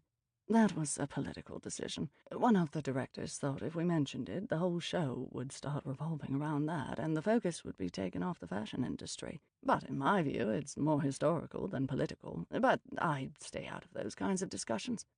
So how did the poisonings occur, exactly? There was a particular shade of green that was wildly popular during that time, made of the same thing as Paris green, which is essentially still used as rat poison. Mauve is a likely culprit as well. Some of those beautiful Victorian ball gowns were so laden with arsenic dust that the women would essentially let off clouds of poison as they were twirled around the dance floor. That's quite an image, isn't it? Also, when a person sweats, the moisture further activates the poison, and the pores open, letting it access the bloodstream that much faster. That led to acute problems: dizziness, confusion, paranoia, numbness, and tingling in hands and feet. Didn't people realize what was going on? Not for a while. I'm not sure the public health authorities were on top of things back then, if such a department even existed. We modern folks don't realize exactly how many safeguards are in place, keeping us from harm. We like to complain about government oversight, but without consumer protections, things like this can happen far too easily. Good point, I said. And besides, the colors were fashionable. And fashion often rules the day, as you should know. You ever see what corsets did to rib cages? I thought I knew a fair amount about fashion, but that show was eye-opening. I couldn't believe the narrow shoes. Yup, people think foot binding was a Chinese thing, but women have been injured and maimed for the sake of fashion all over the world, in almost every era. I guess I deal mostly in wearable, outmoded fashions. I have a few flapper dresses from the 20s and one or two older items on the wall, but most of my stuff's from mid-century or more recent. I can't imagine putting myself, much less my customers, at risk for the love of a particular color. Besides ball gowns, several people, including children, lost their feet or legs after being poisoned by their beloved striped stockings. Arsenic dyes can eat right through skin and cripple a person. What a horrifying image, I said, thinking of the box full of stockings in Autumn Jennings' apartment. That's disturbing, said Carlos. I have to admit I do have a soft spot for lacy Victorian underthings. Get in line, pal, said Parmalee in a world-weary voice. Anyway, the old white cotton stuff is fine. It was the dyed silks and satins that were the problem, so the wealthy folks got dinged on this one. And the poor slobs working in the factories that produced the products, of course. The bartender set our drinks on the bar in front of us. Parmalee took a sip of her Manhattan and smiled. Now that's a good drink. What was I saying? Oh, right, it wasn't just clothing. And there was a case of a mother who gave her children a stuffed animal that they teethed on, killing them both like that. She snapped her fingers. And wallpapers, too. William Moore's factories were famous for poisoning their workers. A lot of the intricate Victorian wallpapers off-gassed and killed off whole families. Children were often the first to go, since they are lower to the ground, and arsine gas is heavier than air. Even Napoleon was said to have died of arsenic poison. Some say he was assassinated, but it was very possibly due to his luxurious accommodations on the Isle of Elba. I read about that, said Carlos. And finally, it wasn't just arsenic. Those tall beaver hats were often made with mercury, hence the reference to Mad Hatters. I've always wondered about that expression, I said. Shoe polish was no walk in the park either. Still isn't, though it's better than before. Shoe polish? Cyanide poisoning. Nitrobenzene has gruesome effects on the central nervous system. It's also a carcinogen. I'm telling you, I could go on and on. There's loads of this stuff, even today. You know, every once in a while they'll find a trove of clothes laden with lead or toys that kill. We're living in a global society, and we have a hard enough time keeping control over our own products, much less the imported stuff. She paused, shook her head, and downed a good portion of her drink. Then she fished out the cherry and popped it in her mouth. Do you happen to know a local story about a curse cast by a shoeshine boy? I asked. This the one about the trousseau? Yes. You've heard it? She made a dismissive gesture with her hand and signaled to the bartender for another drink. It's probably a bunch of hooey. Listen, I hear about curses all the time. I've dealt with the wrapping of mummies, for heaven's sake. Like I said, there are a lot of unknown poisons involved with old textiles. You don't know that? You should take some time to bone up being in the business. As I was saying, my stuff is more recent. My inventory isn't as museum quality as Autumn Jennings was. I wouldn't oversell her inventory. She sold me one or two items, lent a couple of things to the show at the Legion of Honor. That was it. She mentioned you on her website." She rolled her eyes. Behind the thick lenses of her glasses, it had a rather startling effect. "She tried to sell me things all the time. Liked to think of herself as a player in the field. I'm sorry to cast aspersions, particularly considering what happened. But while she had a lot of old stuff, most of it wasn't museum quality. Maybe for a small-town museum or something. I mean, historic items are always interesting, but the textiles on exhibit in San Francisco or any other large city are world-class. Worth gowns and the like. And after all, how many 19th century ball gowns can people gawk at?" "Have you ever been to her store?" asked Carlos. "Once. Usually people bring things to me, rather than the other way around. But I live not far from there, and frankly I was hoping to get her off my back.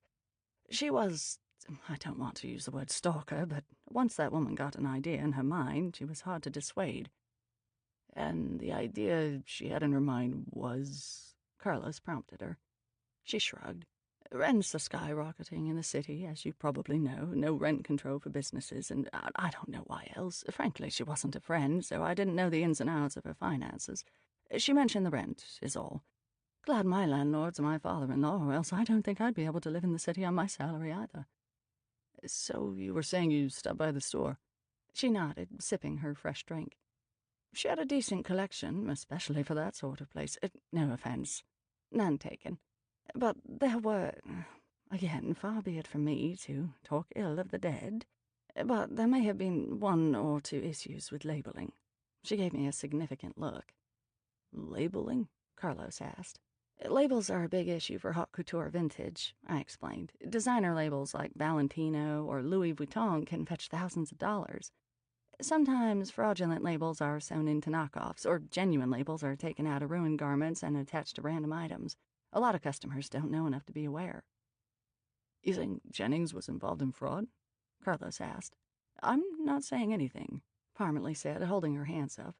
"All I'm saying is she was desperate for money, and a few items looked fishy to me. But it's a moot point now, right?" Maybe. I thought of the labels I had seen behind the counter at Vintage Visions Glad Rags. Could Autumn's death have to do with something related to fraud? "Anyway," continued Parmalee, "what Autumn really wanted me to look at was this allegedly cursed trousseau. She wanted me to buy it from her, thought she could get a good price for it. You saw the trousseau upstairs?" "Yes, she hadn't put it out yet. It was quite a haul. Linens and underthings, and 3 ball gowns that were in great shape, never worn." "Did she offer to buy them?" She shook her head. "We have no use for them here at the Asian Art Museum, and that show out at the Legion of Honor fulfilled any local desire to see such things." She was pretty disappointed. Then she asked if I could authenticate the items and put in a good word for her so she could sell them for opera or stage productions, but first I told her she would have to have them tested. "For arsenic?" She nodded. 2 of them, the green and the mauve, were particularly suspicious. I'm telling you, those are some killer colors. "No, I will not break into Vintage Visions Glad Rags with you, Lily," Carlos said as we drove away from the Asian Art Museum. Parmalee had headed back to work, apparently unfazed by her 2 Manhattan afternoon tea. "I have keys," I pointed out. "Plus I'm her dog sitter and the poor woman's dad, so it really isn't breaking in. Not if you're with me." "The U.S. legal system through the lens of Lily Ivory. I'm afraid dog sitters don't get special exemptions. Besides, I've already meddled plenty in this case. You have any idea what sort of a fit Stinson would have if he heard I'd been trespassing on his crime scene?" "As I told you, they're not treating it like a crime scene. Besides, you're a cop. I really don't see the problem." "Hate to break it to you, Lily, but police officers don't get to just go wherever they feel like and do whatever they want." "What's the point of being a cop, then?" "Good question. I ask myself that every day." We shared a smile. "Fair enough," I said. "But where does this leave us, then?" "Let's wait and see what the medical examiner declares. If it's homicide, they'll investigate further." "And if it's declared accidental?" "Then that's that." "Really? Just like that?" "Sometimes people screw up, Lily, even to the point of accidentally killing themselves or someone else. As someone who deals with botanicals, you should know that. Wasn't there something about a poisonous corsage not too long ago?" "Yes, there was, as a matter of fact. But that didn't turn out to be an accident either. I mean, I guess it sort of was, but there was a culprit at the base of it." And you think that's the case here? You think Autumn Jennings really fell under a curse? Maybe. Even if I were going to try to open my mind to that idea, what could you possibly do about it? It was cast by someone a long time ago who is long dead. True. How about if I suggest they burn the trousseau? Would that make you happy? I think they should test the whole kit and caboodle, just in case. The dress and everything else. I saw some old stockings in a box, too. But a curse isn't that simple to deal with, Carlos. In fact, they're not simple at all. And then there's the whole weird Rochester House of Spirits connection. Sorry, what Rochester House of Spirits connection? When Maya and I took Loretta to the dog park, we met this couple who knew Autumn and the dog walker, Scarlet. He works on the website for the House of Spirits and had mentioned it to Scarlet, and then Bronwyn saw a brochure at Autumn's store. Plus a friend of Bronwyn's arranged for an overnight birthday party there. That sounds like trouble. Exactly. But this is related to an arsenic death. How, exactly? I have no idea, but the dog walker was the one who served me with legal papers, and she turned and ran when she saw me the next day. Why would she do something like that? Maybe she was scared of you. Why in the world would she be scared of me? He smiled and inclined his head. Well, I'm scared of you. That's what Sailor said, but I don't believe either of you. How is Sailor? He's okay. Why are you asking? Just a friendly inquiry. Say hi to him for me. Speaking of your dubious men friends, I hear Aiden Rhodes left town suddenly. You don't happen to know where he went. Aiden? Is he in trouble? Just like to know where he is, said Carlos, his eyes not leaving the road. And where he isn't. Carlos, what can you tell me for real about Aiden? Not much, he said with a shake of his head. Certainly nothing I can pin on him. I just know he's a player in this town, and I don't exactly know how, and that makes me nervous. What? I let out a little nervous laugh. Are you saying he's involved in organized crime or something? Please say no, Carlos. Here's an interesting factoid, said Carlos after a beat. Did you know San Francisco is unique in that as a major city, it has very little organized crime?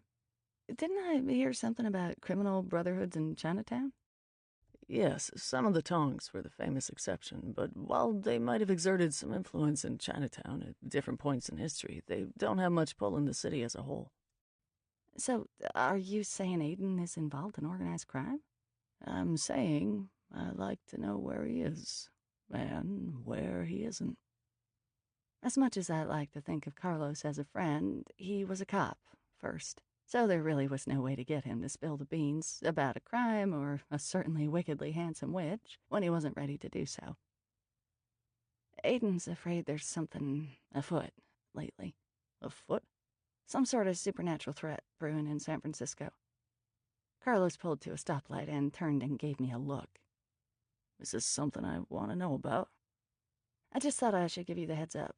Unfortunately, as is often the case, I don't actually know enough to make any helpful suggestions. It's more a free-floating worry at the moment.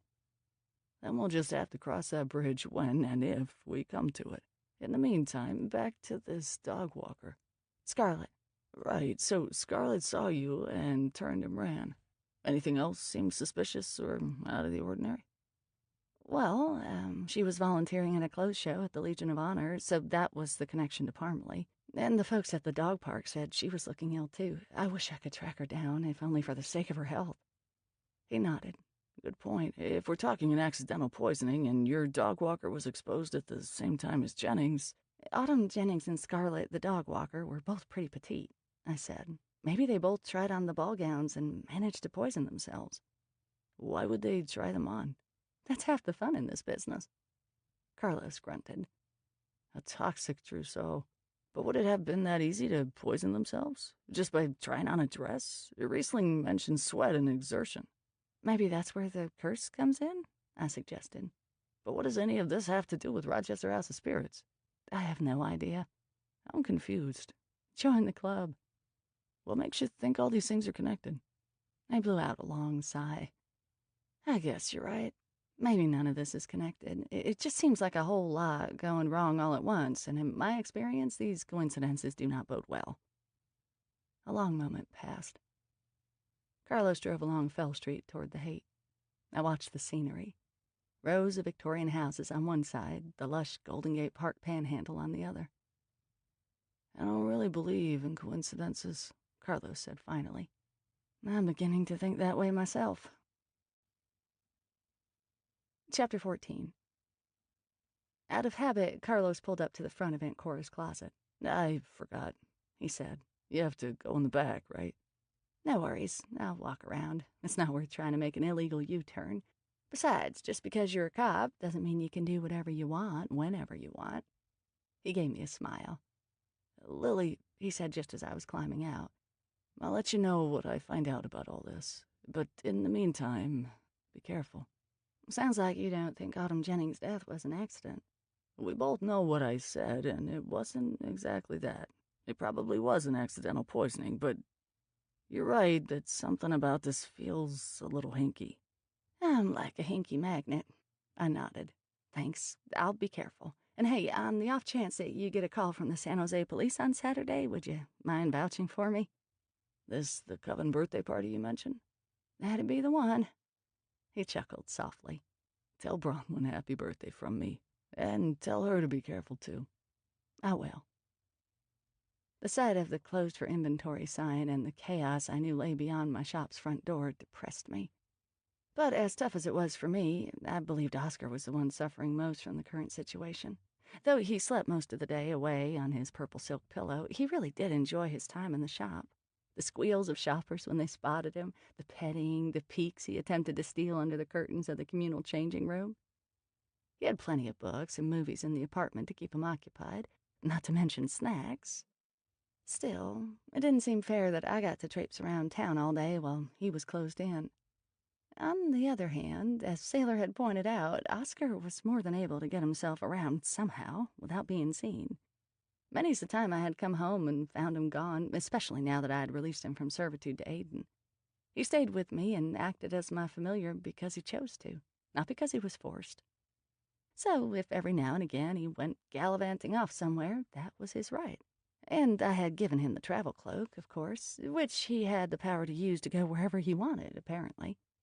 So I shouldn't feel too bad about not allowing him to accompany us to the Rochester House of Spirits, I decided. I was almost sure about that one. Sandra was standing outside her shop, bouncing up and down on her toes in apparent agitation, looking irate. With her was a tall man about 40 years old, with a paunch and a mustache and a shock of black hair. Last time I had seen Khalil sing was when I signed a 10-year lease on my store. Since then, I hadn't heard a peep. But then I hadn't asked for anything either. This was the sort of landlord-tenant relationship I could get behind. "Everything okay?" I asked, addressing them both. The man gave me a toothy grin, but Sandra scowled.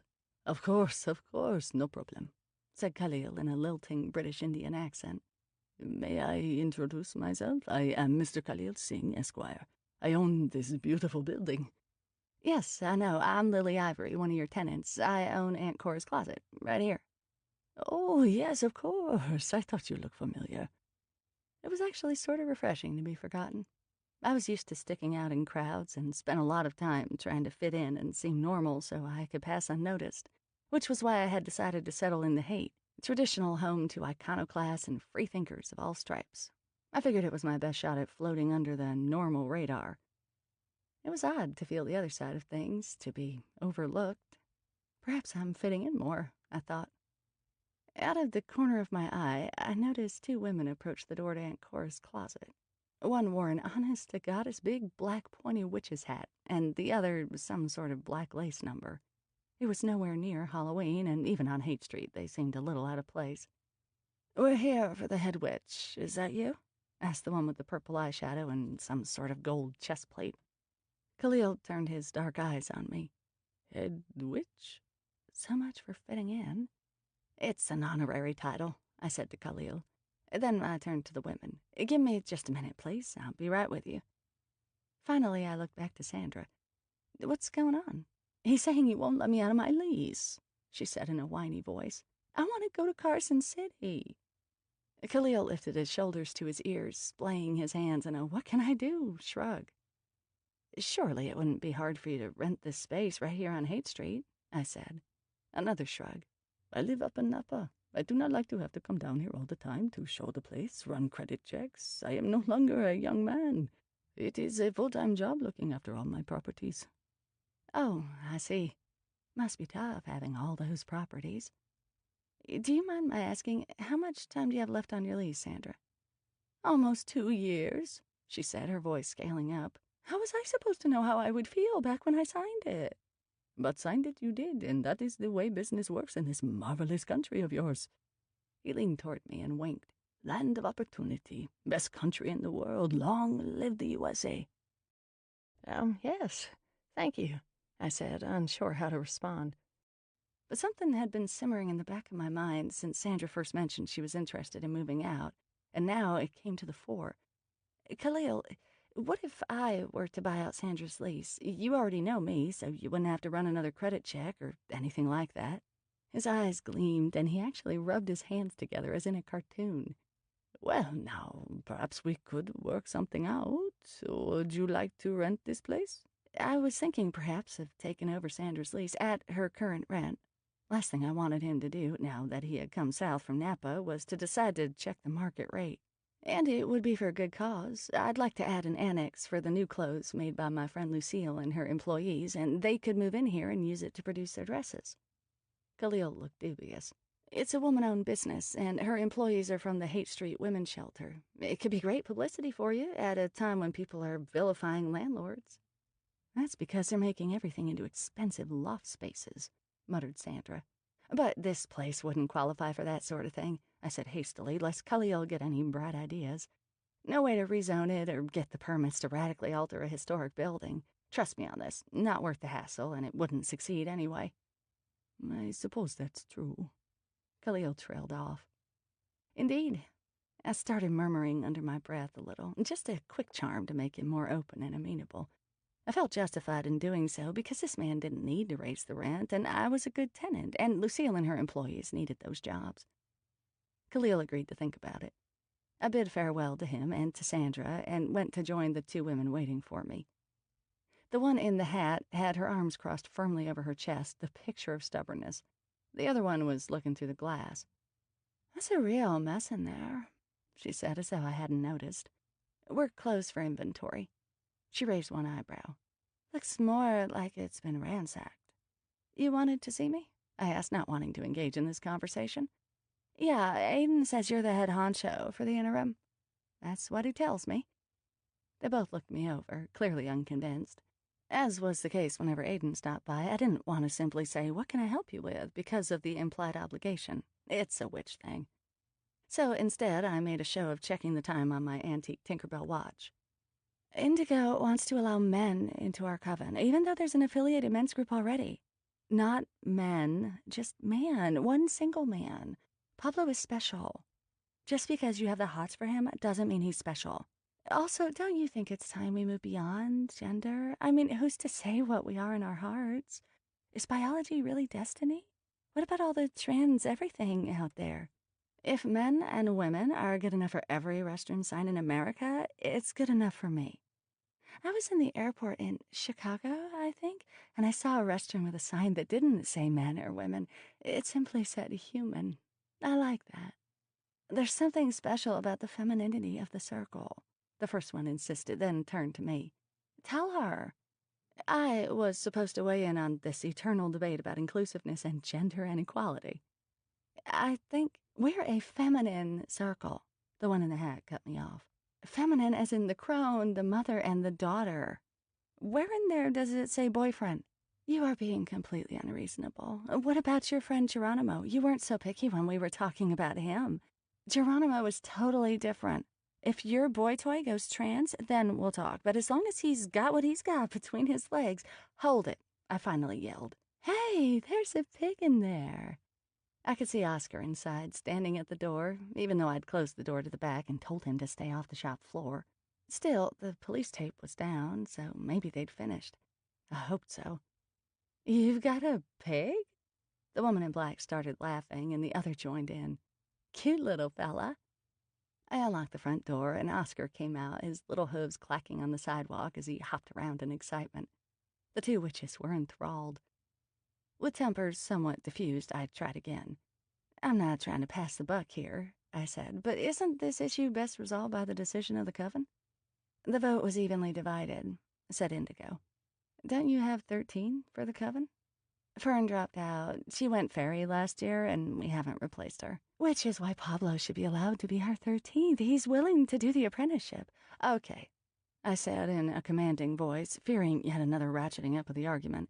I tried to sound like Aiden. Let me consult my crystal ball and the satchel, and I'll give you my decision tomorrow.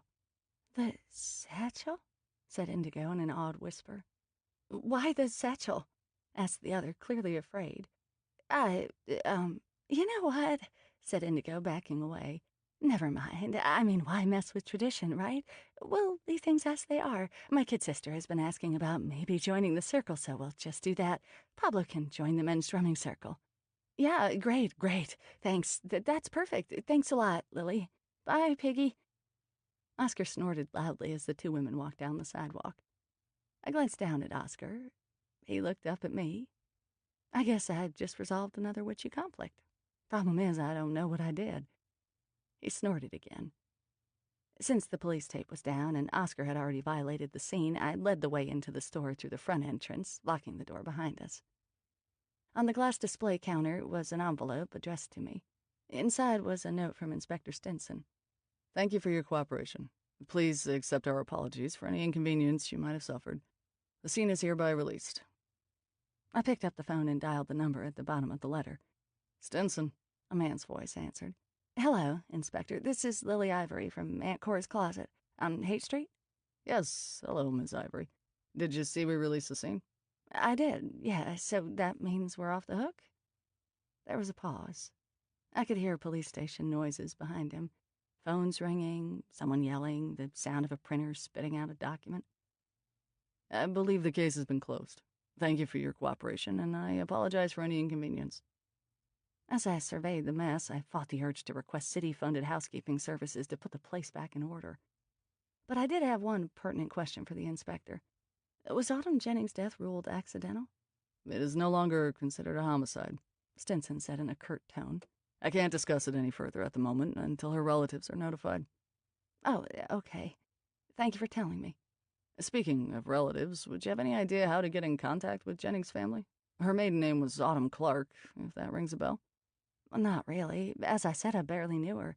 I've heard she didn't have much family. Clark. Wasn't that the name of the family cursed by the shoeshine boy? On the other hand, it wasn't an unusual name. Where did you hear about her family? Stinson demanded. At the dog park. I seem to have inherited Autumn's dog. I don't suppose... Have a nice evening, Miss Ivory. You too. As soon as I hung up, I realized Oscar had shifted into his natural form and was looming over me from the top of a tall walnut display cabinet. He was doing his gargoyle impression. Wait just a gall-darn minute, he said, his voice a strident growl. You've inherited her dog? We'll try to find a better place for Loretta, somewhere with a yard, I said. I'm hoping Maya's parents will decide they're in love. But I feel ultimately responsible for placing her somewhere if they can't take her. Why you? Just take her back to where you found her and let her be someone else's problem. Oscar, you don't mean that. He shrugged. Or you could drop her off in Golden Gate Park. Let her make her own way in this world. Toughen her up a little. Now just how would you feel if I did the same for you? He waved one oversized hand and grimaced, which was his way of smiling. Soon his bony shoulders began to shake as he started to cackle, quietly at first, and then raucously. I was gonna assume he was pondering the hilarity of the idea that he wouldn't be able to make his own way in Golden Gate Park. Oscar was tough. His breed was probably like cockroaches. They would be living on this earth long after the rest of us had made it uninhabitable for humans. My point is, Loretta's a perfectly nice dog. She deserves a home. Oscar harumphed. Anyway, I guess we should start cleaning up the store, I said, my voice unconvincing even to my own ears. But what about dinner? Oscar asked, outraged. You're right, I said with a smile. Let's go upstairs and fix some dinner, and then afterward we can start cleaning up. Or tomorrow. I sighed. There's always tomorrow. Chapter 15. Oscar was right. By the time we'd made dinner, eaten, and done the dishes, we were both plumb tuckered out. Oscar absolutely needed to find out who done it in the book he was reading, and I was pondering a hot bath. Tomorrow sounded like a better option to tackle the mess on the shop floor. Besides, that way I could call on friends for help. I sat on the edge of my bed and phoned Bronwyn and Maya, asking if they would be free to come in tomorrow to get the place in order, and maybe even open for business, depending on how long it took us. They both agreed. Maya said she would bring Loretta. As I hung up, my gaze settled on Aiden's satchel, which sat on the bed beside me. I stroked the soft leather, pondering the bag's significance, and more importantly, why Aiden had left it with me. Had he, indeed, merely needed someone to take over his bureaucratic duties while he was out of town? And what was so important to keep him away from San Francisco? It wasn't as though he went out of town often. I didn't approve of keeping people's markers and forcing them to do one's bidding. That sounded way too much like what Carlos would call organized crime. But if we were dealing with a supernatural threat, then maybe Aiden was simply doing what was necessary to keep everyone safe. I felt a headache coming on. I should have brewed willow bark tea after dinner. My eyes alighted on the note the woman had written earlier when she came into Aunt Cora's closet, asking for help with the mayor. The missive was long and involved, and made references to prior events I had no way of knowing anything about. It seemed like an ongoing story. I had promised to call the mayor on her behalf, but I had no idea why or what to say. Also, it was after hours. Still, what good was having the mayor's private number if a witch was afraid to use it? Mind made up, I opened the bag and pulled out the mayor's card, then dialed the numbers scribbled in pencil on the back. "What is it?" answered a man's voice I recognized from press conferences. But when speaking in public, his tone was forever patient, ready with a quick joke or folksy story. Now it was terse and impatient. "I'm sorry to disturb you," I began. "I needed to talk to you about—" "Tomorrow at your new office. 6? "Sure, He hung up. I stared at the phone for a long moment. That was odd. He didn't ask who I was, much less what I was calling about. And he said we'd meet at your new office. Did he mean Aiden's place in the recently rebuilt wax museum on Fisherman's Wharf? Didn't he notice he wasn't actually speaking to Aiden? What in the Sam Hill? I guess my questions would be answered tomorrow when I met the mayor face to face. Maybe I really was moving up in the world, from vintage clothes dealer to someone with the mayor's ear. I made a mental note to mention the streetlight in front of the store was out when we spoke. I was about to dig through the satchel a little more when I heard someone let him or herself into the store downstairs. Heavy boots thudded on the stairs leading to my apartment, and I was enveloped by the scent of roses. Sailor. I ran to meet him at the door. He paused, his dark eyes swept over me. A smile played on his lips. I resisted the urge to throw myself in his arms like the heroine of the novel I was reading. "Hi," I finally said, feeling oddly shy. His smile broadened. He placed his helmet on the chair by the door and stepped toward me. Yourself. Come here." We shared a long, luxurious kiss. Then he lifted his head and said, "Don't distract me now. Aren't we due to meet a man about a curse?" "Oh, I plumb forgot." "Grab your coat and hat, madam. It's cold out there." Pier 39 is the sort of tourist extravaganza that locals avoid like the plague. Nearby Fisherman's Wharf at least had a legitimate history, with historic restaurants like Alioto's, the sourdough bread factory, old fishing docks, and big steaming vats where crabs were cooked on the sidewalks by hawkers. But Pier 39 had been developed specifically for tourists, so it was crowded with tchotchke shops and chain seafood restaurants, and though it was built on an old pier, there wasn't much left of the historic structure to be savored. Still, it had its enjoyable aspects. There was a nice aquarium featuring the life of the San Francisco Bay. Sea lions entertained visitors with their incessant barking and antics as they pushed each other off the adjoining docks. The carousel featured San Francisco scenes and sent merry music to vie with the calls of the sea lions. And street performers juggled and danced and made people laugh. Sailor glanced down at me as we walked along. "You're smiling," he said. "You like it here?" "It's gaudy and silly, but I like tourists. Always have." He chuckled. "I don't think there are a lot of locals who would agree with you on that one. San Francisco's a tourist mecca, but that doesn't mean we have to like it." "It's their vibrations. Don't you feel it? They're upbeat and open, excited and Exhausted? Sailor suggested as a harried-looking woman dragged a screaming child toward the restroom. I had to laugh. Yes, exhausted too, of course. Look, there's the sign for the mirror maze upstairs. I stepped on the first step, and it made a tinkling sound. So did the second. Only then did I realize the stair risers were black and white, made to look like piano keys. "What's this?" I asked. You don't know the musical stairs? Sailor asked. It's like in that old movie with Tom Hanks, which I'm going to assume you never saw. I shook my head. We really are going to have to work on your pop culture education, now that you're a proud recipient of your GED. Sailor hopped onto the stairs and started jumping from one step to another, creating a simple rendition of a song, with only a few missteps. The Yellow Rose of Texas. A semicircle of tourists formed around us almost immediately. They laughed and clapped when he finished, and a couple of kids rushed onto the steps to make noise. I reached into my pocket and threw Sailor some coins. He caught a quarter, then jumped off the staircase to land at my feet. Don't throw coins, m'lady, he said, breathing heavily. Throw kisses. I laughed and gave him a quick kiss. The tourists, thinking they were witnessing an act, tried to press a few dollars into his hand, but he begged off. The show over, Sailor and I climbed the tinkling piano steps and made our way to the mirror maze, brought 2 tickets, and entered. The effect was disconcerting, definitely off-putting, but Sailor walked smoothly through the labyrinth as though he had a map in his head. "You're good at this," I said. "Is it related to the mirror thing I witnessed you doing at Autumn's place?" No, nothing so complicated. He pointed. Look at the floor. There's a tell. Then I saw what he was saying. The edge of the mirror at the floor left a little line, which wasn't there on the real path.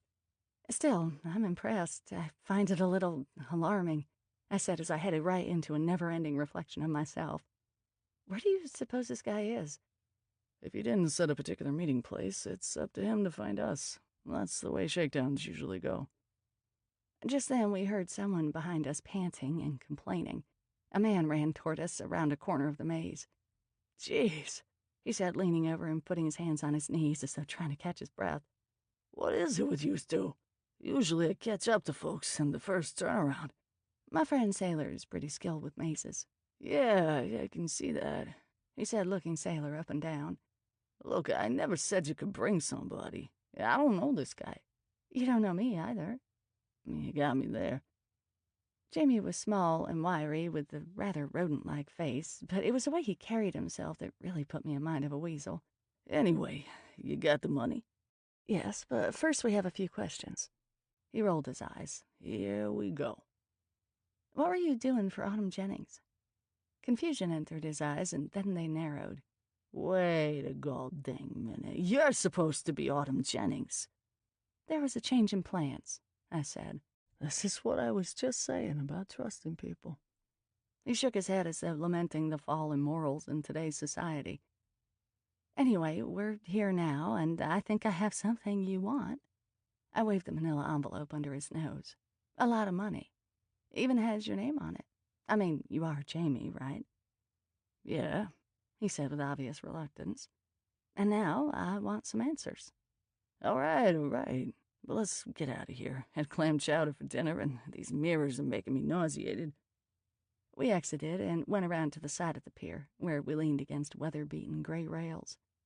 Here, we could hear the lapping of the water against the pilings, the incessant barking of the sea lions, and the far-off music from a street performer playing Stevie Wonder songs on a keyboard. A few couples strolled by, but most of the tourists remained on the main part of the pier. "Why would Autumn seek you out?" I asked. He shrugged. "Why does anyone seek me out? She wanted a curse removed." "Too late," said Sailor. "Why?" Jamie asked. He looked from one to the other of us. "She passed away 2 days ago." "What? Seriously? Damn. That's one thing about this business. It's a real issue with timing. You don't get to someone in time." He trailed off, shaking his head. "I don't understand," I said. "You're saying she keeled over just like that simply from touching a cursed item? I felt some of those items in the trousseau myself, and they were definitely sad, but they didn't feel evil or anything along those lines." "What are you talking about, a cursed trousseau?" "You were the one who just said she was cursed." "It's got nothing to do with clothes. What, you talking about that store of hers? She runs a vintage clothes store, right? But none of this had nothing to do with that. I mean, not directly. So what does it have to do with? It had to do with her family. I heard she didn't have any family. Yeah, well, that was partly my point.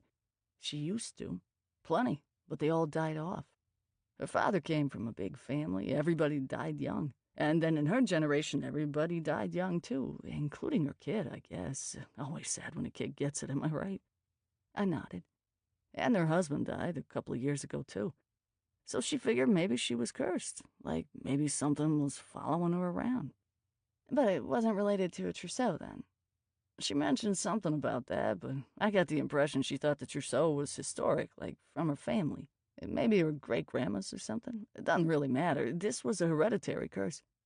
That actually makes more sense, I said to myself as much as to the man. It's not the clothes that are cursed, but the bloodline. And what were you promising to do for her? Asked Sailor. Hey, I got skills. As do you, I can tell. I got a nose for this kind of thing. You ever see her? What I'm seeing right now, said Sailor, is that you were planning on taking Autumn Jennings' money and giving her nothing in return. Well, now that's not exactly true. What I do is I go back through the documents and try to see where the trouble began. Then I got a girl out in the avenues, Russian. They're good at this sort of thing. She does a whole cleansing type deal, real convincing. I mean, the cleansing's legit and all, but she does a whole show. You sort of got to be there. Anyway, she goes a long way toward convincing someone the curse is lifted, and as you probably know, the belief in the curse or the cure is as powerful as the actual curse. He nodded his rodent-like head. Exactly. I studied him for a moment. So you're basically the go-between for someone who thinks they're cursed and this Russian woman in the avenues. Basically. And for this you charge $2,000? What I got, he laid his finger on the side of his nose, people are willing to pay for. And not for nothing, but sometimes the more they pay, the more they believe in the cure, if you catch my drift. I nodded. The sad truth was that he was right. As a general rule, the more someone invested in something, in this culture it tended to be monetary, the more they valued it. It was true for cars and jewels and magic as well. The wind kicked the salt off the bay, enveloping us in the night breezes. I thought about all the happy and exhausted tourists, the couples headed out to crab dinners and hopping onto the carousel for another ride.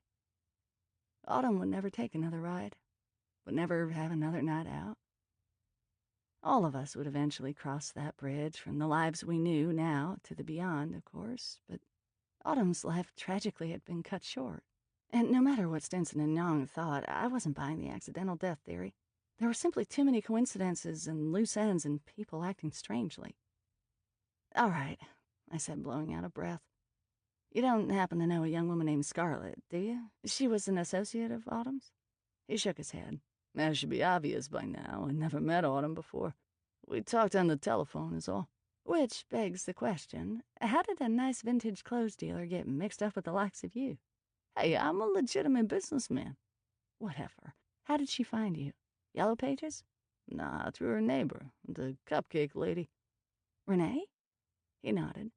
Is Renee Baker a friend of yours? There was a pause. I wouldn't say friend. I help her out from time to time, so she refers people to me. Like that. It was on the tip of my tongue to ask what he helped her with, but it really wasn't any of my business. People found support and solace and insight where they could, whether through religion or exercise or psychics or weaselly ersatz curse lifters like Jamie. Still, I couldn't quite let it go. Are you licensed to lift curses? Excuse me? I took a copy of the licensure for fortune-telling out of my bag and handed it to him. I wouldn't call myself a necromancer, much less a fortune-teller. Jamie hedged, looking at the regulations in his hand like they were about to jump up and bite him. Keep reading, I said. Telling of fortunes, forecasting of futures, or reading the past by means of any occult psychic power, yada, yada, yada. He handed the paper back to me. I don't do none of that hocus-pocus.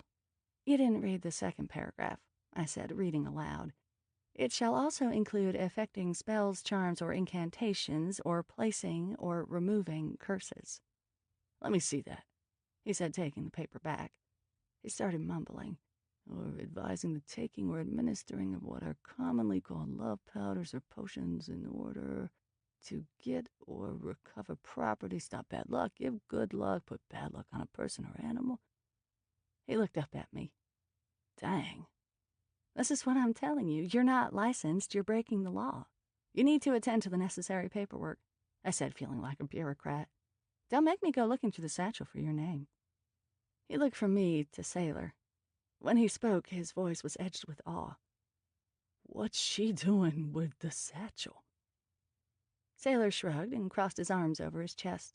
With his heavy-lidded stare, he sent out very subtle yet distinct warning pulses, wafting through the air right alongside the bay breezes.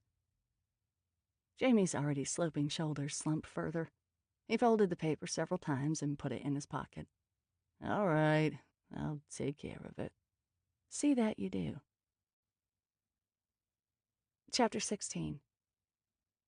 The next morning, a sailor helped me put to rights some of the heavier items on the shop floor, but then had to leave for an appointment. We made arrangements to have lunch together.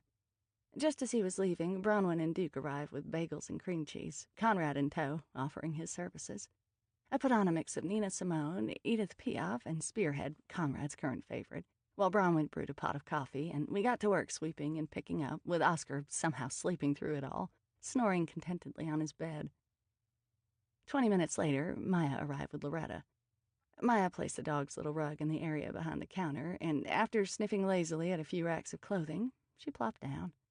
Oscar awoke with a snort and nosed at her, his little hooves clopping on the wooden floors as he circled her a few times. But Loretta just gave him a few thumps of her tail, closed her eyes, let out a long sigh, and went to sleep. I don't think even you, Oscar, can work up much animosity towards such an easygoing animal, I said with a chuckle. Mom and I took Loretta to the vet yesterday to have her checked out, said Maya as she started smoothing and folding a bunch of scarves that had been shoved into a heap on one of the shelves. To tell you the truth, part of me wondered whether her lack of energy had something to do with whatever happened to Autumn Jennings. I mean, who knows whether a dog could be poisoned by the same things we can. I know they eat putrid, disgusting things, but you're right, I said. Arsenic's probably a whole different ballgame. Arsenic? Asked Bronwyn. I nodded. The police think Autumn Jennings was poisoned by arsenic. Sounds like something the Borgias did to each other, said Maya. That's what I said. I picked up a couple of silky slips that had been knocked off their hangers. We'd tied their spaghetti straps together with blue ribbon to keep them from slipping off, but the result wasn't foolproof. I've read that arsenic was so popular back in the day, it was referred to as inheritance powder or revenge powder, said Bronwyn as she finished sweeping the floor around her herbal stand. The forensics team had taken samples from most of her jars, resulting in a lot of dried herbs and teas scattered here and there, but no major damage. More than one servant punished an unfair master by adding a little to the gravy. Imagine living your life knowing that the people who prepared your food might be ready to off you at any moment. Maya nodded thoughtfully and moved on to the parasols, rehanging a few on some fishing line in the front window, while placing the others in a huge pressed metal urn. I really should learn to cook, I suppose. In Autumn's case, I continued, they think it was an accidental poisoning. How does one become accidentally poisoned by arsenic in this day and age? Asked Duke. He was washing the front window, which the police hadn't bothered, but Duke was always self-conscious that his big, calloused fisherman's hands would snag the old fabric of the clothes, so he often made himself useful in other ways. He was a pleasant, easygoing presence in the store, and he made Bronwyn happy, and that was more than enough for me. According to Parmalee Riesling, a clothing conservator, it's not all that uncommon for people dealing with really old clothes. Many dyes in the 19th century contained poisonous ingredients or other toxic byproducts of production. Such as arsenic? I nodded. It was used to create a special shade of green. Apparently William Morris was famous not only for his intricate wallpaper designs, but also for poisoning a lot of workers with dyes. That's horrible, said Maya. So the workers were sacrificed for the sake of beauty? It wouldn't be the first time, sorry to say. But in this case, it wasn't just those making the clothes, but those who wore them. As women danced in their ball gowns, their pores opened and sweat activated the dyes, allowing arsenic to enter their bloodstream. Or sometimes the arsenic leached out and wafted around the dance floors in clouds of poison dust. Bronwyn stood, placing a flapper dress on its hanger, and blinked in shock. What a terrible image. I prefer to think of it as all beautiful back then. Only for the wealthy people at the top, said Maya. As a general rule, my people didn't live in quite such a pretty bubble. But as far as Loretta goes, the vet gave her a clean bill of health. I guess she's just lazy. Let's say mellow, said Bronwyn, going over to stroke Loretta's neck. It sounds nicer. Anyway, that's a positive trait in a store mascot. Oscar snorted. She means for Autumn Jennings' store, Oscar, not here, said Maya. We've got more than enough mascot in you. I was beginning to wonder whether my friends might be getting clued into Oscar's true self. I knew people talk to pets like people, but Maya and Bronwyn and even Conrad had started talking to Oscar as though they expected him to understand, which he did, of course. We're not open yet, Sandra, said Bronwyn as our neighbor sailed in, ignoring the close sign. Oh, do you mind terribly? I wanted to tell you something important, she said, standing in the middle of the store and rising on her tiptoes. Her gaze fell on the bagels on the counter. Please help yourself to a bagel, Sandra, I said. Oscar grunted again. I imagined in protest at losing part of his after-breakfast snack to someone of whom he was not fond. What did you want to tell us? What? She said, distracted as she read the labels from the 3 different kinds of cream cheese, veggie, jalapeno, and plain. You said you had something important to tell us? I reminded her. Oh, yes, she said as she slathered a sesame bagel with plain cream cheese. The landlord said he agrees, and it would work for you to take over my lease. Really? Her eyes widened, and she spoke around a bite of bagel. Don't say you've changed your mind. I've already made plans. Carson City is waiting. Everyone in the store, with the exception of Loretta, turned to stare at me. What's going on, Lily? Asked Bronwyn. Well, as you all know, Sandra's moving out of Peaceful Things. My sister has a charming little antique store in Carson City, and I think I'd like to live in a different sort of environment. I'll leave this neighborhood such as it is. Sandra gave a significant glance in Conrad's direction. To those of you who can really enjoy it. Sandra and I share a landlord, I continued, and I spoke with him yesterday about the possibility of taking over Sandra's lease on the space she uses for Peaceful Things.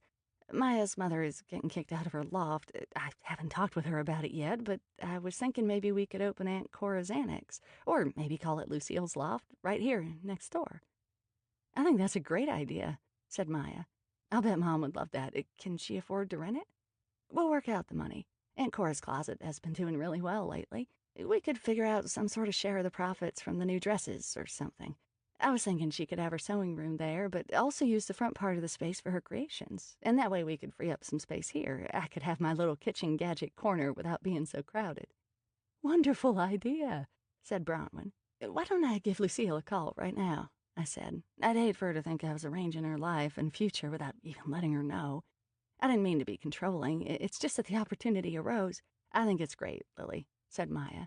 Just give her a call. She hasn't been able to sleep lately, trying to work out where she was going to move.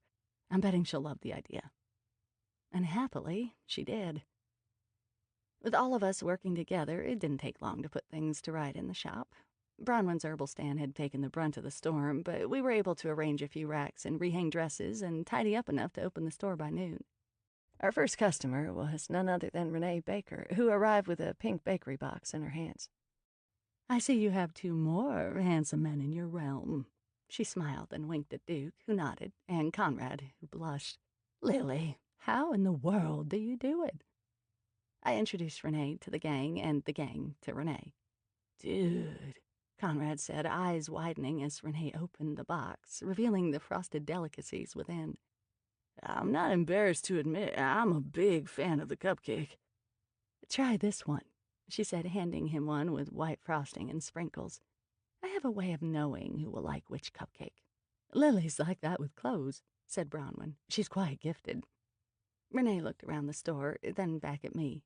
Why, this place is lovely and neat as a pin. You should have seen it this morning, muttered Maya. Yes, I fear the police did a number on us, said Bronwyn. I made poor Autumn, may the goddess show her the light, some scones a few days ago, so the officials were suspicious of my herbs, and they tore this place apart. Can you imagine? Well, that's odd, Renee said, perusing a rack of 1980s velour loungewear and polyester jogging suits. These sold well, amazingly enough, but they were nothing compared to the caliber of the clothes in Autumn's store. They've left Autumn's place virtually untouched. Why do you suppose that would be? I have no idea, I said. The other day, you mentioned the police came into your store and talked to you about what might have happened to Autumn, right? They did come in, of course they did. An officer and a lady. I believe they're both inspectors. Right, the fellow liked my lemon chiffon, and the lady preferred chocolate, as many ladies do. Another wink in Conrad's direction. Luckily, he was distracted by the cupcake he was eating. Conrad wasn't typically what one might call smooth with the ladies. And you told him about the trousseau upstairs? About Autumn trying on the dresses? I can't recall whether I went into those particulars. They just asked me about enemies, family, suspicious people hanging around, that sort of thing. And were you able to give them any ideas? Oh, no, not really. I didn't go into the shop that often. All I could tell them was that Autumn didn't have any family, and her husband passed away a couple of years ago. Renee held up a fitted jacket that was clearly too small for her, so I steered her toward a display of 1960s outerwear that would better suit her figure. You really do have fun things here. So different from Autumn's inventory. Dude, that was the best cupcake I've ever had in my life, said Conrad, sitting on one of the velvet benches near the dressing rooms, a serene look on his face. Have another? Dude, I couldn't. Well, maybe one more. He chose a lavender one this time. You know, the cupcake business is doing so well. Everyone said when I started that I would never make it, but things are going great. I'm even thinking about seeing whether I could expand into the vintage vision space. Would you be interested in the merchandise? My hands, busy rearranging the carved talismans in the glass display case, stilled. Oh, Lily was just talking about expanding Aunt Cora's closet, said Bronwyn. Then realization dawned. Of course, luckily our neighbor is simply moving, not dead. Maya supplied the word she was looking for. Are you in charge of Autumn's estate, Renee? I asked. What? Oh, no, of course not. It just seems serendipitous that the place should open up just like that, and I've been thinking I needed to expand. Maya and Bronwyn and I exchanged looks. Oh, I'm sorry, said Renee, clearly picking up on the tension. Too soon? A little, Maya said softly. Was she a friend of yours? I thought you barely knew her. We didn't, not really, I said. Still, in all, it's a tragedy, her passing away so quickly. Of course it was, and so unexpected. She wasn't very old. I'm just, well, you know how real estate is around here. If you don't jump on something right away, the opportunity passes. There have already been folks poking around, looking in the windows.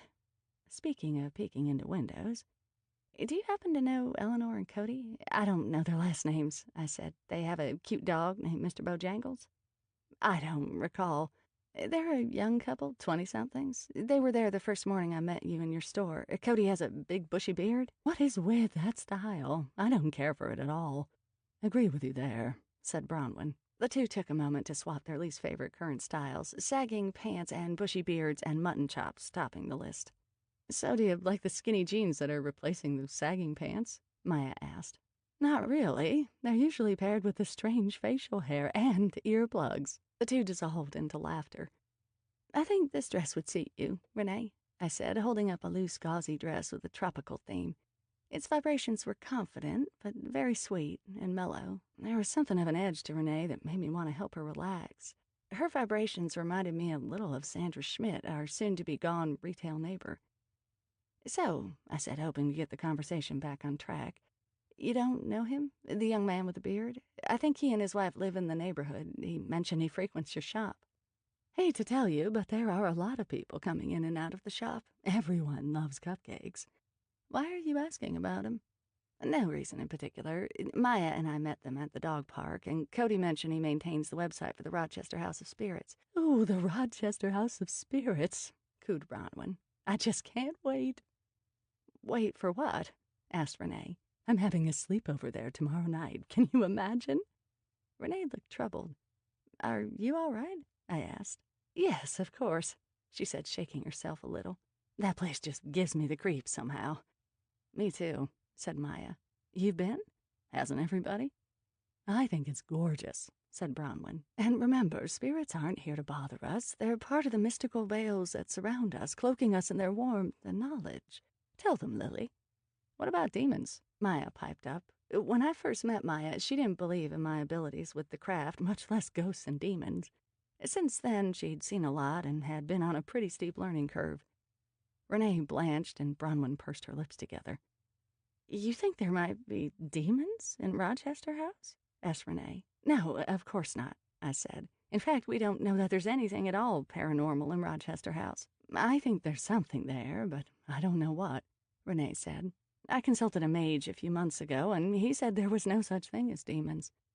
I sincerely hoped the mage she was referring to wasn't the dubious Jamie. I was trying to think of a way to frame my question so it wouldn't sound too pushy when Renee offered. I went to see him to inquire about the next steps to take for the success of my business. Do you know a man named Jamie? He has a beard like the other fellow? No, he's a lot older than Cody, probably in his 30s or 40s. Not very tall. It was on the tip of my tongue to say claims to resolve curses. But again, though my friends back me up in my magical endeavors, sometimes they were best left protected. Sort of a Jersey tough guy accent. He had some business with Autumn Jennings, and he mentioned you had given her his name. Renee was flipping through a set of psychedelic 60s moo-moos and appeared not to hear me. Renee? Finally, she paused and turned toward me. The others were chatting amongst themselves, absorbed in their respective tasks, not paying us any attention. So no one else saw what I did. Renee went from smiling Anglophile cupcake lady to something else entirely. Her normally warm, sparkling eyes narrowed. They were as cold as ice. He shouldn't have told you that, Renee said. Then she smiled again and resumed her former attitude, holding a hot pink and orange maxi dress in front of her. You there, young man, she said to Conrad. What do you think of this on me? Do you suppose I could pull it off? The phone rang. Still shaken by my interaction with Renee, I crossed over to the counter and answered absently. Aunt Cora's closet, Lily speaking. It was Sam Spade, my investigator. I couldn't find anything on the phone number you gave me. It's a burner cell phone. Therefore, no name associated with it. Sorry. But I ran that plate for you and got a hit. The motorcycle's registered to a fellow named Brad Goldman. Works at the David Gallery off Union Square. Is that an art gallery? They'd probably say yes, but what it really is like a spa for guys. A men's salon? I guess. I mean, what's with that? Barbershop's not good enough for people anymore. I don't know what this world's coming to, I said. Sam never got my jokes, but that didn't prevent me from making them. In fact, if anything, it spurred me on for my own amusement. Anyway, I tracked Brad Goldman down there, and he's working 10 to 5 today. Since I went there in person, that'll cost extra.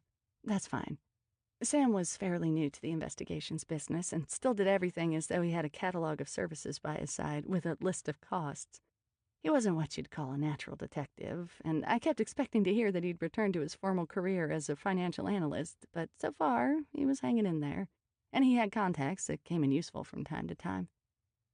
I wrote down the name and address at the David Gallery. By the time we hung up, Renee had decided on the moo-moo, and Maya was already wrapping it up for her and placing it in one of our recycled bags with Aunt Cora's closet emblazoned on the side. Thanks again for the cupcakes, said Maya. Lily can't stop talking about them. Oh, you're welcome. It's great advertising. Maybe I'll be moving into this neighborhood next. One never knows. There could be Renee's bakeries all over this city. Maya smiled broadly. One can only hope. Aren't you a dear? Renee said. Bronwyn, Duke, Conrad, you have been such loves. Only then did I realize that Oscar hadn't shown his snout the entire time Renee was in the store. Was he that put out by Loretta, or could there really be something problematic with the cupcake lady?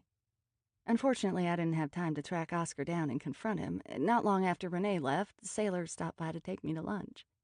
I turned to Bronwyn and Maya. Mind if I sneak out? No, please, go and enjoy, said Bronwyn. We have more than enough help at the store at the moment. Thanks. It was sunny and nice out, but I grabbed a pea coat and a scarf just in case. Hungry? Sailor asked. Getting there, I said, feeling guilty that I'd eaten a bagel and half a cupcake already today. But on the way to lunch, we need to see a man about a motorcycle. He let out a little groan and held his hands out for the keys. In that case, I'm driving. Sometimes I think you just love me for my Mustang. It is a great car. Chapter 17. David's gallery was full of trendy young men getting not only haircuts, but also facials and other spa treatments. I don't want to sound hopelessly behind the times, I said in a quiet voice, but I've never seen such a thing. Have you? Beats the heck out of me, Sailor said. On the other hand, you could probably use a facial, I said, or perhaps a manicure. You just do your investigating so we can get to lunch. I'm hungry. I asked the receptionist, a young tattooed man wearing blue eyeliner and a plaid lumberjack shirt that hugged his thin shoulders, for Brad Goldman. "Brad," he yelled over his shoulder, then turned back to his smartphone. A young man trotted out from the back, then came to a stop and put his hands on his hips. "You're not my 1 o'clock," he said. His own blonde hair had been buzzed very close to his skull, and I made out what looked like a tattoo of a horse on the side of his head. He had clear blue eyes and a rather chubby face that gave him a pleasant, boyish look. "No, we're not. We're actually here to ask you about your motorcycle." His expression instantly became interested. "Did you find it? Where is it? And who are you?" "I'm Lily Ivory, and this is Sailor. We don't know where your bike is, but we're looking for a woman we saw riding it. Her name's Scarlett." His eyes widened, and he stepped back. "What about her?" "We're trying to track her down." "I don't know where she is. The truth is she begged me to borrow my bike, said she was late for her dog walking gig, but she never came back. She bugged off with my bike." "The black Ducati?" He nodded and swallowed so hard I could hear the gulp. "And you haven't heard from her?" He shook his head. His lip trembled and his eyes filled with tears. "I really don't understand. She took my bike, man. I mean, I thought we were in love, you know? Like, she was the one." "So Scarlett's your girlfriend?" I asked. "Was my girlfriend, I'm guessing. Women are complicated," Sailor said. "Man, you're totally right," Brad said slowly. "I mean, why would she do this to me? Do you still love her?" Brad nodded. "Then stand by her," counseled Sailor. "She probably has an explanation, as far-fetched as it might be." "I guess you're right," said Brad. "Besides, she wasn't feeling all that great. Maybe she just, went to bed or something." "Where does she live?" "She's not there. Landlady said she left, and she's sure not at my place." "Could you give me her address anyway?"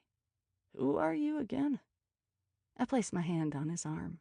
I can't sway everyone easily, but Brad's open countenance had given me the idea he might be amenable. "We're looking for her. She left all the dogs she was caring for, and we need to make sure we get them back to their homes. Surely she would want that." "She just left them? Man, that's weird." He shook his head but wrote down her full name, address, and the telephone number I already had on the back of an appointment card and handed it to me. "Her last name is Funk?" I asked. He nodded. No wonder she went by just the one name. "How did Scarlett know Autumn Jennings? Do you know?" "Autumn's the woman who runs the secondhand clothes store." I nodded. "They met when Scarlett volunteered at the Legion of Honor. Then Scarlett did some odd jobs for her at the shop. She's from Missouri. Man, it's been tough for her trying to get by in San Francisco. But she's tough, you know? Tough, but sweet. I think it's a Midwestern thing, don't you? I think we San Franciscans are sort of soft." The air in the salon was scented with the lavender from the foot soaks and facial scrubs. He might be right, I thought. "Did she have any connection to the Rochester House of Spirits, do you know?" "Why are you asking?" "I'm going down there on Saturday for a party. Someone mentioned she might have looked for a job there, so I was just wondering." He was shaking his head, a blank look in his eyes. "Still, that's totally weird that she left the dogs. She really liked them. But like I said, she wasn't really feeling herself lately." "Wasn't feeling well how?" He shrugged. "I don't know, sort of weak and a little confused." "Do you happen to know if Scarlett might have a dress from Autumn Jennings' vintage clothes store?" He wouldn't meet my eyes. "I really don't know anything about that." "What about some fake couture labels?" He shrugged and shook his head. "And no other idea where we might find her?" I persisted. "If she's not at home?" He shrugged. "Oh, man, my 1 o'clock's here. Hey, if you find Scarlett, tell her I love her and want her back, and I want my bike back, too." "Will do," said Sailor. "Especially the bike. I mean, seriously, I didn't report it to the cops or anything, but I need it, man." "Of course," I said, pulling out one of my business cards.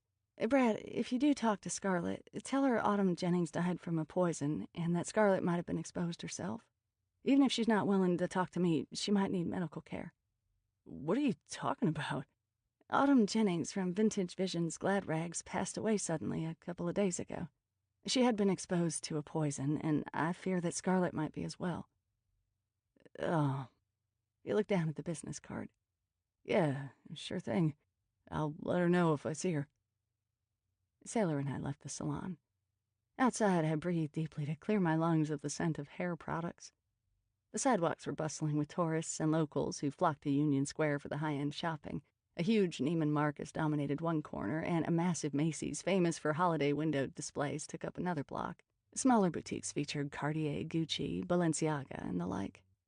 He was lying toward the end when you asked him about the dress labels, said Sailor. I saw mock orange. Excuse me? Mock orange is a flower and a traditional symbol of lying. Sometimes I see Pinocchio. At my amused look, Sailor continued. You wanted me to tell you more about how things work for me, so there you go. I think it's cute that you see flowers in children's characters. I take what I can get. He shrugged. Anyway, I'll bet Scarlett did take something from Autumn's shop, or maybe Autumn gave it to her. It really doesn't matter at this point.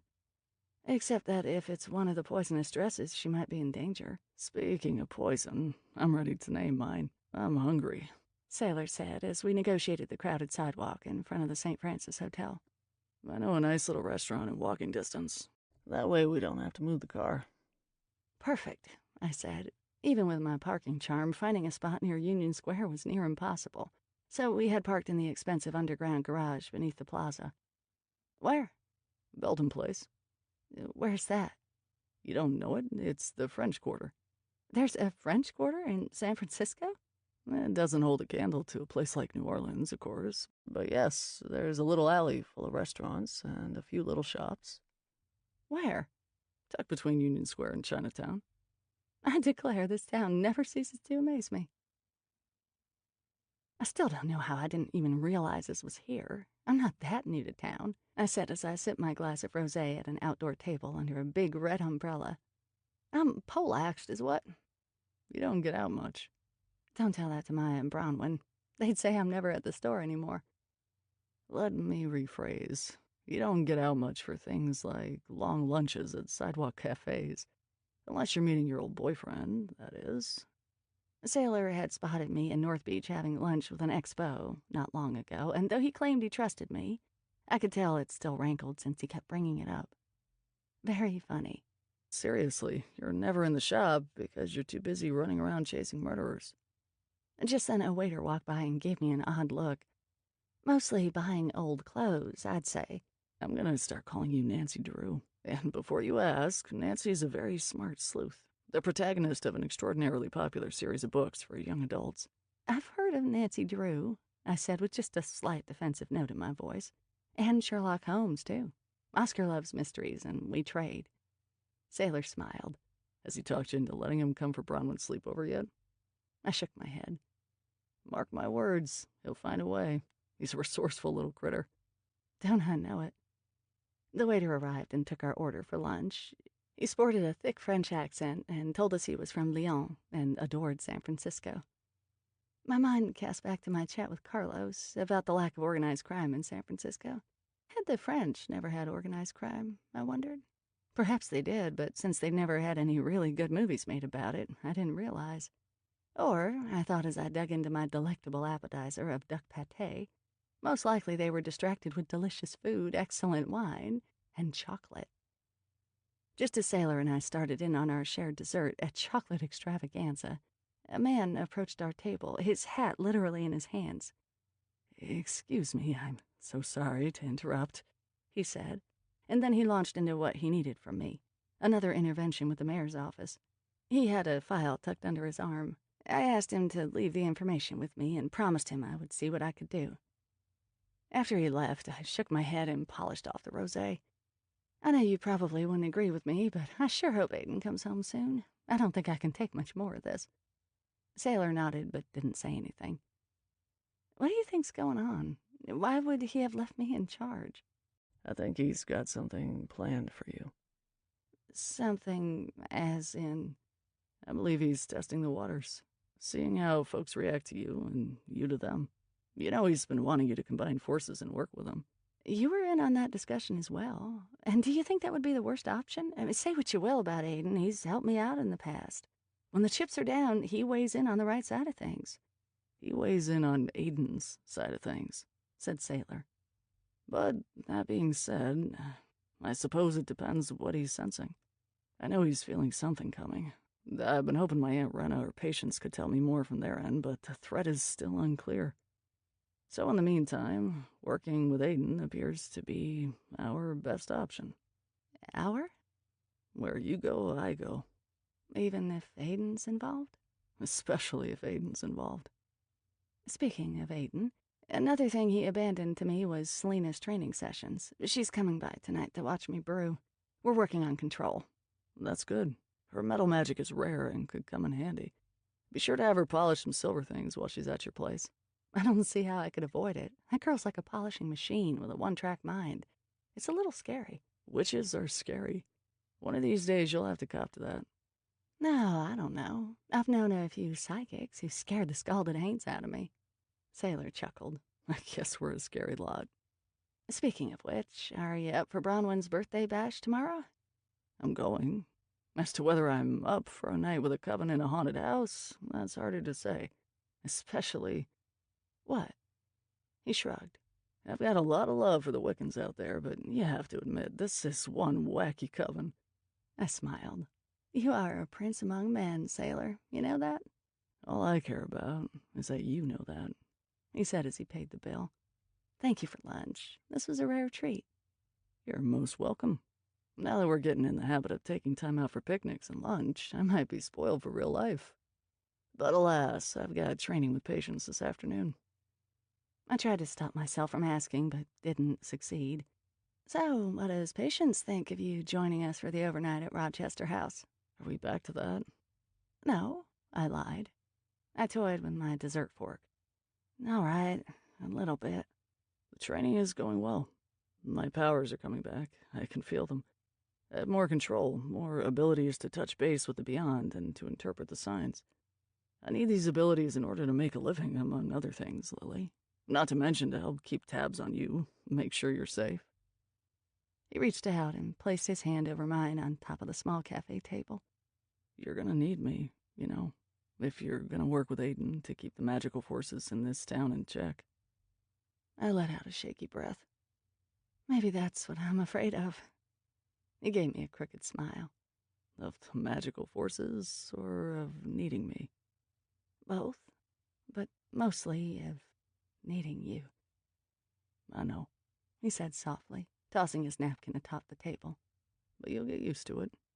And I will reiterate, you have absolutely nothing to worry about with me and Patience. Nothing to worry about. I rose and took his arm, and we walked toward Union Square. I'll go check out Scarlett's last known address. It's not far from where I'm headed this afternoon anyway, said Sailor. Brad said she already moved out. Mock Orange, remember? I'm not ready to trust Brad. I nodded. Okay, thanks. Sailor, did you notice anything off about Renee? The cupcake lady? Not particularly, but neither was I looking for anything. Why? I was wondering whether she might be involved in this whole affair somehow. The cupcake lady? I grant that her association with cupcakes makes it a harder notion to accept, but just because she's a baker doesn't mean she can't also be powerful. After all, how many vintage clothes dealers would you think were super powerful witches? He grinned. Super powerful? Aren't we getting a little big for our britches? I nodded, acceding to his point. But remember yesterday, the little weasel? Jamie? I nodded. Jamie said Renee had recommended him to Autumn. Why would a cupcake baker know anything about lifting curses? Maybe she had use for his services at some point. That would be no more sinister than going to Patience for a crystal ball reading or to my Aunt Rena for tarot. I know that you don't engage in magic in exchange for money, Lily, but some of us who are very close to you do. True. But today, when I asked her about it, she gave me a funny look. What kind of funny look? Sort of blank funny. Almost like you look when you've made contact with the beyond. Sort of spooky. And yet in my case, you're willing to give me the benefit of the doubt. Well, you're a special case. A funny look after you ask her about her association with a fellow like Jamie in front of a group of strangers might have been due more to embarrassment than anything more. Or? Far be it from me to disregard your witchy intuition. I suppose at the very least it indicates that we should be careful around her. But for now, do you think you can stay out of trouble until tomorrow? I'll do my darndest. Chapter 18. Back at Aunt Cora's closet, Maya told me the afternoon had been mellow, with just a few customers in and out. Duke and Conrad had stayed, and they decided to order pizza for dinner, with an extra one for Oscar, sans pepperoni. I begged off dinner, citing the huge, leisurely French lunch I had shared with Sailor. Plus, I was nervous about my appointment with the mayor at Aiden's office, so I wanted to get there early. First things first, I went upstairs to my apartment, closed the door, and asked Oscar for some advice. His eyes grew huge. "You're meeting the mayor? Wow, you go, mistress. You mind asking him about a couple of parking tickets?" "How in tarnation did you manage to rack up parking tickets?" He shrugged. "Sometimes you think you're gonna be like 10 minutes, and then one thing leads to another, and you totally forget how much time you've got left on the meter." "No, I understand that, but oh, never mind. I don't want to be late. Do I look all right?" He scrunched up his muzzle and made a funny kind of grimace/shrug. "You think I should change?" "The mayor's a little traditional. What about a nice suit of some sort?" "The only suit I have is from the 1940s. Do you think that will do?" "Sure, put it on, and I'll tell you what I think." When I emerged from the bedroom, he suggested softening up the brown outfit with the addition of an Hermes scarf in tones of gold, sage green, and rust. Then he told me to try pinning up my hair in a messy bun on top of my head. "It says formal, but not stuffy, if you know what I'm saying," Oscar said. I stood back and checked my reflection in the mirror. "That's not bad," I said. "Not bad at all. I'm impressed, Oscar." "Why you sound so surprised? I hang around in the shop every day. I pick things up." "You sleep 55 minutes out of every hour." "I'm a quick study. I get it from my father's side. Goblins are smart. Everybody knows this. Here, a few bangles at the wrist, and you're good to go." Oscar, Gobgoyle sidekick and fashion consultant.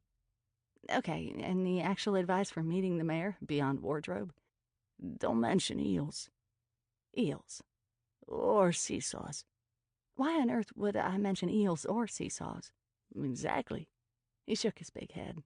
"Good luck, and don't forget to ask about those parking tickets." As I neared Fisherman's Wharf, I realized I was absurdly early. I didn't want to cool my heels in Aiden's office for a full hour and a half.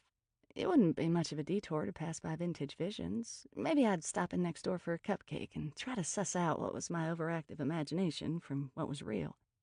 I drove down the street, but Renee's cupcake store was closed. Along with the permanent closing of Vintage Visions Glad Rags, it made the whole street seem a little sad. Then I saw Mrs. Morgan across the street, trying to make it down the long flight of wooden stairs with Colonel Mustard's leash in one hand and a walker in the other. I double-parked and rushed out to help her. "Mrs. Morgan, are you all right? May I help you?" "Oh, would you? It's good for me to take Colonel Mustard to the park, but these stairs are daunting. It seems counterintuitive, but going up is so much easier than down, isn't it? I was better about getting out before, but now that Mr. Morgan has passed..." I took the dog's leash and the walker from her hands. Once she could hold on to the rail, she seemed able to make it down without a problem. "Why don't I drive you around the corner to the park?" I offered. "Then you only have to walk in one direction." "Oh, would you? That would be lovely." I helped Mrs. Morgan into the passenger side, and Colonel Mustard hopped into the back seat. We arrived at the park in about 20 seconds. I helped Mrs. Morgan out and onto a nearby bench, while Colonel Mustard clambered off to play with a rambunctious black lab. "It's too bad the cupcake store's closed," said Mrs. Morgan. "I would have treated you as a thank you." Too bad. I could have gone for another chocolate suicide. "Have you tried the rosemary orange? That's my favorite." "Yeah, I remember." "You do? From the other day?" I said, "when I brought you one from Renee." "Oh, I forget things sometimes," she said, waving it off, but giving off a little whiff of embarrassment. I was forgetful enough as it was. I couldn't imagine how I might be when I got to be Mrs. Morgan's age. A forgetful witch could be a handful. I had hoped to spot Cody and Eleanor at the dog park, but though there were a few people with their pets, the only person I recognized from the other day was Rolando. But then it was a different time of day, and most people stuck more or less to their daily schedules. We laughed as Rolando threw the ball for his dog, and Colonel Mustard ran after it, trying to beat him to it. Then they both picked up a stick, each carrying one end of it. Fast canine friends. Do you happen to know a young man who comes here sometimes with a big beard? I asked Mrs. Morgan. His name's Cody? I'm no good with names either, child. Forget them, just like everything else, I'm sorry to tell you. Is he a friend of yours? No, I just know him from here. And I saw him once at the cupcake shop, but I wanted to ask him some questions about the Rochester House of Spirits. Do you happen to know it? I went there many years ago, but I know Autumn was talking about it recently, and she and Renee had something of a feud going about it. A feud? That's too strong a word, probably, she said. They argued, is all. What about? I'm sure I don't know, but I believe Renee donated the cupcakes to an event down at the Rochester House. She and Scarlett went down there. Scarlett? As in dog walker Scarlett? Yes, I told you she was always looking for odd jobs. I thought over what I had learned from Mrs. Morgan as I drove toward Fisherman's Wharf. Renee had acted like she hardly knew Scarlett. She certainly hadn't mentioned driving down to San Jose with her. That trip took an hour. It wasn't as though it could have slipped her mind. They must have spoken. They knew each other. So what was I thinking? That they had worked together to kill Autumn with a cursed trousseau? For what possible reason? I had no patience for parking like a Cowan today, so I used my parking charm to free up a spot and squeezed my Mustang in between two huge SUVs, half a block from the newly reconstructed Wax Museum. This was my first time back since I had been instrumental in burning down the old one. Not that it had been my intent, but I was implicated. They had rebuilt it awfully quickly, but then I suppose they were motivated. It held pride of place right there on Jefferson, the main street of the tourist mecca on Fisherman's Wharf. Sitting in the enclosed ticket booth was Clorinda, a young woman who dressed like a queen of the dead. Clorinda had been injured in the disaster that closed the old museum. Apparently, she'd recovered and gotten her old job back. Hi, I said, pleased to see her, even though she'd never given me so much as a smile and always pretended as if she didn't know me. This time was no different. She looked bored out of her mind and put the battered paperback she was reading face down on the counter, then looked up at me languidly. How many? Just me, but I don't need a ticket. I'm letting myself into Aiden's office. Yeah, real funny, lady.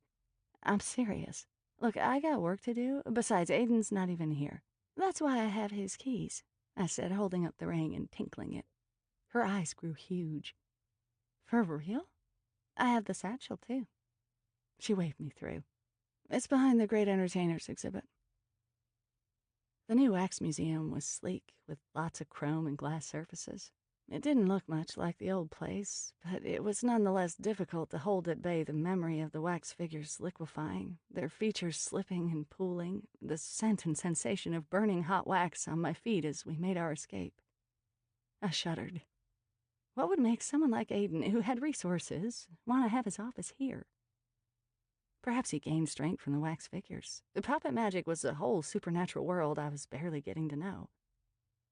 There, behind sculptures of Louis Armstrong and Barbra Streisand, I could barely make out a door. Aiden's office, I was sure.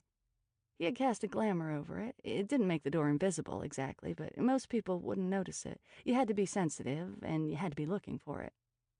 As I slipped the key in the lock, I hoped I wouldn't be greeted by Noctimus, Aiden's pure white long-haired cat. We weren't fond of each other. Gathering strength, I pushed in the door. Aiden's office was done in what I like to think of as late Victorian gentleman fortune teller.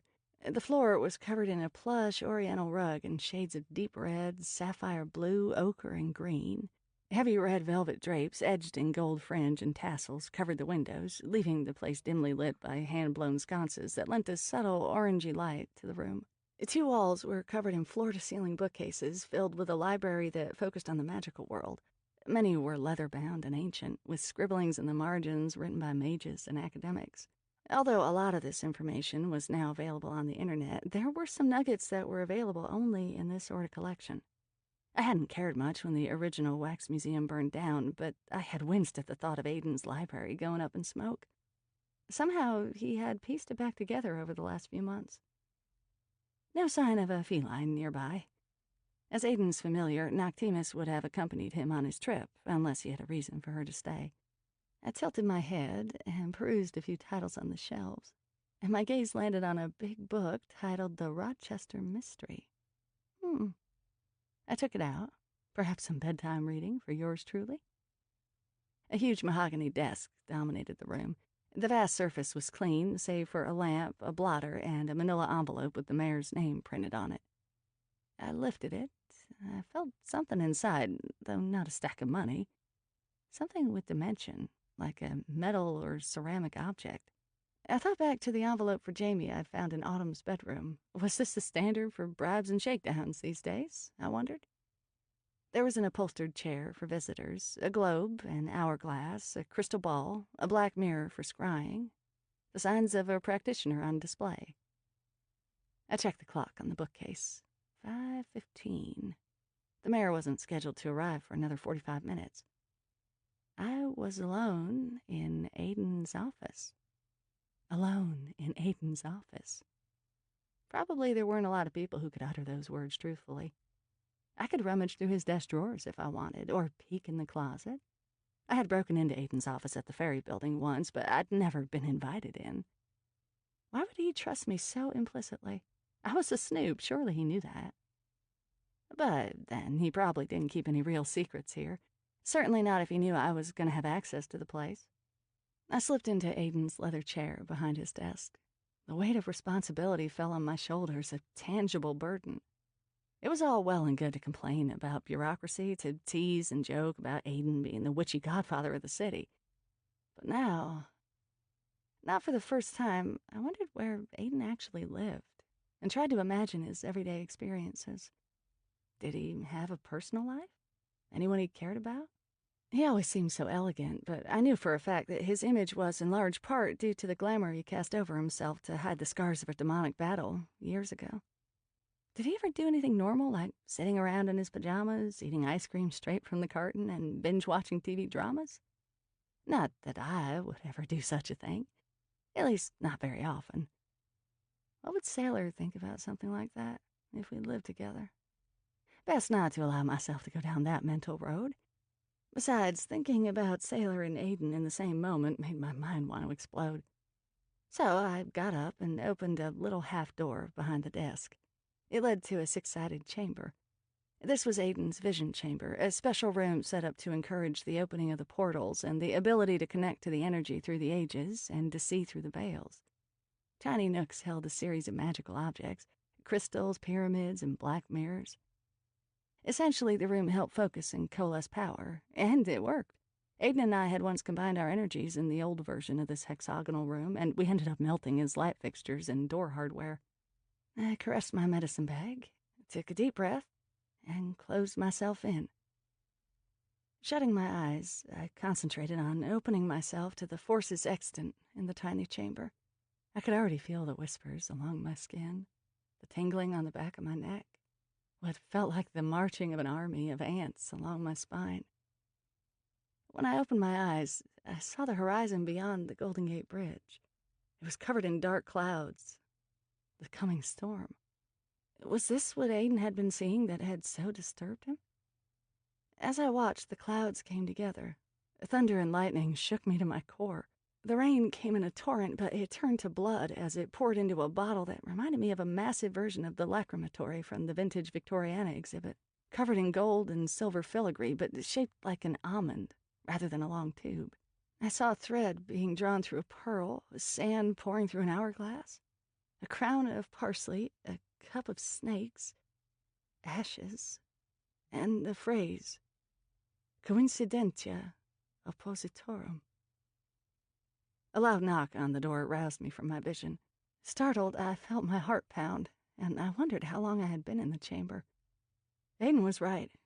Something was coming. I wasn't sure how to interpret what I had seen, but I knew I needed to be sure Selena was safe. And me, and my friends, and this city. Suddenly claustrophobic, I yanked open the door, almost panicked that it would be locked. But it opened easily, and I stumbled out. The knocking was on the outer office door.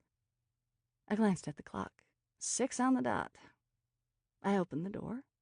The mayor was standing there with a blindfold on. He held out his hands. I placed the letters from the 2 people who had approached me for help with the mayor in his palms. He put them into his breast pocket and then held his hand out again. I put the manila envelope into it. Finally, he said, That it? Yes, I said. He turned and walked away, still blindfolded. Chapter 19. Well, if that don't beat all, I thought as I headed out to my car. Had I just bribed the mayor of San Francisco? And if so, with what?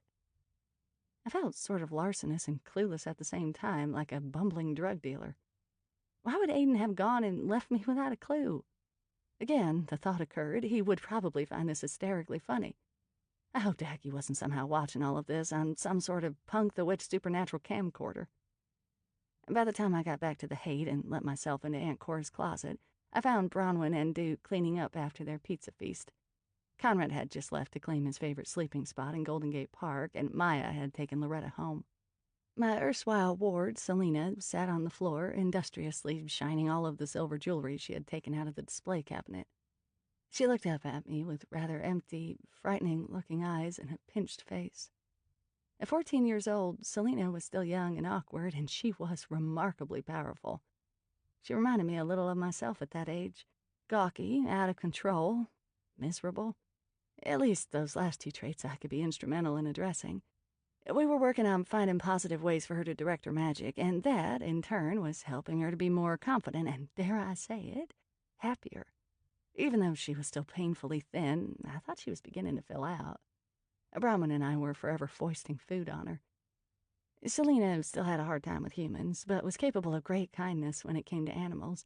Maya had helped her find a volunteer position at the local no-kill shelter, where she went twice a week to help socialize the cast-off cats and dogs. Her smiles, though still rare, were usually reserved for the animals. "Did you meet Loretta?" I asked her. She nodded and handed me a shiny silver charm in the shape of a bee. "I found this in your junk box. It was ugly, but I cleaned it and shown it up for her," Selena said.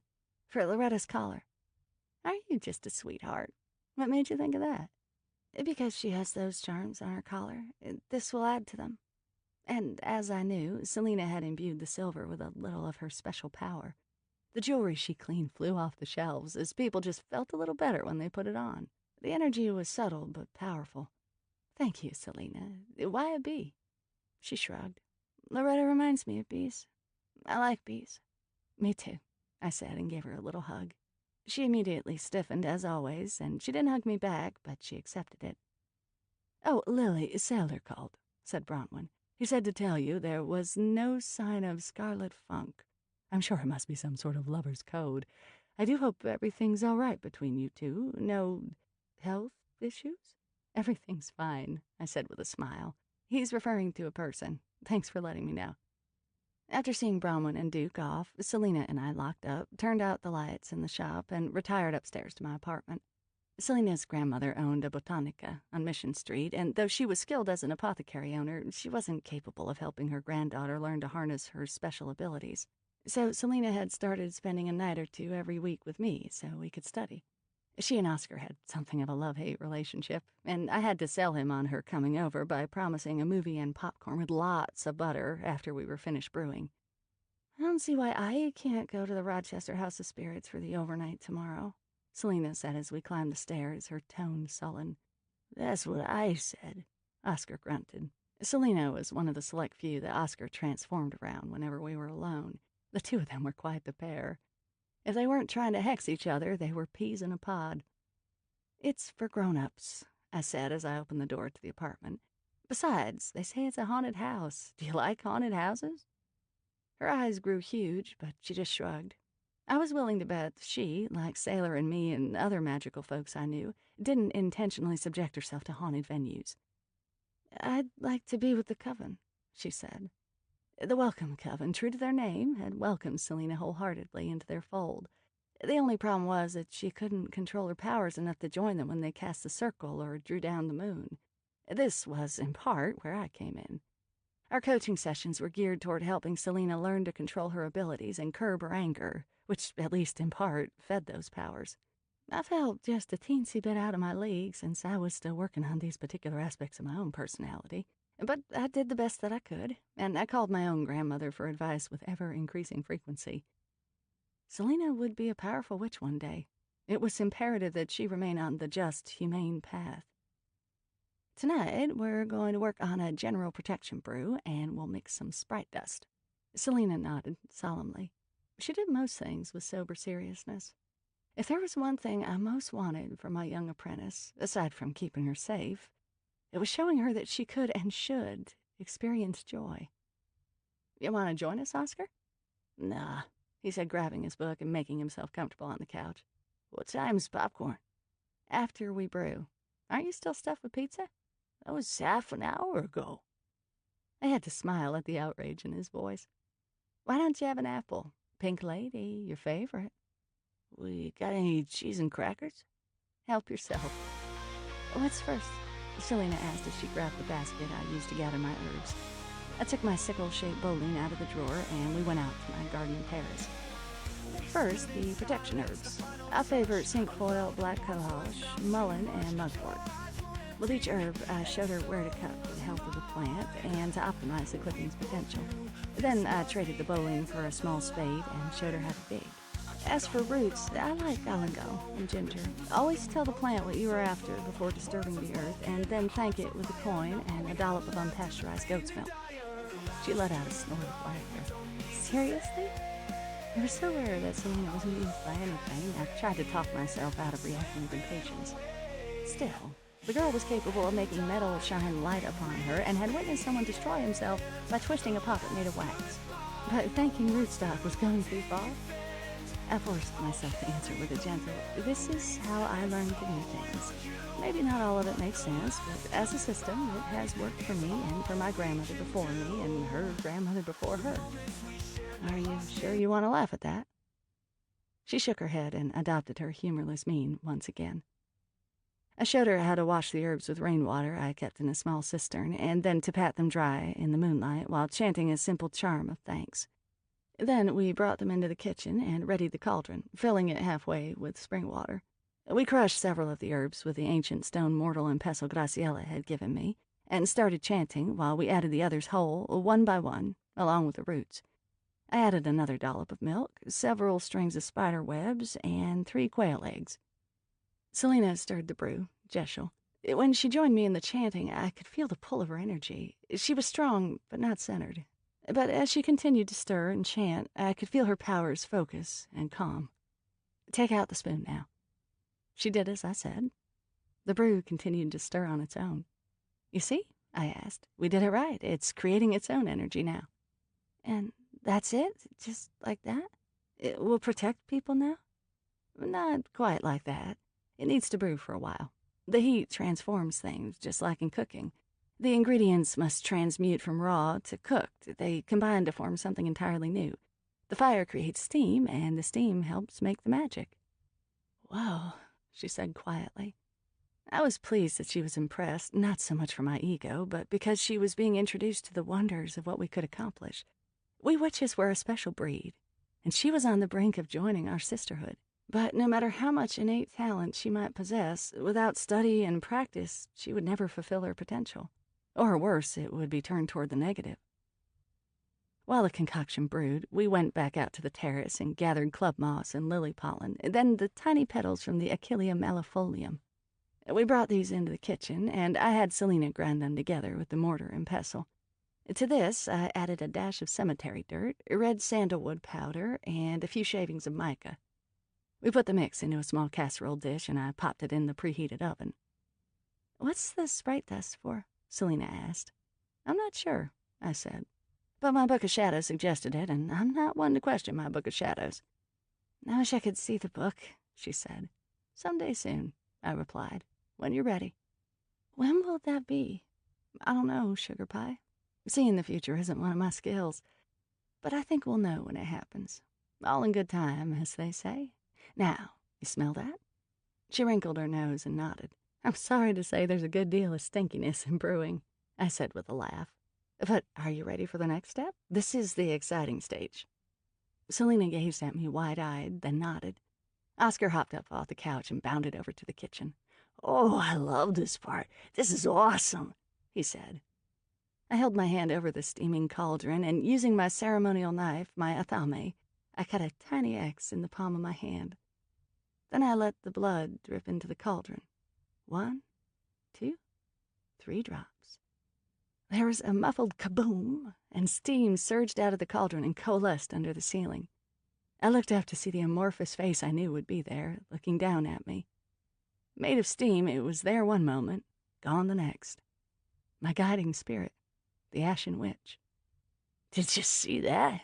Oscar asked, excited. He was always thrilled when I called on the Ashen Witch. "That was awesome. Mistress, is it time for movies and popcorn now?" "Why don't you and Selena pick out the movie you'd like? I want to pack for tomorrow, and then I'll pop popcorn and join you." "Okay, come on, Selena. Mistress?"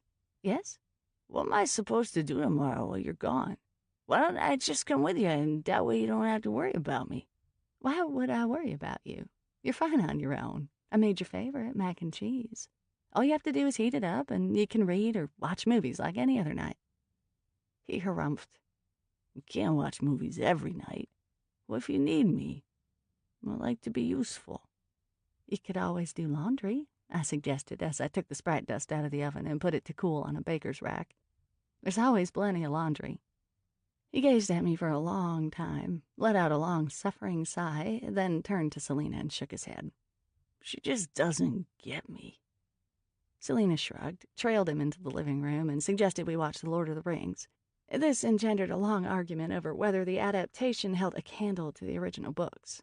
I was going to stay out of this one. I had worried about the Welcome Coven sisters from the moment I heard about the overnight, and now, with the connection to Autumn, Renee, and Scarlet, my worry seemed justified. I just hoped that my brew and dust and Sailor's presence, along with mine, would be enough to make sure the coven was safe. And who knew? Maybe we would find the answer of how and why Autumn died. First, I aired out my sleeping bag. Then I packed an overnight bag with pajamas and toiletries, along with salts, my athame, a few sprigs of vinca, and a length of sorcerer's rope, just in case. Once the liquid in the cauldron cooled, I filled 2 wide-mouthed mason jars full of protection brew and packed these, along with salts, extra herbs, and the Sprite dust in my woven shopping bag. "Have either of you ever heard of a game called Clue?"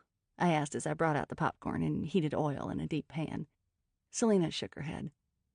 "I got no clue," Oscar said, then cackled. "What? What?"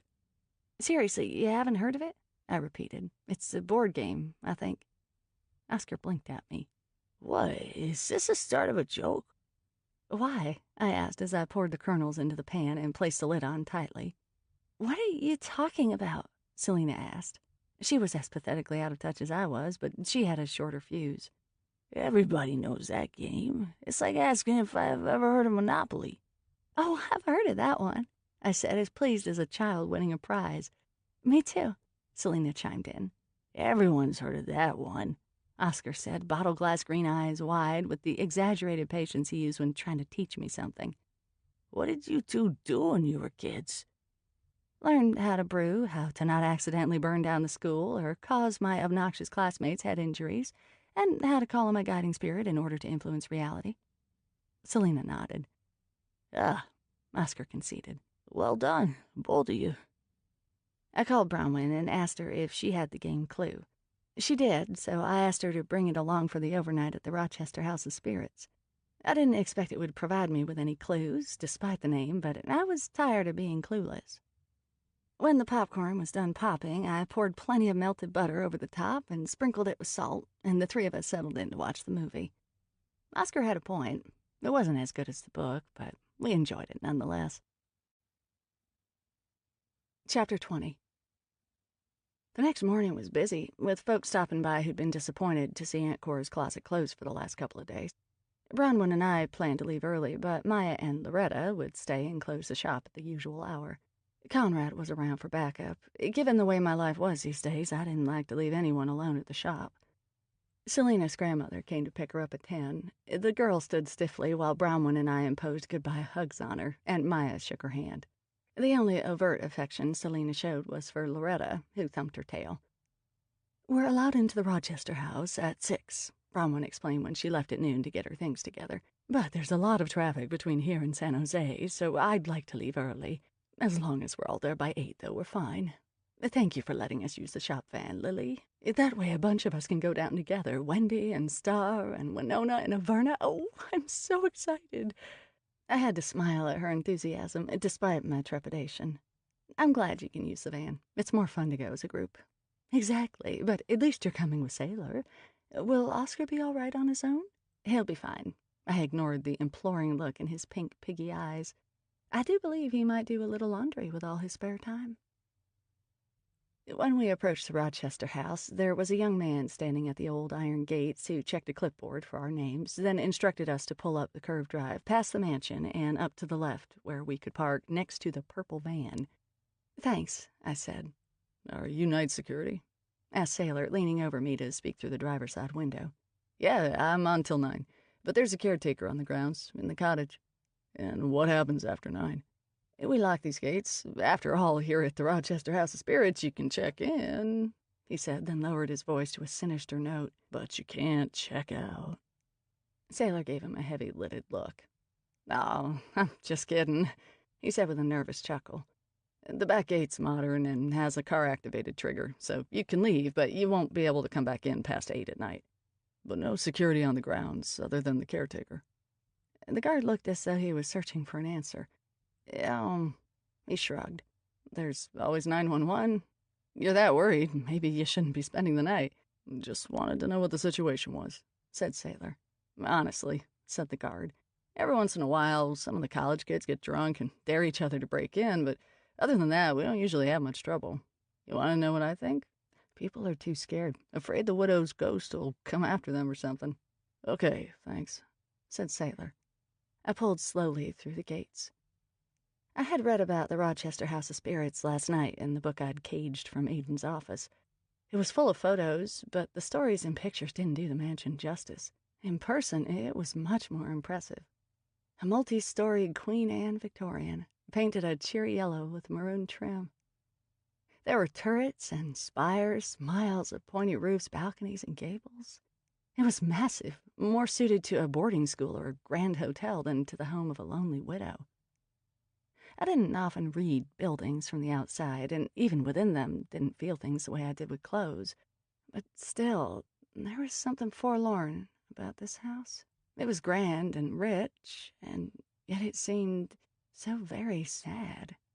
But perhaps my imagination was running away with me, stoked as it was with the stories of the lonely widow Rochester searching for spirits at night and toiling away at her architectural drawings by day, seeking something she would never find in life.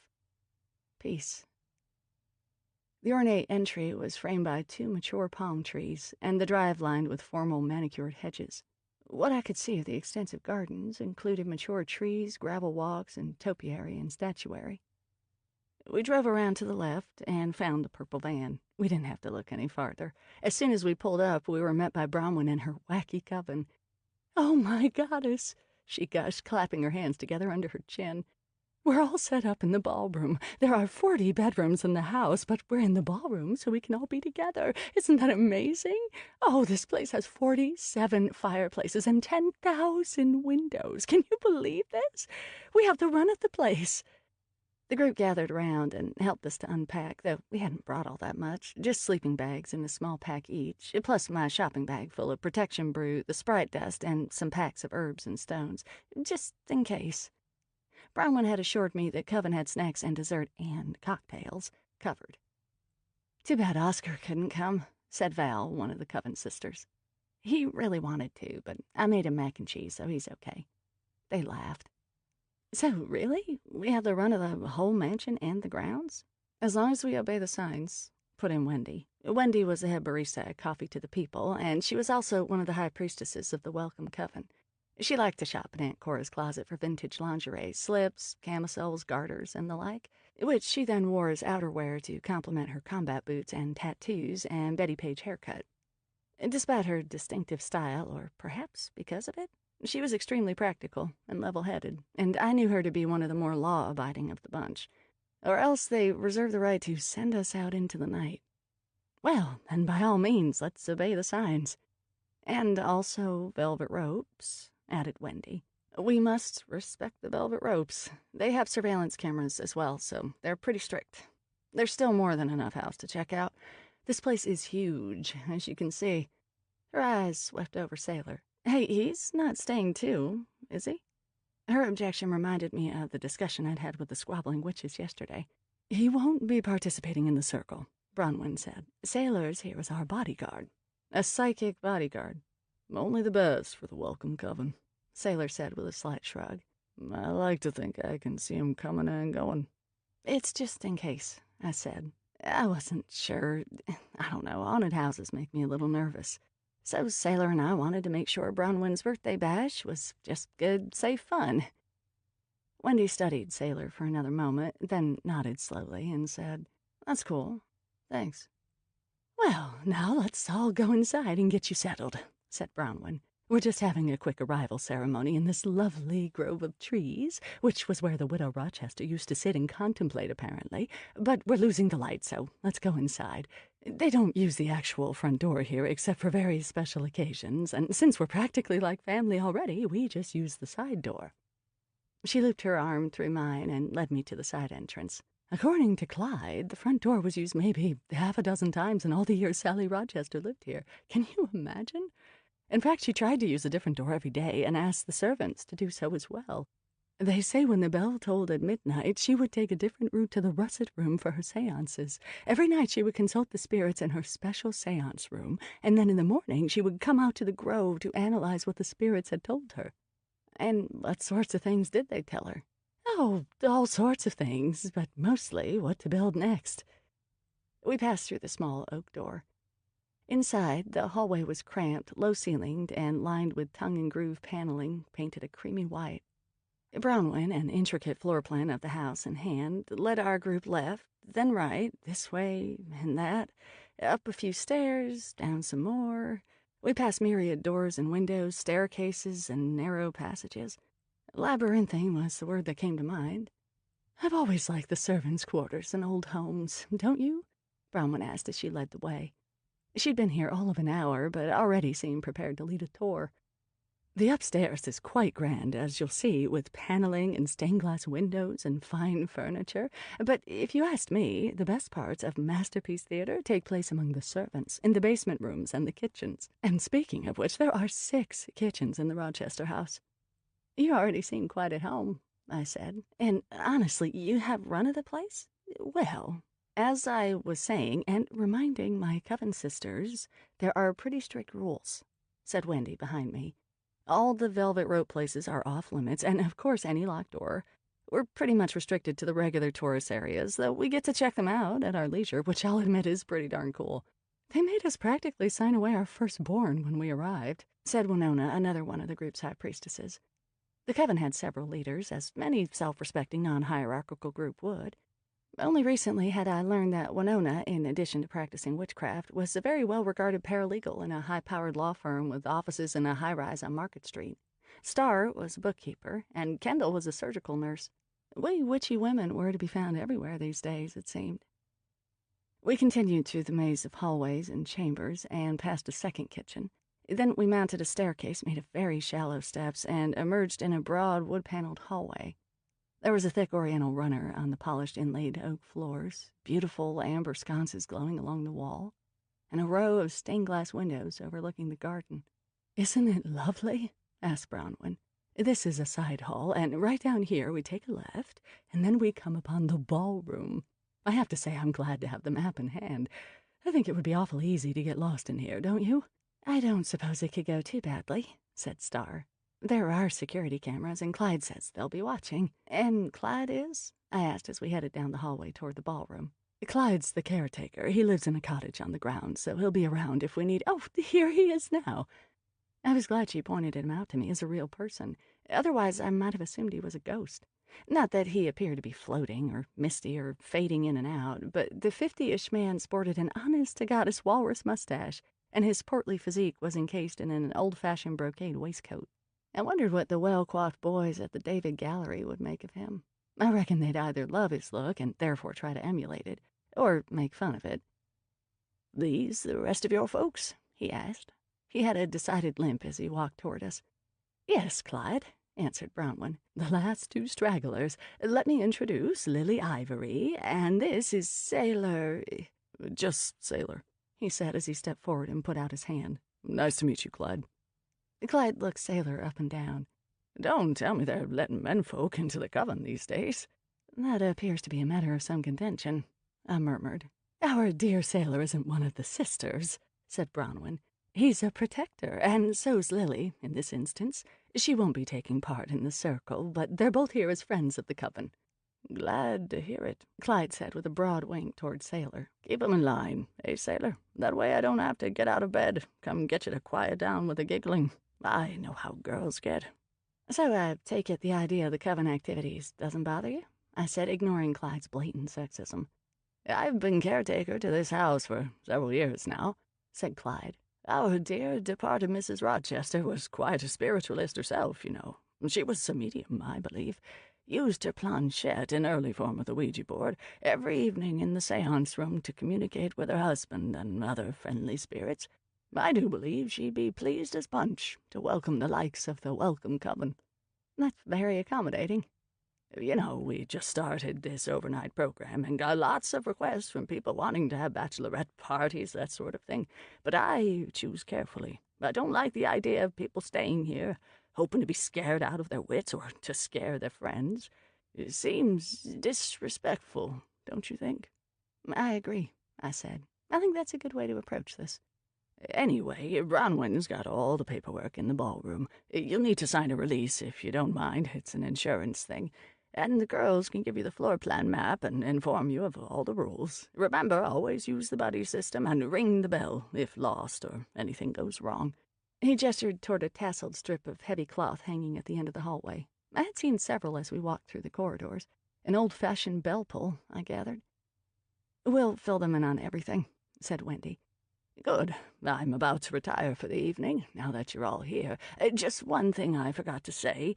No sneaking around looking for the wine cellar. The Coven sisters looked at one another. Finally, Star said, There's a wine cellar? There was, once, said Clyde. If you didn't know, though, I probably shouldn't have mentioned it. But it comes up sometimes. It's in the architectural records. But one day Mrs. Rochester went down there and she saw... Several of the women leaned forward. A handprint. A handprint, repeated Wendy, clearly unimpressed. Now, that print was likely from one of the workers, but it scared her good and proper, said Clyde. Took it as a sign. She had her boys seal it over, and no one's found it since. But some folks like to look for it. Oh, said a few in the group, cracking jokes about old wine and haunted cellars. But I'm telling you, you don't have to go into any off-limits areas to get a sense of the spirits in this house. That's why we're called the House of Spirits. I'm not going to deny there are... He paused and seemed to be searching for the word. Entities here in this house, but that's why you're here, am I right? The Coven sisters nodded. Clyde cast a rather nervous glance toward Sailor, who now stood in the corner with his arms crossed over his chest, glowering, reminding me of the man I'd first met in a dim bar. I imagined he didn't enjoy the idea of Clyde putting ideas of spirits in the heads of the Coven members. Either that, or he just didn't like Clyde. Sailor would have made a terrible diplomat. He didn't hide his feelings. "All righty then, I'm gonna take off," Clyde said, apparently anxious to go home, yet simultaneously loath to leave us alone. "Call me if anything goes drastically wrong or you need anything, except for hauntings. I do not want to be awakened because you get spooked by something otherworldly. Understood?" We all nodded our agreement and bid him farewell, telling him we'd see him in the morning. Bronwyn led us down the hall to the left and into the ballroom. A massive pipe organ occupied one wall, and on the opposite was a colossal fireplace. 3 huge crystal chandeliers hung from the peak of a beamed cathedral ceiling. The green and red embossed wallpaper was old-fashioned and ornate, making me think of what Parmalee had told me about the William Morris poison wallpaper. On the floor were thick rugs, but no period furniture, and overnight cases and sleeping bags were lined up at the base of the wall. Sailor and I dropped our bags with the others. "They say there were no nails used in this room," said Bronwyn. "Just glue and wood pegs." "Was that an occult thing?" Sailor asked, running his fingers lightly along the joinery of the wood finishes. "They say it was for the acoustics, but who really knows?" Bronwyn answered. "Apparently the widow Rochester never entertained, so why would she have built a ballroom in the first place? Perhaps it was for the spirits. Oh, that reminds me, they were very specific about which bathroom we can use. Apparently there's a little bit of a plumbing issue. Moaning pipes, if you can imagine, in such a place as this." She and Star looked at each other and said in unison, "Or so they say." "Maybe it's not the pipes at all," piped up Winona, "but something else." And then they burst into laughter. A large folding table had been covered with a decidedly modern vinyl tablecloth and topped with the kind of smorgasbord I was accustomed to seeing when attending any coven function, from cookies to brownies to chips and dips. Crowning the spread on a cut-glass cake plate was a triple-tiered cake with pink icing that was slisting radically to one side, so it had to be held up by a couple of strategically placed chopsticks. "Had a little problem in the transportation end," explained Sylvie, another coven sister. Bronwyn waved this off. "I think it's about the most gorgeous thing I've ever seen. I almost asked for cupcakes, but I think I ate my fill the other day. And this is homemade." On another folding table sat a large punch bowl and several bottles. This was evidently the cocktail area. "We have the fixings for mojitos, whiskey, whatever, and punch," said Wendy. "What's in the punch?" Several women looked at one another, grinned, and said at the same time, "Midnight margaritas." And then they all started repeating lines from yet another movie I had never seen. "You haven't seen Practical Magic?" one of the women said, aghast. All conversation stopped as a coven of 13 stared at me. Now," said Bronwyn. "We all know Lily's a little different. She's never even played Clue." I knew Bronwyn was just playing and trying to make me feel included, but I could feel my cheeks burn. My childhood was somewhat stunted by the trauma of being shunned and different. Sailor, standing back against the wall near the door, caught my eye from across the room crowded with coven sisters. He gave me a slow, slight smile. "Now, you two," said Bronwyn. "I declare y'all are just a pair." Wendy smiled. "Lily's accent's rubbing off on you, Bron. But she's right, Lily and Sailor. You know, there are 40 bedrooms in this place. Maybe you ought to retire to one." "Very funny," said Bronwyn. "There are protection tonight, remember? Speaking of which, do you really think we need protection? I'm no expert, but all the vibes here feel very warm and supportive to me. I love it. And isn't Clyde a lovely man?" "You think everyone's lovely, Bronwyn," said Wendy. "Well, sure, just about. I mean, not everyone, but most people are awfully likable. You're incorrigible." Wendy smiled and gave Bronwyn a quick hug. Though I respected Wendy, I had never felt close to her, so it was nice to see this side of the sometimes prickly barista. "I'd say our average age is hovering around 45. I haven't been a girl for some time, and yet he calls us girls having a sleepover." "But so do I," said Bronwyn, so truly confused as to Wendy's point. "Yeah, but—" Wendy glanced at me and Star.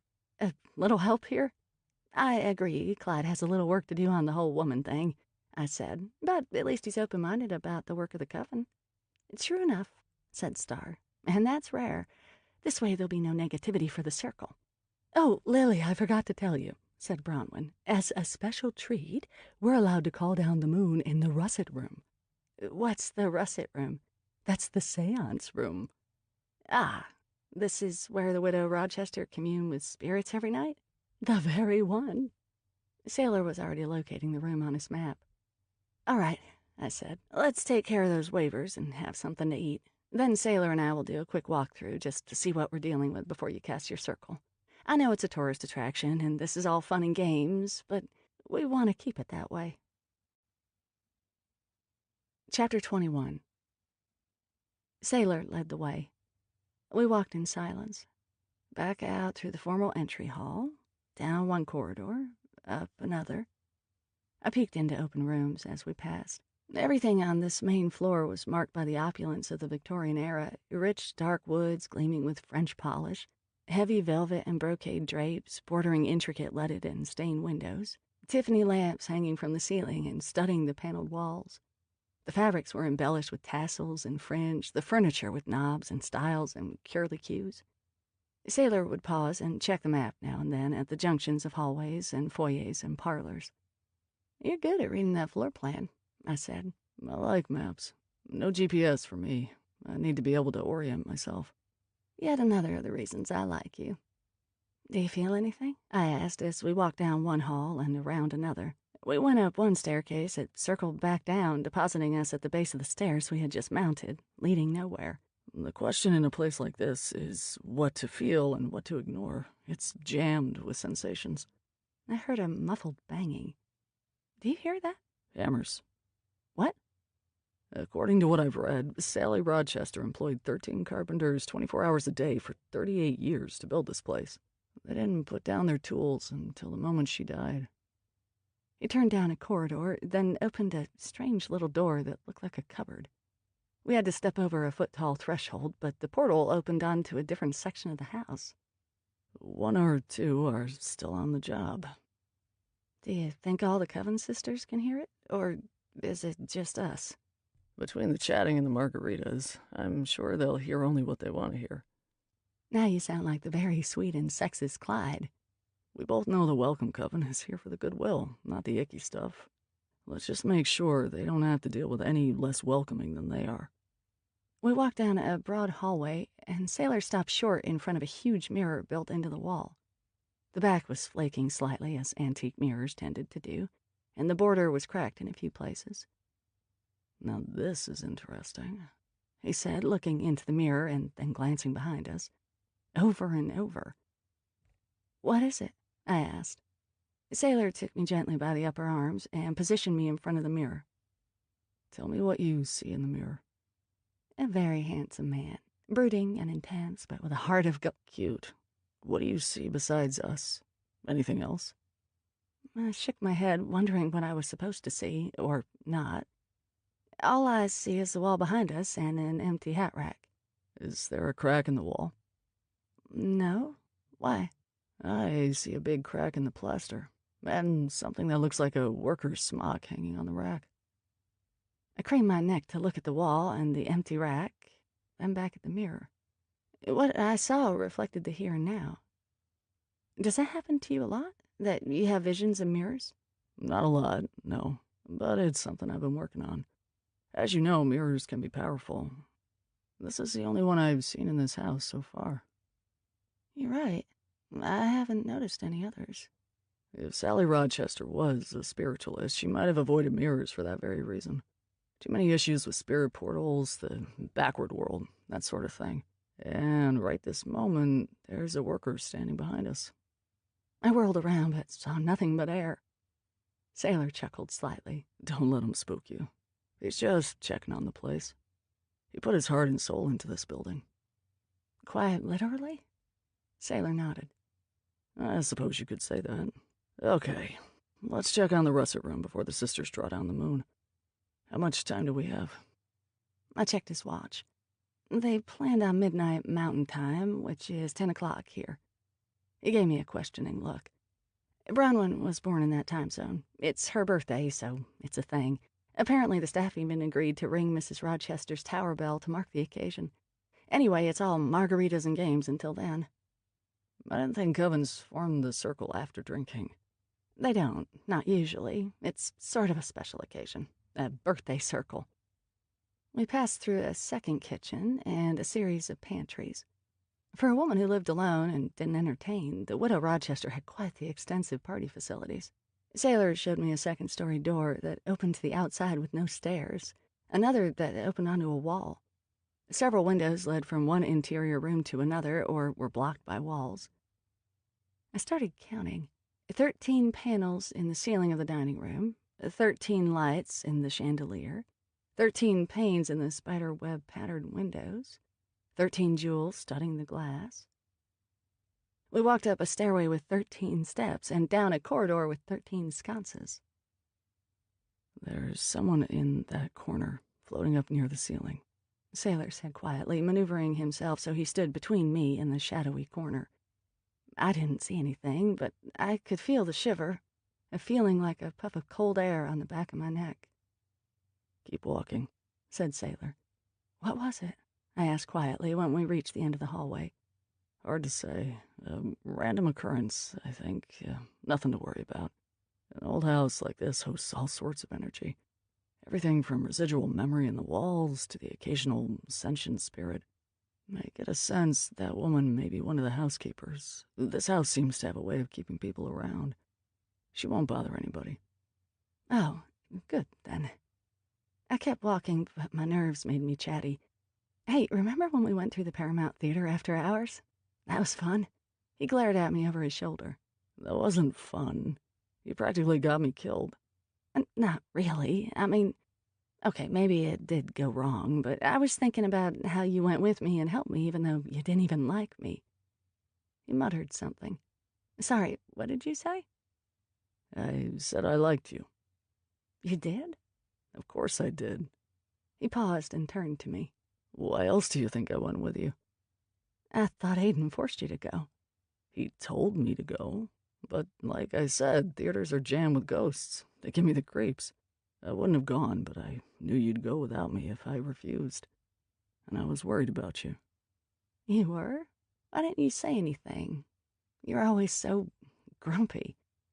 I was smitten. I had to smile. Smitten? Seriously? He shrugged and looked away as though embarrassed. You sure didn't act smitten. Yeah, well, you didn't exactly fit into where I saw my life going. I may be a psychic, but I don't seem to be able to predict my own future. And you scared the hell out of me. Sailor stopped suddenly outside a door. He cocked his head, waited for a moment, then consulted the floor plan in his hand. What's in there? Something. He glanced at his wristwatch and swore under his breath. I don't want to get into this without enough time. The sisters are going to want to go call the moon soon. Let's go babysit the coven and then come back and check this out. Okay. What did you see, or did you feel something? Sailor was already headed back the way we came. I trotted along to keep up with his long strides. He still held the map, and I feared I'd lose my way without it.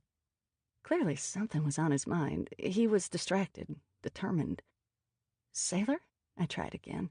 Hold up a minute. What did you sense? Something dangerous?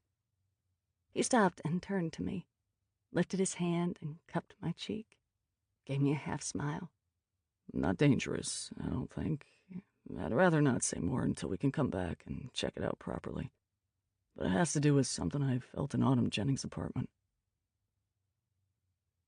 The welcome coven stood in a circle in the russet room, preparing to draw down the moon.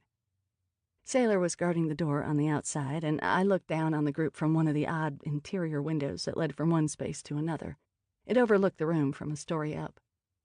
On our quick walkthrough of the house, we hadn't encountered the ghost of the widow Rochester, but I imagined if she was lurking, she would approve of tonight's activities. From all accounts, she spent every evening in this very room, conducting seances, calling on spirits, receiving messages. The bell in her tower used to toll, signaling midnight when she tried to communicate with the beyond. I would think a well-intentioned coven drawing down the moon would be right up her alley. Then again, she had lived a solitary life, and integral to the magic of the coven was the sense of community and connection. My very favorite part of the ceremony was when they started to link hands one after the other, touching their clasped hands to their hearts. It was a touching bonding gesture.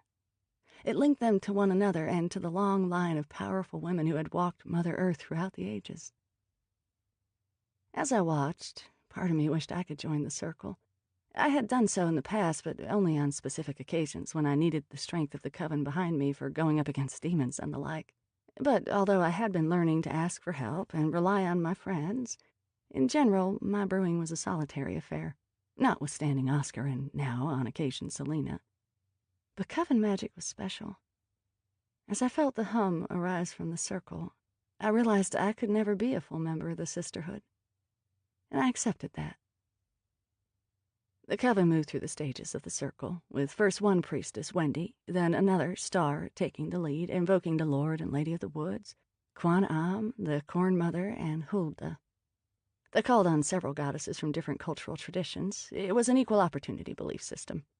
Finally, Bronwyn moved to the middle of the circle, and the women invoked the mother, the daughter, and the crone, beseeching them to bestow their blessings through the light of the moon. Then Bronwyn went around the circle to receive a private blessing from each member, one by one.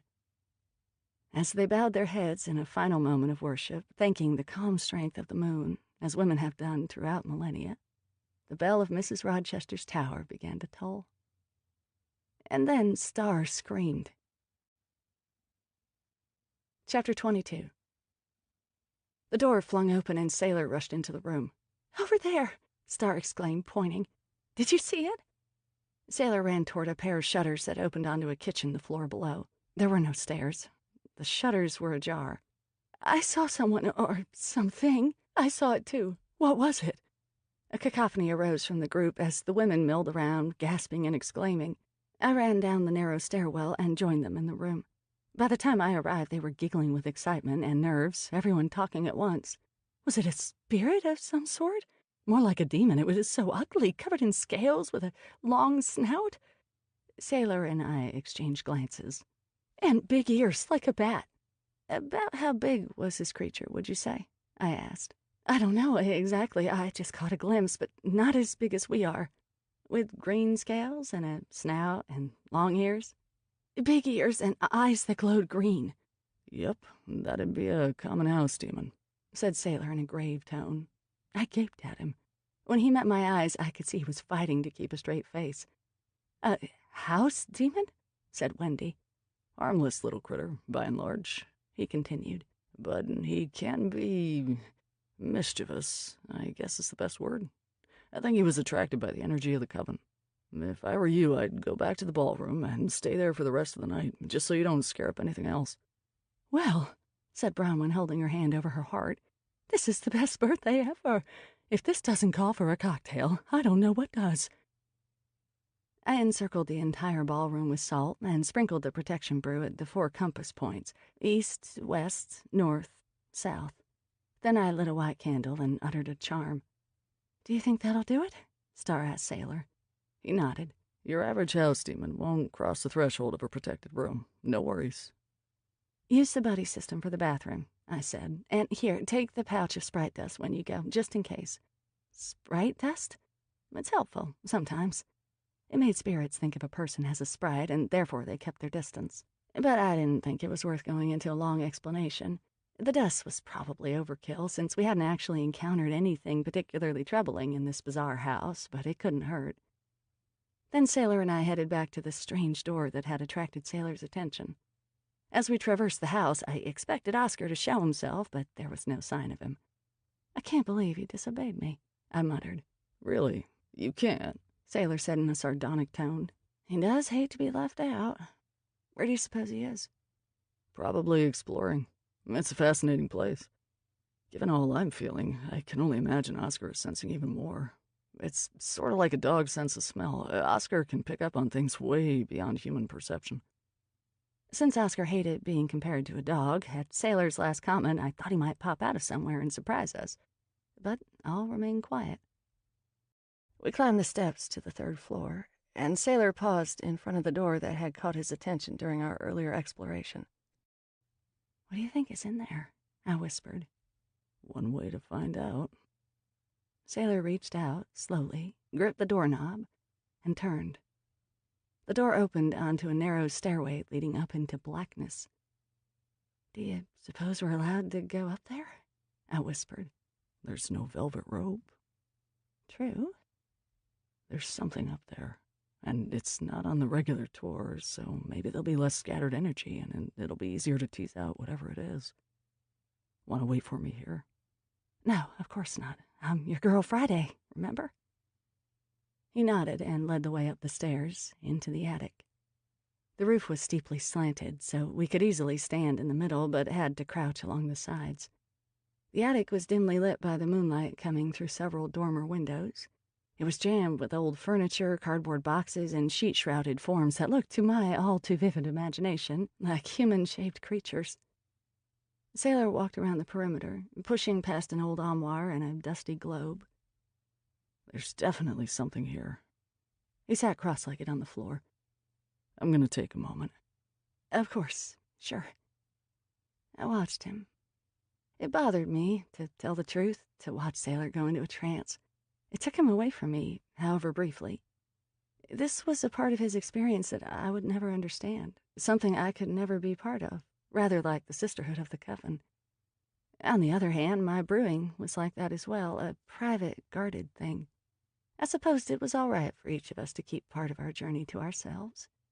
Alone didn't have to mean lonely, after all. Still, it rankled that Patience, of all people, shared this with him. I realized the banging sounds of the hammers had stopped. Silence enveloped us, broken only by the buzzing of an insect. A honeybee flew by. "Call me crazy," said Sailor, finally, standing. "But this feels a lot like something I was feeling at Jennings' place." Are you saying Autumn Jennings was here? Or is here? He shook his head and started pulling sheets off the cloaked items. He revealed a couple of upholstered chairs and a dressmaker's dummy, and then a large black steamer trunk. "This is it," he said. "This is what?" "This trunk holds the sense of the clothes we felt upstairs at Autumn's place." He opened the lid. The trunk was empty. "Come and feel." I laid my hands on the shredded silk and threadbare velvet of the lining. Closing my eyes, I concentrated on sensing the vibrations of the fabric. Sailor was right. "But how?" I began. "I guess that's the question," said Sailor. "What connection did Autumn have with the Rochester house?" "I don't know about Autumn, but Scarlett volunteered here once, and I was told Renee donated cupcakes for the event as well." A bee buzzed lazily past me again. I held my hand out, and it landed.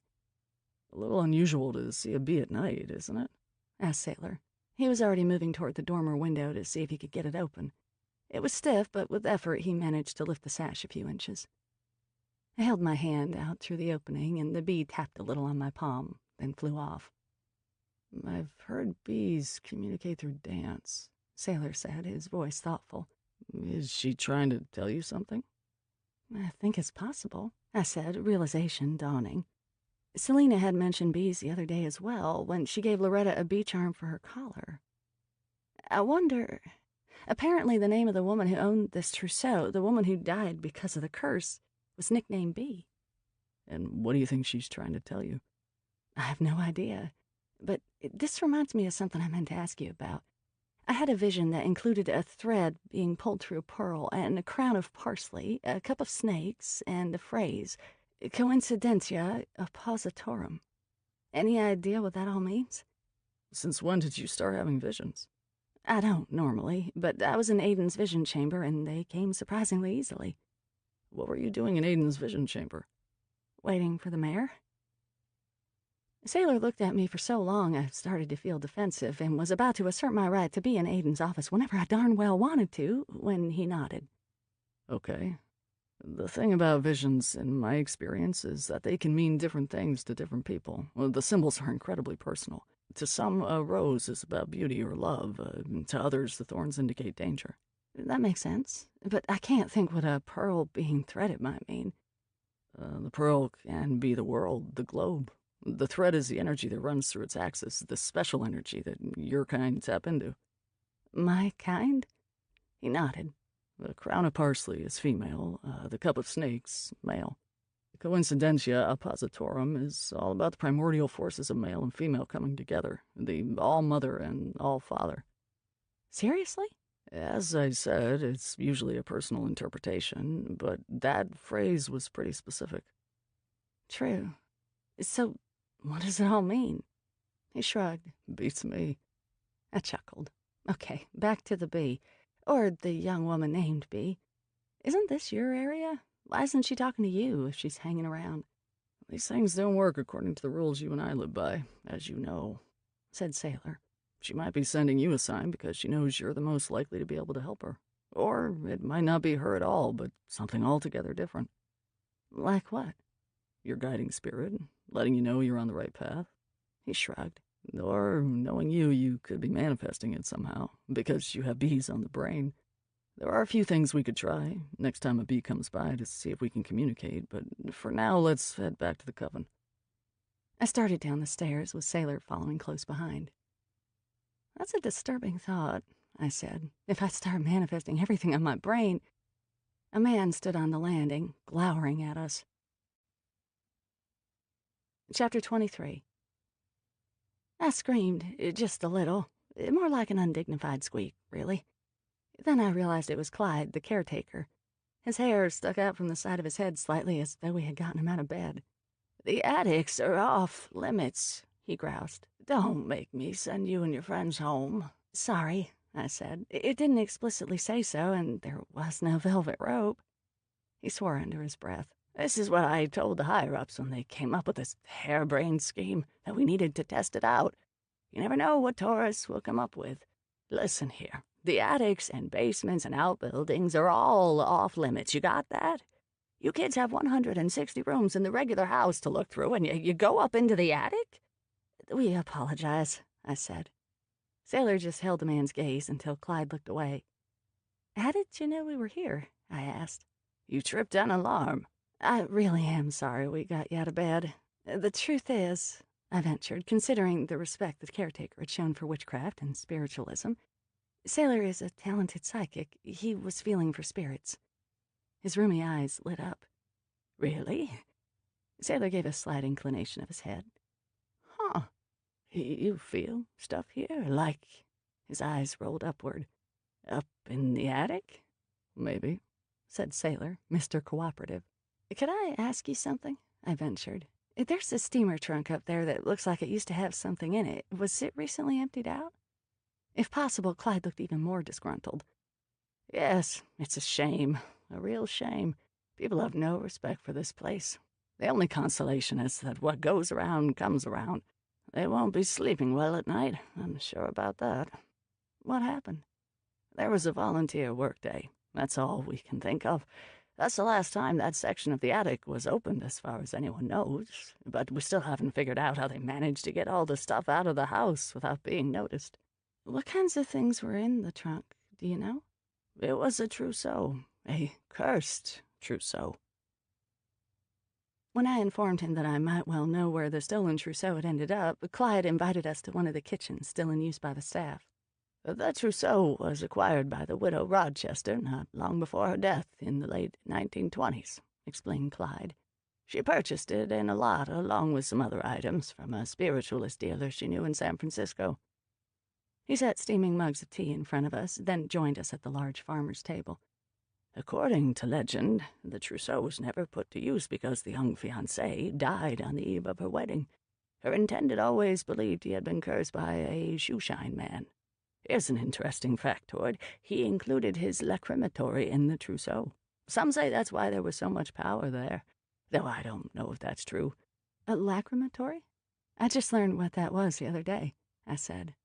Clyde nodded. Sort of an interesting morning ritual, don't you think? Very. And you have no idea how the trousseau was taken from the attic? I asked. You think it was one of the volunteers? He shrugged. A lot of people go in and out on volunteer work days. Those volunteers are good people, usually architecture students, that sort of thing. And it took a while to figure it out, even. It wasn't until we were moving things around up there and we realized it wasn't heavy enough. We opened it and saw the clothes had been taken. It was always chock full of ball gowns and lingerie and linens back when. Do you happen to know if a woman named Renee Baker was here on that day? She makes cupcakes? Oh, I do remember some wonderful cupcakes, but I don't know who brought them. How about a young woman named Scarlett? I really don't recall names. Like I said, the administration didn't want to file a police report. They're very careful about what kind of press Rochester House gets. Hauntings, creepy things like that, no problem. But any real-world issues like backed-up plumbing or stolen items, they'd prefer to keep it on the down low. Was there a list of volunteers? Would it be possible for us to check for their names? I don't know. I suppose I could look them up, if you'd like. A Renee Baker, you said? And Scarlett Funk. He grumbled about what he did for the guests of Rochester House. Not that I didn't see his point. He had probably worked all day. It was now after midnight, and some stranger was asking him to look up something on the computer. But to my surprise, he agreed. We use an old pantry as the office. It's just around the corner. Be right back. Thank you so much. And again, sorry we trespassed. It's okay, he said as he shuffled out. Be right back. I took another sip of my tea. Moments later, we heard the sound of a body crashing to the floor. We rushed out to find Clyde sprawled on the floor in the corridor. I knelt beside him. There was blood on the back of his head, but he was conscious and swearing a blue streak. Sailor ran down the hall and disappeared around the corner. Clyde, what happened? Are you all right? Don't move. I'll call 911. No, please don't call anyone. Remember what I was just saying about the administration? They hate this sort of press. I could lose my job. But you're hurt, I began. I've had much worse, believe you me. I'm an old farm boy. I know what a concussion feels like. This was just a little knock. I'd have gone after him myself, except I lost my footing, twisted my bum ankle, went down like a sack of potatoes. At least let me take you to the hospital, I suggested. We'll say it was an accident. You should go follow after your friend, see if he needs help. Don't bother about me. I was worried about Sailor, but I felt torn. Didn't you say there were cameras? Is security watching? He made a disgusted noise. You're looking at security, and the cameras are there, but they're not turned on. Too expensive. They're just there to make people think they're being watched. That was no help. Go on, then, Clyde urged. Honestly, girlie, I'm fine. Go help your friend. I heard a far-off banging and thumping and a muffled sound that sounded like a shout. I ran down the hall in the direction Sailor had gone, stroking my medicine bag and mumbling a charm under my breath. The hallway ended in a T. Which direction should I go? I felt, rather than saw, a spirit beckoning me left. Maybe it was my imagination, but I followed my intuition. I ran down around the corner and thought I heard another noise, closer now. I felt cold puffs of air, hints of someone nearby watching. I ran through a solarium, a parlor, a library, endless hallways. Rounding a corner, I found an exterior door standing wide open. There was another shout. Outside, I found Sailor crumpled on the gravel drive. Oscar was chasing someone across the dark yard. The shadowy figure jumped onto a motorcycle and raced away seconds before Oscar caught up. He continued to run after it, but the machine zipped out of reach. By the time I reached Sailor, he was already sitting up, swearing, holding a hand over his eye. What happened? Why is it I always wind up wounded when I'm near you? Are you okay? I couldn't see well in the dark of night. The moonlight gave everything a silvery, monochromatic quality. I'll be fine, he said, sounding angry. Feel like an ass, though. He jumped me, knocked me good, then managed to lay me low long enough to get away. I'm lucky Oscar showed up, after all. I looked around, but my familiar was nowhere to be seen. I wondered whether he was still chasing after the motorcycle. I helped Sailor stand, and he put one arm around my shoulders as we walked back toward the house. He winced and held his side as though his ribs hurt. Just as we were approaching, the welcome coven poured out the door like so many bees from a hive. With them was Clyde, who was limping but being helped by Winona. They were all talking at once. "Oh, my goddess," exclaimed Bronwyn. "What in the world? We saw you fighting from the ballroom windows, but it took us forever to find the right door to come out and help." "Who was that?" asked Star. "What's going on? Are you hurt?"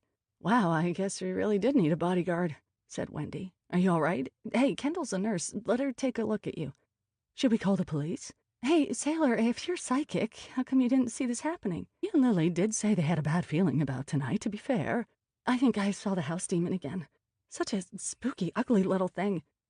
How about I invite the whole coven back to my place and we get ourselves settled down? Clyde asked. I've got a first aid kit, the whole shebang.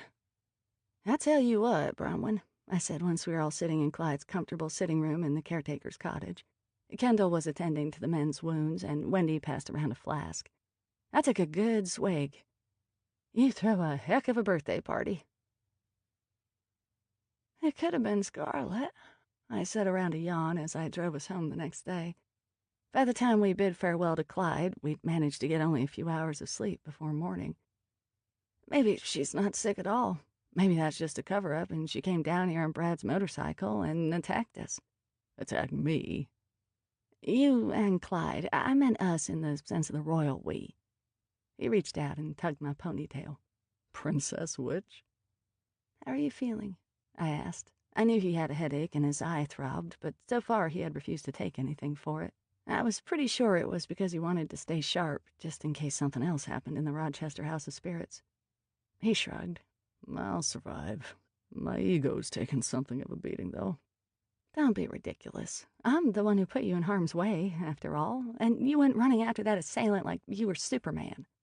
"Anyway, there is no way Scarlet was the one who attacked me.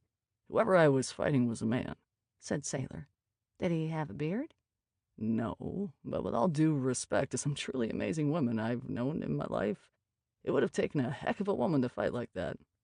I thought you said Scarlet was small. True. A petite woman with enough martial arts training could take me down, but we were grappling old-fashioned style. Also, in that kind of situation, I would have felt it if it had been a woman. Psychically, women feel different? Well, yeah, but in this case, I was referring to feeling other things. Girly things. I had to smile. Girly things? I'm telling you, we were rolling around on the ground together. Ah, gotcha. Even if not, I'd hate to think I couldn't smell the difference. You women have a certain scent about you. I doubt ne'er-do-wells put on perfume when they go for a brawl. I'm not talking perfume. Oh, back to the point. When Scarlet first served me with papers, there was someone waiting for her on the bike. Are you thinking boyfriend Brad? Said Sailor. I guess, but why would Brad come all the way to the Rochester House of Spirits to attack us? And how would he even know we would be here? You mentioned it when we met with him. I did? He nodded. Huh. Okay, my bad.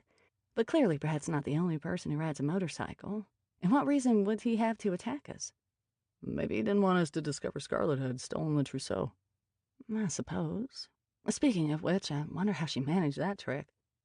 Or, said Sailor, it could be someone who was hired to harass us. Or, most likely, someone completely unrelated. Brad's not the only person who rides a motorcycle, after all. Lots of people do, for the same reason as me. Because you look hot in your motorcycle gear? Because of great gas mileage, easy parking, and lane splitting. As Clyde said, kids break in from time to time and dare each other to go into Rochester House. It could have been some kid hopped up on something, then just trying to get away. Possibly. I'm still suspicious of Brad, though. And you thought he was lying, remember? Tell you what, when we get back to the city, I'll go have a little chat with Brad. I got in a few good hits, so he should have some bruises, and I'll use a little Vulcan mind control on him. I stared at him. Sorry, forgot you wouldn't get that reference. I'll see if I can read anything from him. Get a sense from him, at least. A head popped up in my rearview mirror. I shrieked and swerved, and a bag of leftover cookies went flying. Oscar, hell's bells, you scared me. Sailor chuckled. Sorry, I saw him when I put the bags in the back. I thought you knew he was there. You owe me $10, by the way. How would I know he was there? I asked, my voice still strident. Oscar didn't make a peep, but crawled back into the footwell so passers-by wouldn't see him. Hey, thanks again for your help last night, Oscar, Sailor said. I glanced in the back and saw my gobgoyle shrug in reply. Didn't I tell you not to come? I demanded, still annoyed. Grunt. You're not a pig at the moment, Oscar. Why are you grunting? I glanced back again to see him shrug. This was unusual for my talkative familiar. Something occurred to me. Are you okay, Oscar? Were you hurt? No, of course not. A bozo like that ain't gonna hurt a guy like Oscar. There was a slight pause. No offense, sailor. None taken. What's bothering you, then? I asked. He mumbled something that I couldn't understand. What? I asked. They said they thought I was ugly. Who? Everybody, he muttered. You mean the Coven sisters? Yeah. Oh, they didn't mean it, Oscar. They were just so startled to see you in your natural form, is all. They didn't expect it, and they were already amped up just being at Rochester House. They were excited to be scared, in a way. More silence from the back seat. I met Sailor's eyes. They're cowards, Oscar, said Sailor. As a general rule, we humans are way too caught up in the outer shell. We're swayed by external beauty, and beauty's defined by the wrong things. For instance, you were certainly a beautiful sight when you came to help me. I would have caught up with them, no problem, if I still had my wings, he said in a sullen reference to the wings I had destroyed in an attempt to save him a while ago. I sighed. Hey, it was awesome the way he screamed when he saw me. You remember, Sailor? Oscar said, his voice regaining his familiar upbeat tone. It was truly awesome, Sailor said with a nod. And you are truly awesome. You know something, mistress? I mean, I know he lost the fight and all, but this sailor guy just might be a keeper. Unfortunately, Oscar couldn't tell us what the assailant looked like or even recall the color and make of the motorcycle. It had been too dark, and it had all happened too fast. When we got back to Aunt Cora's closet, he made a beeline for his pillow, and I brewed a pot of very strong coffee to help motivate me to open the shop. Bronwyn had the day off, but Maya arrived with Loretta, and Conrad was at his post outside on the curb. I gave Maya a rundown of the sleepover as we straightened the racks and shelves, preparing for the day's customers. "This is why I opted for empanadas," she said. "Is Sailor going to be okay?" "He has a black eye, but otherwise seems fine." I had dropped a decidedly grumpy Sailor at his apartment in Chinatown. I think I was annoying him by suggesting medical care or even willow bark tea for his headache. I guess it's not manly to feel pain. She smiled. My brother's like that. "Oh, hey, Mom's coming by today to take measurements next door at Sandra's. She talked to the landlord, and I guess they're ready to go. She's so excited about the new shop. As am I. It'll make a great addition to Aunt Cora's closet and to the hate." It was an inspired idea. Thank you. Also, it looks like Loretta has won over everybody's hearts and minds at the Bayview house. Since she's up for grabs, I think she has a new home. "Oh, that's wonderful news," I said, getting down on the ground to pet Loretta's silky coat. She thumped her tail at me. "I put Selena's new charm on her collar," Maya said. "She's got quite the collection now. I wondered if the jingling would bother her, but nothing seems to bother her." I scratched Loretta's neck and checked out her charms. There was a little soccer ball, a retro dress appropriate for a vintage clothing store, a top hat, a Maltese cross, the state of California, a witch's hat, a book, the shiny silver bee, and a tiny little almond-shaped bottle. "It occurred to me to wonder if the charms might have significance," said Maya. "Like beyond just being cute. I noticed a witch's hat and that little cross. You once said the Maltese cross was used as protection." "That's true. Where I'm from, people put it on their barns so witches wouldn't curdle the milk." "Why would you curdle anyone's milk?" "I never quite figured that part out. Like a lot of traditions that get handed down over generations, the original intent might be outdated, though the behavior remains. The Maltese cross never put me off, I'll tell you that much. But then I didn't bother with my neighbor's milk, except that one time, but that was totally called for." Maya smiled. A pair of young women came into the store and started trying on hats, so we suspended our discussion of witchcraft and got back to work, sorting through inventory and helping our customers find the perfect vintage outfit. A few hours later, the phone rang. It was Inspector Carlos Romero. "Someone named Scarlett just tried to sell Riesling a ball gown. Riesling said she didn't look very good." "Where is she?" "On her way to the hospital, UCSF. I'll meet you there." Chapter 24. I paused and stroked my medicine bag to ground myself before passing through the sliding glass doors. Hospitals are difficult places for most people to enter. Repositories of pain and anxiety and grief, the halls are also crowded with confused spirits and errant vibrations. So for sensitive folks, they're even more challenging. Though I can't communicate with the dead, their energy is attracted to mine. Just as in museums, but more so, I could feel the whispery sensations along my skin, like cold little puffs of breath on my arms and the back of my neck, seeking recognition, yearning for connection. I entered the ICU waiting room. A middle-aged woman sprawled on a bank of chairs, sleeping. A man stared blankly into space.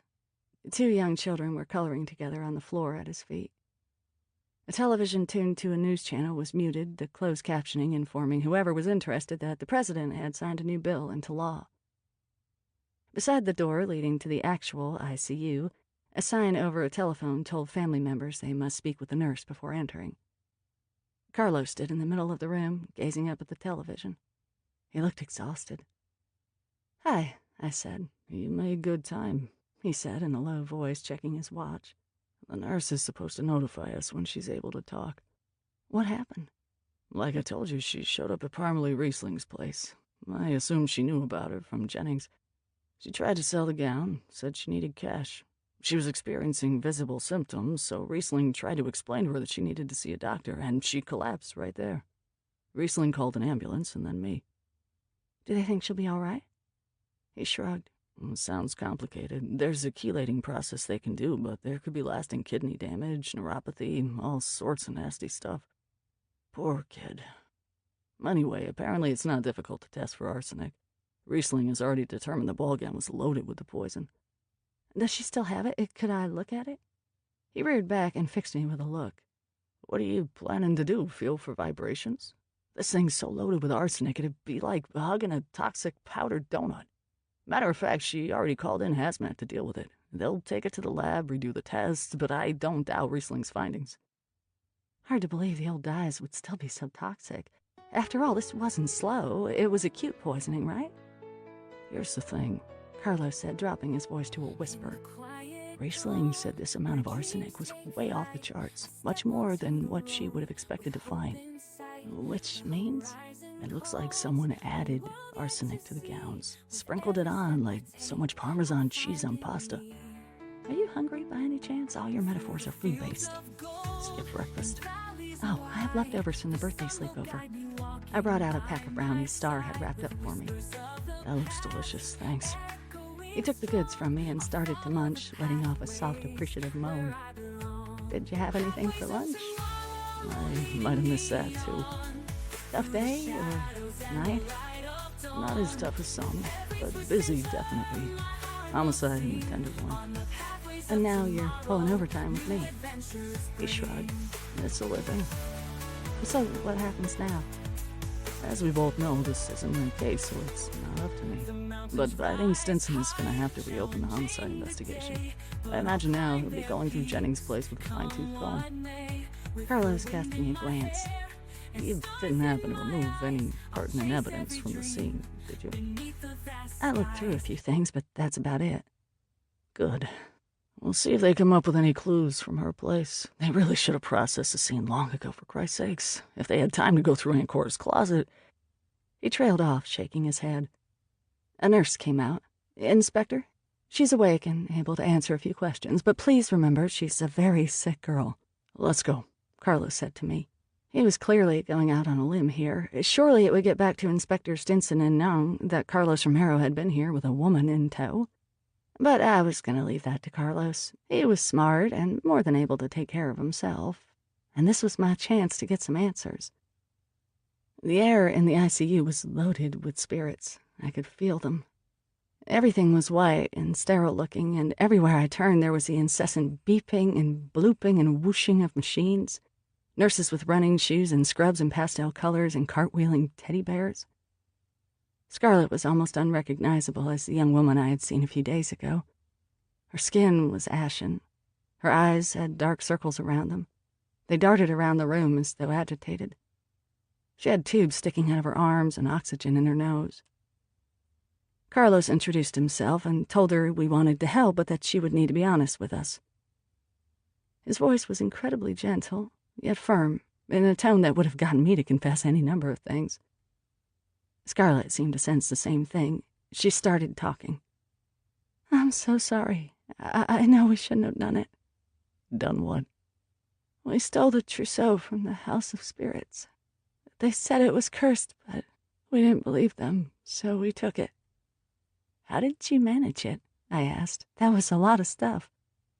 We were at the house for volunteer day, so we just packed everything up in cardboard boxes, labeled plates and napkins and stuff, and carried them out with the caterer. It was easy, and she paid us well. Who paid you? Asked Carlos. She hesitated. You need to tell us so we can help you, he said. Autumn Jennings. Autumn paid you to steal the trousseau? Why? How did she even know about it? I guess it was once in her family or something. She started to cry softly, tiny tears glistening at the corners of her eyes and rolling down her temples. She turned to stare at me. Please, I know you killed Autumn. Please take the curse off me. I didn't. She was getting agitated. The indicators on the machine beeped as her blood pressure and pulse ratcheted up. Is that why you ran from me that day with the dogs? You think I cursed Autumn? And you're killing me now because I stole the trousseau. I'm sorry, I needed the money. It wasn't me, Scarlett, I promise you, I began. Was Brad the one who helped you to steal the trousseau? She shook her head and started to cry in earnest. The nurse came scurrying in, checking her vitals. You're going to have to leave, she said sternly. But, I began. Come on, Lily. In here, the medical professionals reign, Carlos said. He turned to the nurse. Thank you for letting us speak to her. Feel better, Scarlett? I said over my shoulder as Carlos led me out. I doubted the young woman heard me or would accept my good wishes, caught up as she was in her own emotions and illness. I insisted on taking Carlos to the cafeteria and buying him a sandwich, a small bag of chips, and a mango smoothie. I got myself a cup of coffee. We took our orange plastic tray to a table by the window, which looked out over a meditation garden. He wolfed down half the sandwich before he said a word. "I worry about you sometimes," I said. "I know you're a one-man army against the ne'er-do-wells in San Francisco, but you won't do anyone any good if you're 6 feet under." "At least I know you'll still talk to me when I'm in the grave, right?" "I really don't have that kind of talent. You'll be stuck with Sailor." "That's a thought that'll fester. Now, just for the record," he said, washing down another bite of sandwich with a swig of the smoothie and sitting back in his chair, "you did not, in fact, place a curse upon either Autumn Jennings or Scarlet Funk, right?" "Can you believe she's called Scarlet Funk? On the other hand, it'd be a great band name." "Answer the question, please." "No, Carlos, of course I had nothing to do with placing a curse upon anyone. I never hex." He stared at me for a long moment. "Almost never, and certainly not in this case." "Why would Scarlet think that you had?" "I've been wondering that myself. Maybe she heard the trousseau was cursed, which seems to be the rumor around the neighborhood. And then maybe she heard I was a witch and put it all together." I trailed off and sipped my coffee. "I really don't know." Carlos finished the rest of his sandwich and chips. "What really bothers me, though, is it doesn't make any sense. Why would Autumn Jennings have hired someone to steal a cursed trousseau, especially if she had family ties to it somehow? Unless it's possible Jamie told her to get hold of it, and he would use it to remove the curse." "Let's back up so you can explain that one to me. Who's Jamie?" I told him about my meeting with Jamie and what we had found out at Rochester House about the trousseau being stolen. "And why would it have wound up in the attics of Rochester House of Spirits?" The widow Rochester was a spiritualist and interested in all sorts of occult things. It was rumored to be cursed long ago, so I suppose she just collected it. It's hard to tell since it wasn't intact in its trunk anymore, but it didn't look as though she'd done anything with it. Maybe she was keeping it in the attic, hoping to prevent it from harming anyone. Who knows? "Okay, so far the story is this. Autumn Jennings thinks she's cursed because everyone she loves dies. So she contacts a little weasel named Jamie, and maybe he tells her to steal this trousseau because it's the cause of the curse. She hires Scarlet and her boyfriend to steal it, so Scarlet's made sick too. How's the boyfriend?" "Brad seemed fine the other day, but it might be worth checking on him again." Carlos nodded, pushing the tray away from him. He'd eaten every bite. "The only problem with this little story is that they aren't in fact dying of a curse. They're dying of arsenic poisoning. Intentional arsenic poisoning." "Good point. Carlos, how are you going to convey all of this information to Stinson and Nung?" He cocked his head. "Not sure yet, but they need to know everything, so I'll find a way. I'll for sure insist they test the entire trousseau and see what we're dealing with." "There were some stockings in a box there, too. I think they should be sure to check everything in that place, just in case." Carlos nodded. "And I'm gonna need the contact information for this Jamie fellow." "All I have is a phone number, and I was told it was a burner." Carlos lifted his eyebrows slightly. "This guy a drug runner?" "No, just a run-of-the-mill curse lifter. He's unlicensed, but he promised to get the paperwork started." "I'm staying out of that," said Carlos. "Anything else?" "I wonder, it's probably nothing, but..." "Tell me." "Jennings' next-door neighbor, Renee Baker." "This the cupcake lady?" "Yes, that's her. She's interested in moving into Autumn's shop space." "And?" "The body's not even cold, as they say. Isn't it a little soon?" He shrugged. "The real estate market these days, you snooze, you lose." "I suppose." "You think she's suspicious in some way?" "I was just thinking, wouldn't it be awfully easy to put arsenic into a cupcake and then blame it on old dresses?" "I suppose, if you knew about the old dresses." She had heard about the alleged curse on the trousseau. Not sure if she knew about the arsenic, per se, but... "But you're suspicious." "Just thought I should mention it, just in case. Maybe Stinson and Nung should poke around a little." I wanted to talk with Jamie before the cops contacted him and scared him off. This was the sort of thing that drove Carlos insane. But this wasn't even his case, and I wasn't entirely sure Stinson and Nong would follow up, at least in a timely fashion. And a burner implied it would be tossed soon, didn't it? So then if I wanted to talk with him, I'd have to harass Russians out in the avenues for a while trying to track him down. Or worse, try to get Renee to cough up his information. But that look she had given me when I mentioned him in Aunt Cora's closet, it still made me shiver. There was something about her. Could she, indeed, be casting, somehow? Those cupcakes would be an effective way to influence folks, if she was skilled with brewing or botanical charms. Sailor and Oscar and I had eaten them without any ill effects, but if she set out to influence someone, it would be an easy way to do so. But why? Could she be the reason the police had largely avoided looking at Jennings' place? Or was my admittedly overactive imagination going wild? I used to think I could distinguish magical from non-magical types, but over the past several months I'd learned just how easily I could be fooled. And it was true that my skittishness was a learned behavior. I was going to have to thank my mother, my father, and my hometown for teaching me that it was dangerous to trust people. Luckily, I had Graciela to teach me otherwise, else I'd truly be in trouble. I called Jamie and left a message that I had some news about the necessary licensing. I figured I'd keep the satchel as the ultimate threat, though I still didn't know exactly how that worked. He called me back at Aunt Cora's closet in 20 minutes. "Meet me at Ghirardelli Square in an hour," he said, "at the Mermaid Fountain." Right outside the chocolate factory? I asked. "That's the place." When I hung up, Oscar was sitting right in front of me, eyes huge and butt wriggling in excitement. No doubt he'd heard those magic words, chocolate factory. Maya laughed. "Methinks somebody wants to go for a ride. I suppose you're right. You're okay here by yourself?"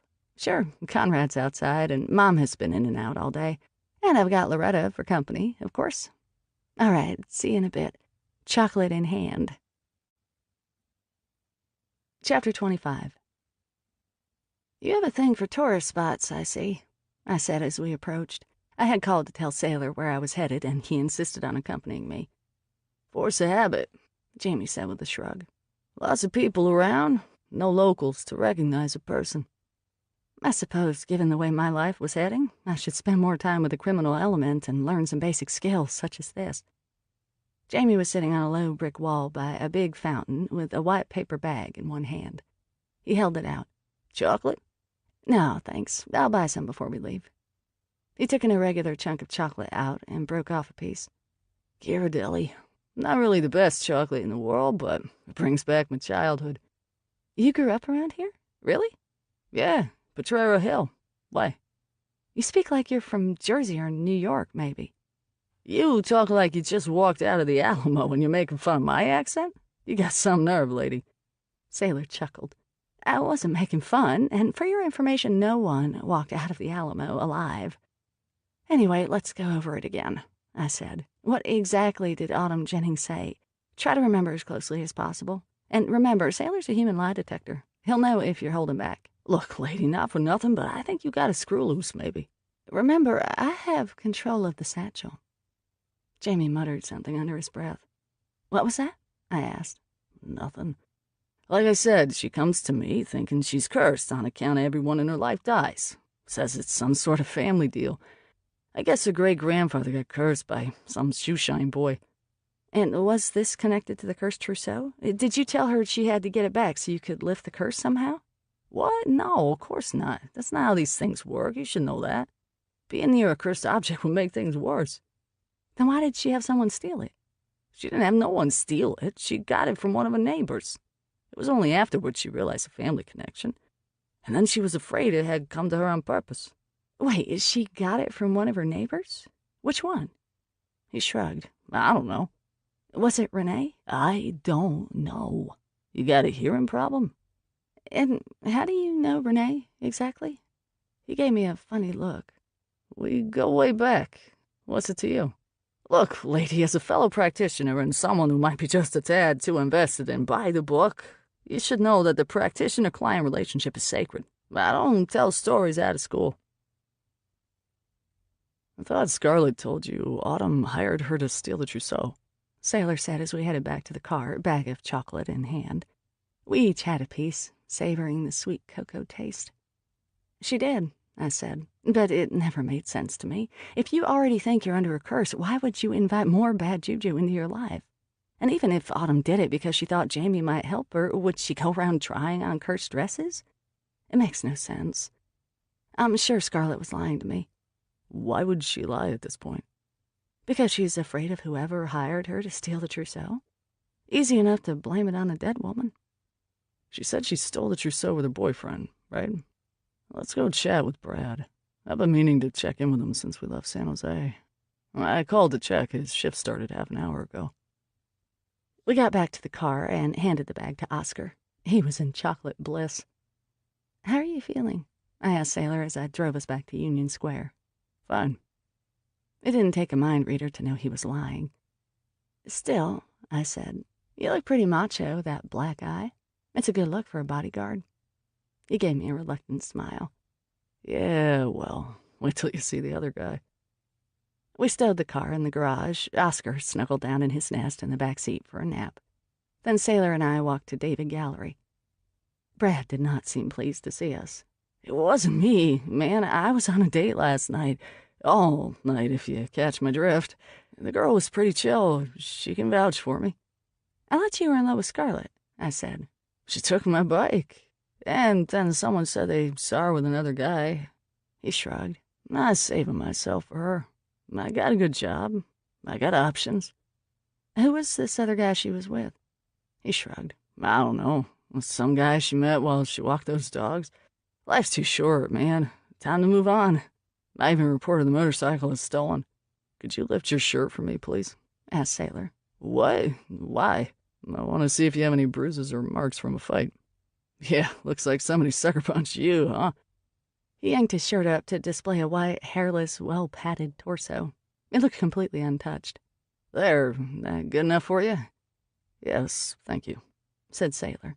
That about it, 'cause I got work to do, and I gotta tell you, I'm getting tired of being harassed. I could, report you. Thank you for your time, I said. And if you have a change of heart, Scarlett's at UCSF in the ICU. She's very sick. That stopped him. Really? What's wrong with her? It looks like arsenic poisoning. It could be serious. So if you still care for her at all, you might want to visit. Oh, man, he said, shaking his head as he walked back to his station. You believe him? I asked Sailor as we left. Sailor nodded. And I know for a fact I landed a few good hits on the guy's ribs. Unless Brad's a remarkably good healer, it wasn't him at the Rochester house last night. He seems to have rebounded from his heartache pretty quickly. Well, she did take his bike. You can't mess with a man's bike. I'll keep that in mind, I said with a smile. You know, there's someone connected to the Rochester house who also frequents the dog park. Has anyone seen Cody around? Or Eleanor with Mr. Bojangles? I asked. Lots of shaking heads. I recognized a few familiar faces from the other day, but there were new ones as well. Not everyone went to the park every day, of course, nor did most people keep to a strict schedule for dog walking. I saw Cody yesterday, and he totally shaved his beard, said a man I had seen here before, named Verlando. Dude, I saw that, said another. This prompted a long discussion among the group about the relative merits of facial hair. I'm keeping my mustache, though. A lot of us are new to the neighborhood, said one woman, getting back to my point. You should ask one of the old-timers like Mrs. Morgan. Mrs. Morgan is newer than I am, said Rolando. She just moved in last year. Really? Asked the woman. I guess I just assumed she had been here a while. Me too, I thought. Why would she have moved into a house with so many stairs? But then perhaps she didn't have mobility problems a year ago. Sailor and I thanked them for their time and headed back to the parking lot. It really might have been Cody then, I said. I wondered how you wouldn't have noticed such a bushy beard, even in the dark, but if he shaved it... I blew out a frustrated breath. Still, I don't even know his last name. I guess this was a bust. I suppose I could stake out his apartment house, maybe, or just start ringing doorbells. Not necessarily. You know his first name, and he runs the website for Rochester House of Spirits. Maya should be able to track down his full name in about 5 seconds. And if he's not listed, get Sam Spade to find his exact address, and then I'll go with you to talk to him. He tugged my ponytail very gently. You've got some good old-fashioned detective skills now, you know. not just of the witchy variety. I smiled up at him. You're right. Thanks for reminding me. For now, I guess I'll head back to Aunt Cora's closet and see if Maya can do some internet sleuthing for me. See you later? On our way to the dog park, I had dropped Sailor at his place in Chinatown so he could get his motorcycle. He had an appointment not far away on this side of town. You can bet on it. We kissed, and I watched as he pulled on his helmet, swung his leg over his bike, and zoomed off. It occurred to me to stop by and talk with Renee, but I didn't want to be stupid. If she was involved in this somehow, I shouldn't confront her alone. Better to try to figure out what role she might have played and hand all the evidence over to the police. Like a good, smart witch. I was about to get in my car when I noticed Mrs. Morgan hobbling down the street, leaning heavily on her walker with one hand while trying to keep Colonel Mustard in line with the other. I hurried over to her. "May I help you?" I asked, reaching out to take Colonel Mustard's leash. "Oh, thank you, my dear. Why, here you are again. You really should get yourself a dog if you're going to come to the dog park every day anyway." "I think you might be right." I smiled. "I have a pet pig, but I don't know that he's allowed in the park." "Oh, what?" I gestured toward my car where Oscar was sprawled on the back seat in his porcine guise, snoring. Mrs. Morgan tottered over and peered in and chuckled. "If I didn't see it with my own eyes, I wouldn't believe it. A pig!" Oscar awoke with a snort and rolled over to look at us. This made Mrs. Morgan laugh more. "You should let him come out and play with the others." "You think so?" "Oh, yes, of course. This is a friendly crowd, as long as he's a friendly pig." "Very," I said, partly lying given his encounter with Autumn Jennings. "You want to come out and play, Oscar?" He gave me a look. His snout was still smeared with chocolate, but nonetheless I realized I was going to pay for this one. He gave a quick shake of his head, then snorted and curled up with his butt to us, wiggling his little tail. "I guess he's not up for it," I said. I should have known. Oscar found it humiliating to be lumped in with dogs and other pets. "Would you like me to stay with you, and then I could give you a ride home?" "Oh, would you? That would be wonderful. Thank you." Mrs. Morgan and I sat on a bench and watched the dogs play with one another and their humans. Rolando threw the ball for Colonel Mustard over and over. His dog and the Colonel seemed like good canine buddies. It was a beautiful Bay Area summer day, warm and sunny, but with a pleasant breeze. Nothing like the summers I had grown up with, hot and sticky. On the other hand, there were no fireflies here, and rents were exorbitant. Everything had its pluses and minuses. "You know," said Mrs. Morgan, "I don't mean to be presumptuous, but if you love dogs and come into the park, I could pay you to walk Colonel Mustard for me." "Oh, I wish I could, but I actually have a job across town. I have my own vintage clothing shop." "Oh, of course you do. So silly of me. You already told me that. I'm sorry, I forget things." "Actually, I was here today looking for a young man named Cody who comes here often with his dog, Bojangles. Do you happen to know him?" I had asked her before, but hoped her memory might have been jogged. "Oh, I wouldn't know. I've met a few people here, but truth to tell, they all run together. I'm terrible with names. I'd like to blame it on age, but the truth is I was never much good at remembering names. Faces, now, that I remember." "Cody's a young man, probably mid-20s, with a full black beard, at least until recently." "I'm sorry, but I really don't know." "You know, Rolando mentioned that you were new to the neighborhood. It just moved in a year ago." She nodded, her eyes still on the dogs. "I guess I assumed you had been here a while." "No, not long. It's a lovely neighborhood, though, isn't it?" "It is." I wanted to ask why she would buy a house with so many steps, but decided it was none of my business. She wasn't my grandmother, after all. But I hated to think of her struggling with them every day. We watched the dogs for a few more minutes, and then I gave Mrs. Morgan a ride back to her house. Oscar was disgruntled at having to share the back seat with Colonel Mustard, but in response to a stern look, he moved out of the way. I pulled into Mrs. Morgan's very small driveway, parked, and came around to help her out. "I'm just fine at the moment, but thank you," she said as she started climbing the stairs. "It's the Parkinson's. It comes, it goes. Sometimes I swear I feel a mere 60 years old, like I could walk miles. People find it odd, sometimes think I'm faking, but it's the way of this disease."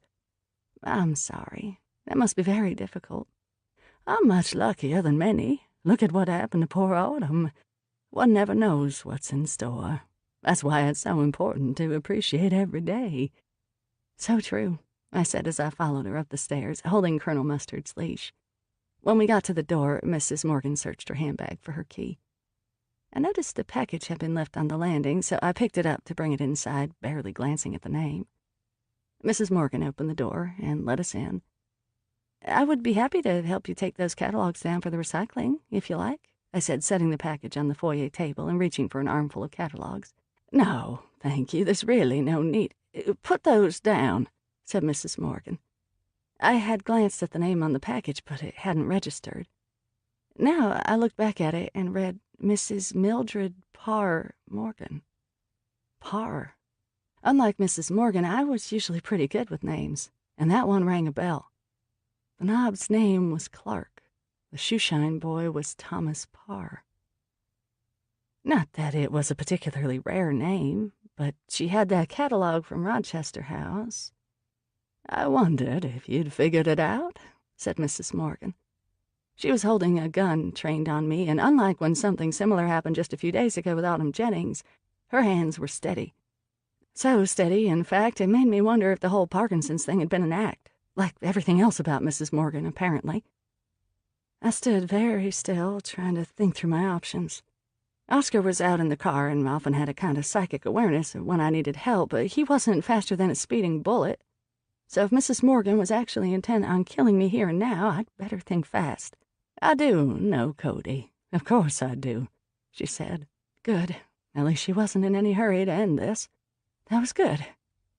"In fact, when he mentioned you were going to be at the Rochester House of Spirits, I sent him down there to take care of things. Made him shave first. That ridiculous beard made him so conspicuous. I expected he'd push you down a flight of stairs or something. My word, there must be 1,000 easily explainable accidents that could happen to a person at an overnight in a place like that. But no, he gets into a scuffle with some sort of bodyguard. I know it's trite to say, but it really is hard to find good help these days." "Why would you want to kill me?" "I didn't, not at first. You didn't have anything to do with this. But then you got involved and made the connection between the stolen trousseau and Scarlett, and I knew that stupid girl would talk. She's not very bright. Just FYI, she didn't rat you out, and she seemed bright enough to me. Granted, last time I saw her, she was suffering under the effects of arsenic poisoning, but prior to that, she served me with legal papers, and apparently she was smart enough to steal that trousseau for you." She scoffed. "She and Cody are so easy to manipulate. He was afraid I would tell his precious Eleanor that he and Scarlett were having an affair, and Scarlett fancied herself in love, would do anything for Cody. Also, that girl would do just about anything for cash. Rents are terrible in the city, aren't they? It's such a scandal."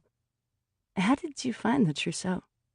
"Scarlett told me all about falling in love with a wonderful man, the only hiccup being that he was married, of course. But she was enamored and showed me the catalog he had put together for the Rochester house. Poor thing was so in love, she treated that catalog like a diamond ring. I convinced her to leave it here for safekeeping and look through it as I do the catalog for every antique auction I come across, and lo and behold, after all these years, the very trousseau I had been looking for, right there in the Rochester attics. It really was fate that brought Cody to me, I feel sure." "But why would you want to harm Autumn with a cursed trousseau?" "Autumn's maiden name is Clark.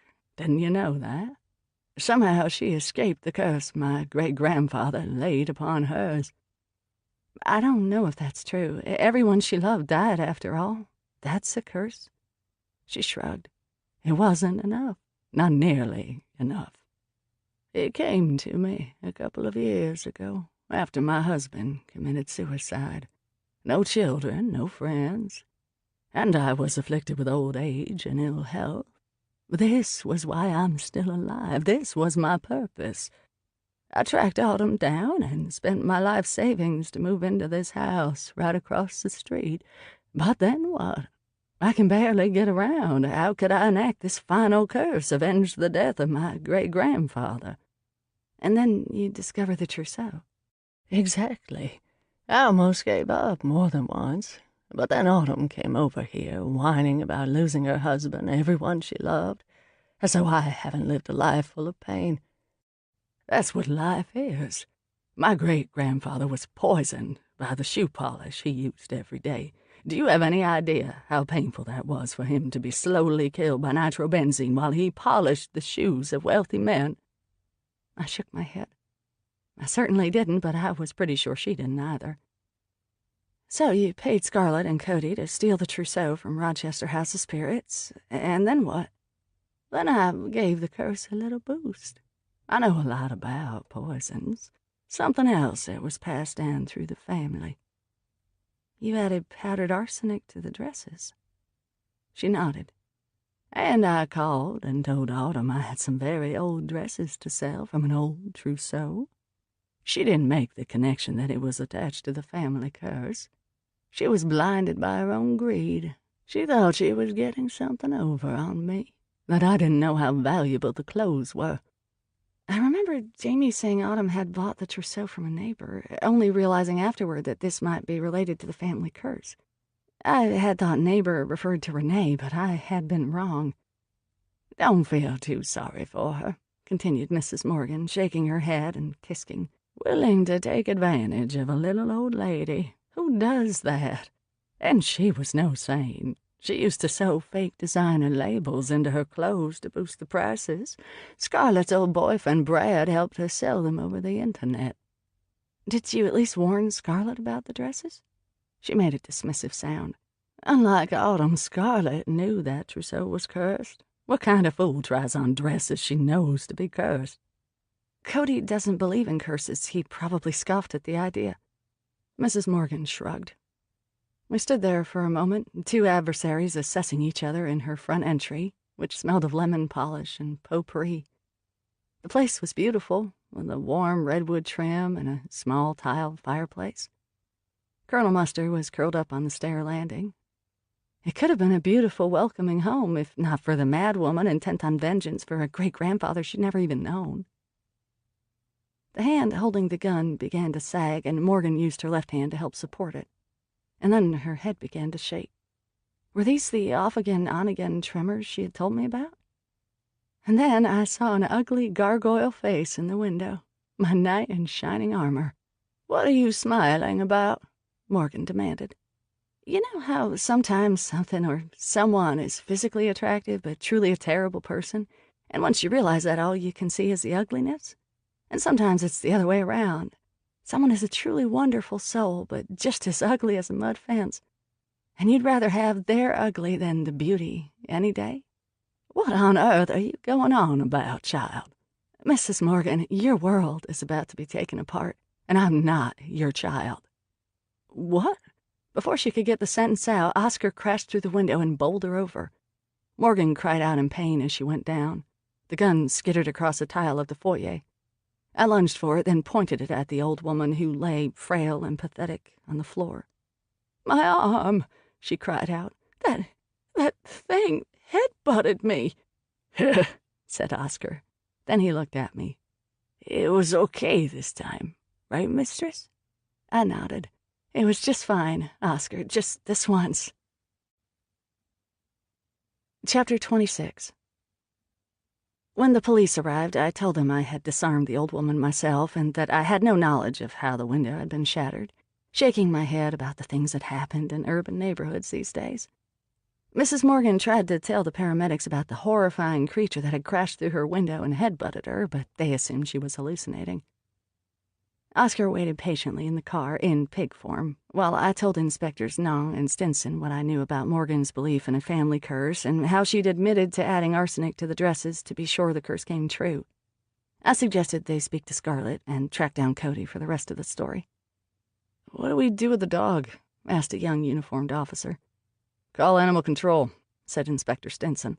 "Maybe someone at the dog park wants him," I suggested. "You want to take care of it?" Not really, but I feel bad for the poor thing. He just lost his person, and now he gets shunted off to the pound?" Stinson shrugged. I got much bigger things to worry about. All right, I said, giving in to the inevitable. Maybe I could find yet another hapless friend to take Colonel Mustard. He was a sweet dog. It was a long time before they'd finished asking their questions. When Colonel Mustard and I finally descended the stairs, drained from the grilling and exhausted by the emotions of the day, not to mention the lack of sleep last night, my gaze lit on a welcome sight across the street. Sailor, straddling his motorcycle. His helmet was off, and he appeared to be simply waiting, arms crossed over his chest, eyes fixed on Mrs. Morgan's house. I stashed Colonel Mustard in the car with Oscar and made a beeline for him. He enveloped me in a hug. I could feel myself letting go, relaxing, savoring the strength of his arms around me, the scent of his leather jacket, and the indescribable aroma of citrus and spice that always seemed to linger on his skin. Neither of us said a word for a very long time. Drive me absolutely insane. You know that? He said, finally, his voice gruff with emotion. I thought you were going straight back to Aunt Cora's closet. I was, but then I saw Mrs. Morgan. She's an old lady, I thought. It never occurred to me that she would be any kind of danger. Doesn't take much to pull a trigger. I know. I have to stop underestimating people. That you do, Sailor said. Listen, I know this isn't the best time for this. In fact, I've been trying to figure out the right moment for a while. He cleared his throat. Something's been on my mind, and when I realized what happened here, it dawned on me that I can't put this off any longer. I pulled away from him. I know what you're gonna say, I said, my voice breaking. It's fine. Really, Sailor, it is. You have your own life. You can't continue to put your training on hold for me, to keep sticking your neck out for me. I mean, we make jokes about you being my bodyguard, but you're right. It's because of me that you're wounded all the time. I got you attacked at the Rochester house just last night, and today I had an encounter with a killer. I'm like a bad penny, but, you know, a coin bad enough that it will get you killed. What are you talking about? It's fine. Really, we've had a good run. Certainly better than I've ever had with any other man, and... Damn it, woman, I meant nothing of the sort. I've never met someone so intent on breaking up with a man who loves her. That stopped me. He cleared his throat. Look, I know this is a hell of a time, right out here on the street, and I'm not talking right away, not until we're both ready, but... He ran a hand through his hair and gazed into my eyes. Damn it, Lily, I'm asking you to marry me. Chapter 27. After a long moment, I realized my mouth was agape. I tried to speak, but the words refused to coalesce in my brain. I'm gonna give that a minute to sink in, said Sailor. After another long pause, he added, or maybe two. But you, was all I could manage to say. I'm guessing this comes as a surprise to you. It's just, Again, speech failed me. And then I saw the shift, the moment his eyes shuttered and the sardonic look I knew too well came back on his face. Or perhaps I misjudged your feelings for me. It's a ridiculous idea, anyway. Who's ever heard of a pain-in-the-ass witch meeting up with a psychic? And I flung myself into his arms. Is that a yes? He demanded. Then he held me away from him. Lily, tell me something. I love you. His face softened. He gave me a crooked grin. Call me a stickler, but I'm afraid I need actual verbal confirmation here. Is that a yes? Will you marry me? I swallowed hard. It's just, marriage is supposed to be a lifetime thing. That's what I hear. That means you're willing to be saddled with the likes of me forever? He nodded. Really? I'm not easy. He started to chuckle. Did you think I haven't thought this through, Lily? It's not like we're on a bender in Vegas. I've known you through thick and thin for quite some time now. Almost a year. Almost a year. He nodded. I've tried talking myself out of being in love with you over and over again, and I fail. I can't see my future without you at my side. I can't see your future without me at your side.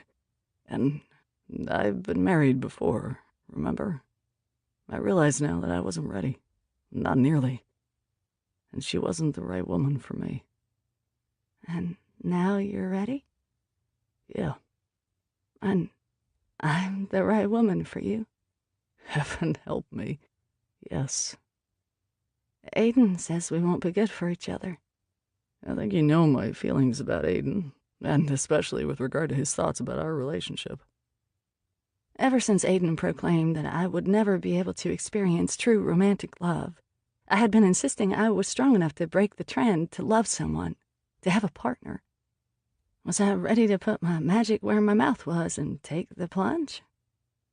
Sailor stood in front of me now, motorcycle gear and black eye, sardonic expression. And he was the most welcome sight in the world. I nodded. I need you to say it. Yes, I breathed finally. I do. I want to marry you. We stared at each other for a long moment. I thought I spied the glint of tears in his eyes. Oh, almost forgot. When he spoke, his voice was gruff. He pulled a velvet box from his pocket. Bronwyn helped me with the size, and she thought you'd like it. So did Maya. And Selena shined it for you. It's a druzy, which I was told is like the inside of an agate with a glittering effect due to the growth of tiny crystals atop a colorful mineral. But if you don't like it, we can get a different one. I know a diamond's traditional, obviously. Also, I know you don't wear rings, so if you'd prefer a necklace. I opened the box. Nestled in a velvet bed was a ring with the stone in a convex teardrop shape. It glittered pink, purple, blue, and green within its antique silver filigree setting. I caught my breath. How did you know? Know what? This marriage ain't gonna work out if you can read my mind. I can already tell you that. I can't read your mind, Lily, and I wouldn't even if I could. Not unless you wanted me to. What kind of a person do you think I am? Then how did you know about this ring? He cocked his head, a questioning look on his face. When I was a girl, Graciela gave me one just like this. But it was lost or taken from me when I went to visit my father. I've always mourned it. So is it a good thing or a bad thing that this ring is just like it? A very good thing. My voice was thick with emotion. He took the box from me. Then let's do this properly, shall we? He got down on one knee and held the box out in front of him. Lily Ivory, sorceress extraordinaire, pain in my butt, and mistress of my heart. Will you do me the honor of taking my hand in marriage? Yes, I will. The next day, I was still floating on air. Autumn's murderer was in police custody, and Sailor and I were engaged. Engaged! Me, Lily Ivory, engaged to be married to a wonderful man. I looked down at the ring for the 1,000th time since Sailor had slipped it on my finger. The tiny crystals glittered in the afternoon light, warming my heart. I told him you'd love it, said Bronwyn. No customers were in the shop, so Maya, Bronwyn, and I were enjoying a peaceful day at Aunt Cora's closet. Oscar snored on his pillow. Loretta lay on her rug behind the counter, and Colonel Mustard was curled up by the dressing rooms. I can't believe you all kept the secret from me, I said. Selena, too? Very impressive. It was so hard, Bronwyn exclaimed. We were all so excited for you, even Maya. True, said Maya with a smile. Though you made me wonder when you reacted so strongly to the idea of living together, much less marrying. I'm not gonna lie, it's still pretty scary. But we can't go around avoiding scary things now, can we? No, we certainly can't, Bronwyn said, beaming. The only flies in the ointment were what to do with Colonel Mustard. Oscar was not pleased, to say the least, and kept coming up with suggestions of whose doorstep to leave him on, as well as a few lingering questions. How and why had Mrs. Morgan kept the police from thoroughly investigating Autumn's store and apartment? And why had Renee reacted so oddly to me when I asked her about Jamie and lied to me about going to San Jose with Scarlett? Although, upon reflection, I realized that Mrs. Morgan was the one who told me Renee had gone down to Rochester House of Spirits. Probably Morgan had lied to deflect suspicion. In fact, it occurred to me to pass by Vintage Visions one more time to see if the police were processing the scene. I wasn't sure why it bothered me so much, but it kept niggling at the back of my mind. I think I'll take these 2 pups to the dog park, I announced. I need a little fresh air. I'll be back in an hour." In the back of my mind, I thought Rolando might be at the park. I remembered him and his dog playing with Colonel Mustard, and I held out a small flicker of hope that he might be interested in adopting the dog. Of course, I suppose there might be paperwork involved. I wasn't sure how it worked when someone was arrested. Could their pets be adopted out? But even if it was only temporary, Colonel Mustard needed fostering. Oscar's attitude aside, he really was too big and rambunctious to be happy in my little apartment. A man with a little white moppet of a dog was there when I arrived, but otherwise the park was empty. He left soon after we arrived, looking askance at my two big canine companions. So I threw the ball for Colonel Mustard for a while, simply enjoying the way my rain glinted in the sunshine and thinking about how fortunate I was.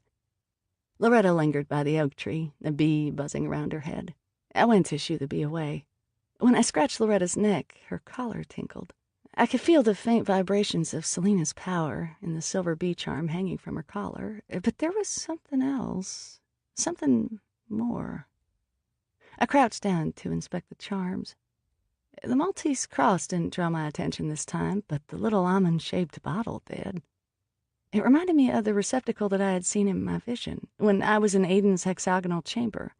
The sky had rained tears of blood into it. I studied the bottle.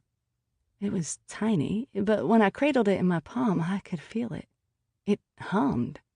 It was filled with the energy of grief, great sorrow and anguish. It was a lacrimatory. A bee buzzed by and returned, then flew around and around my head.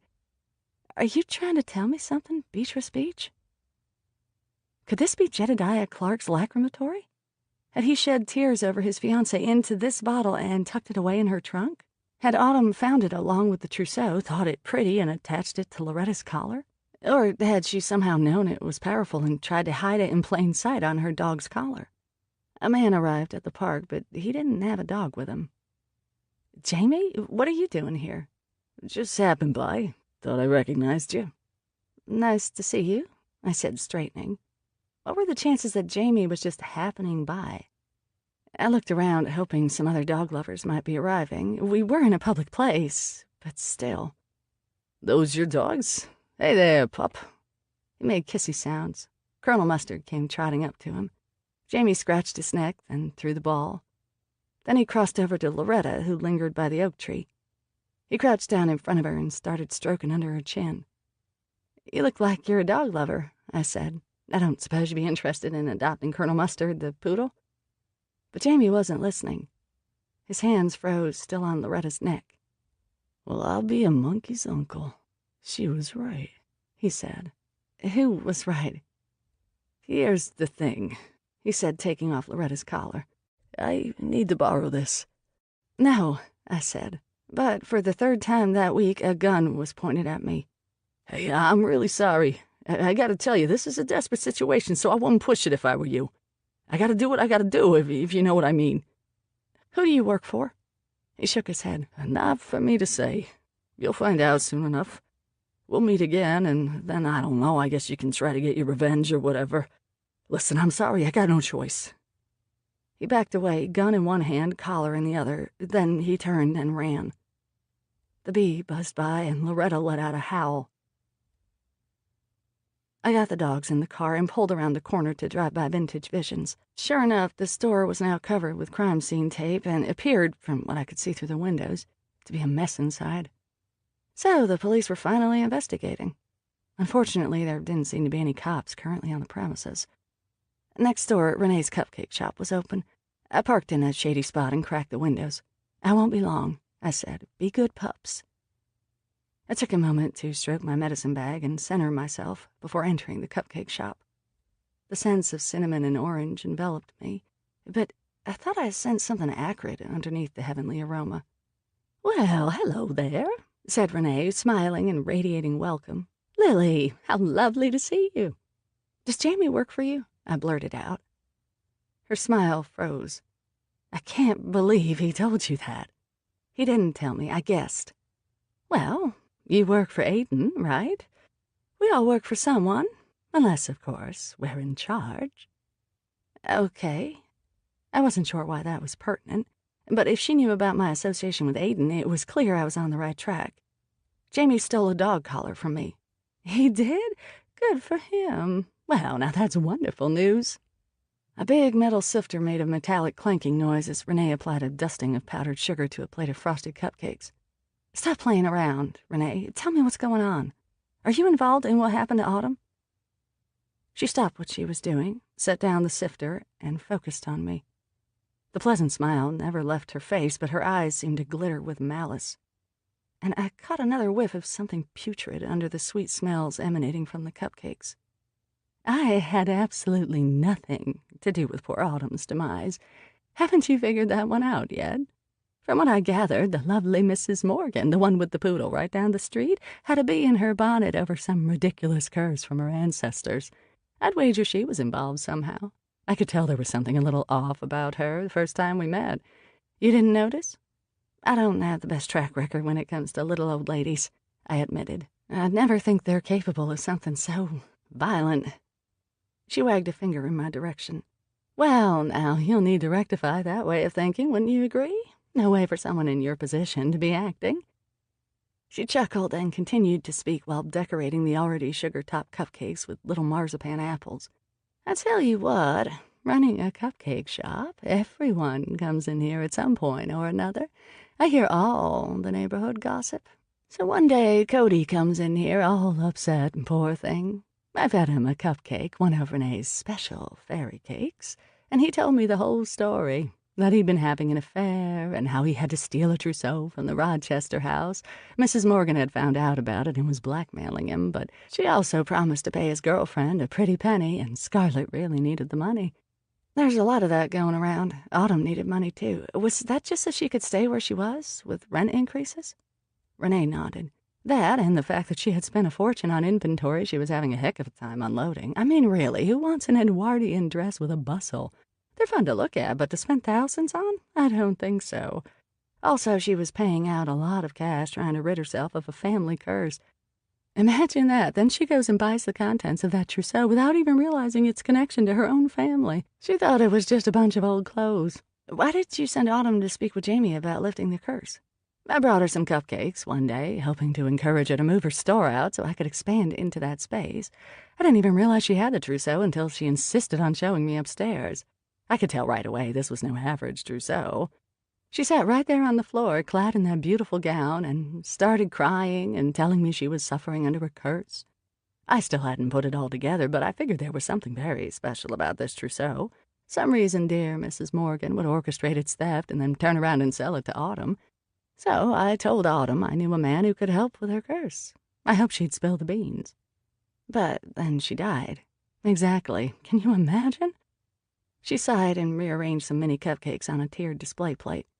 "At first I thought perhaps she had been right after all, that there was some sort of terrible curse on her family.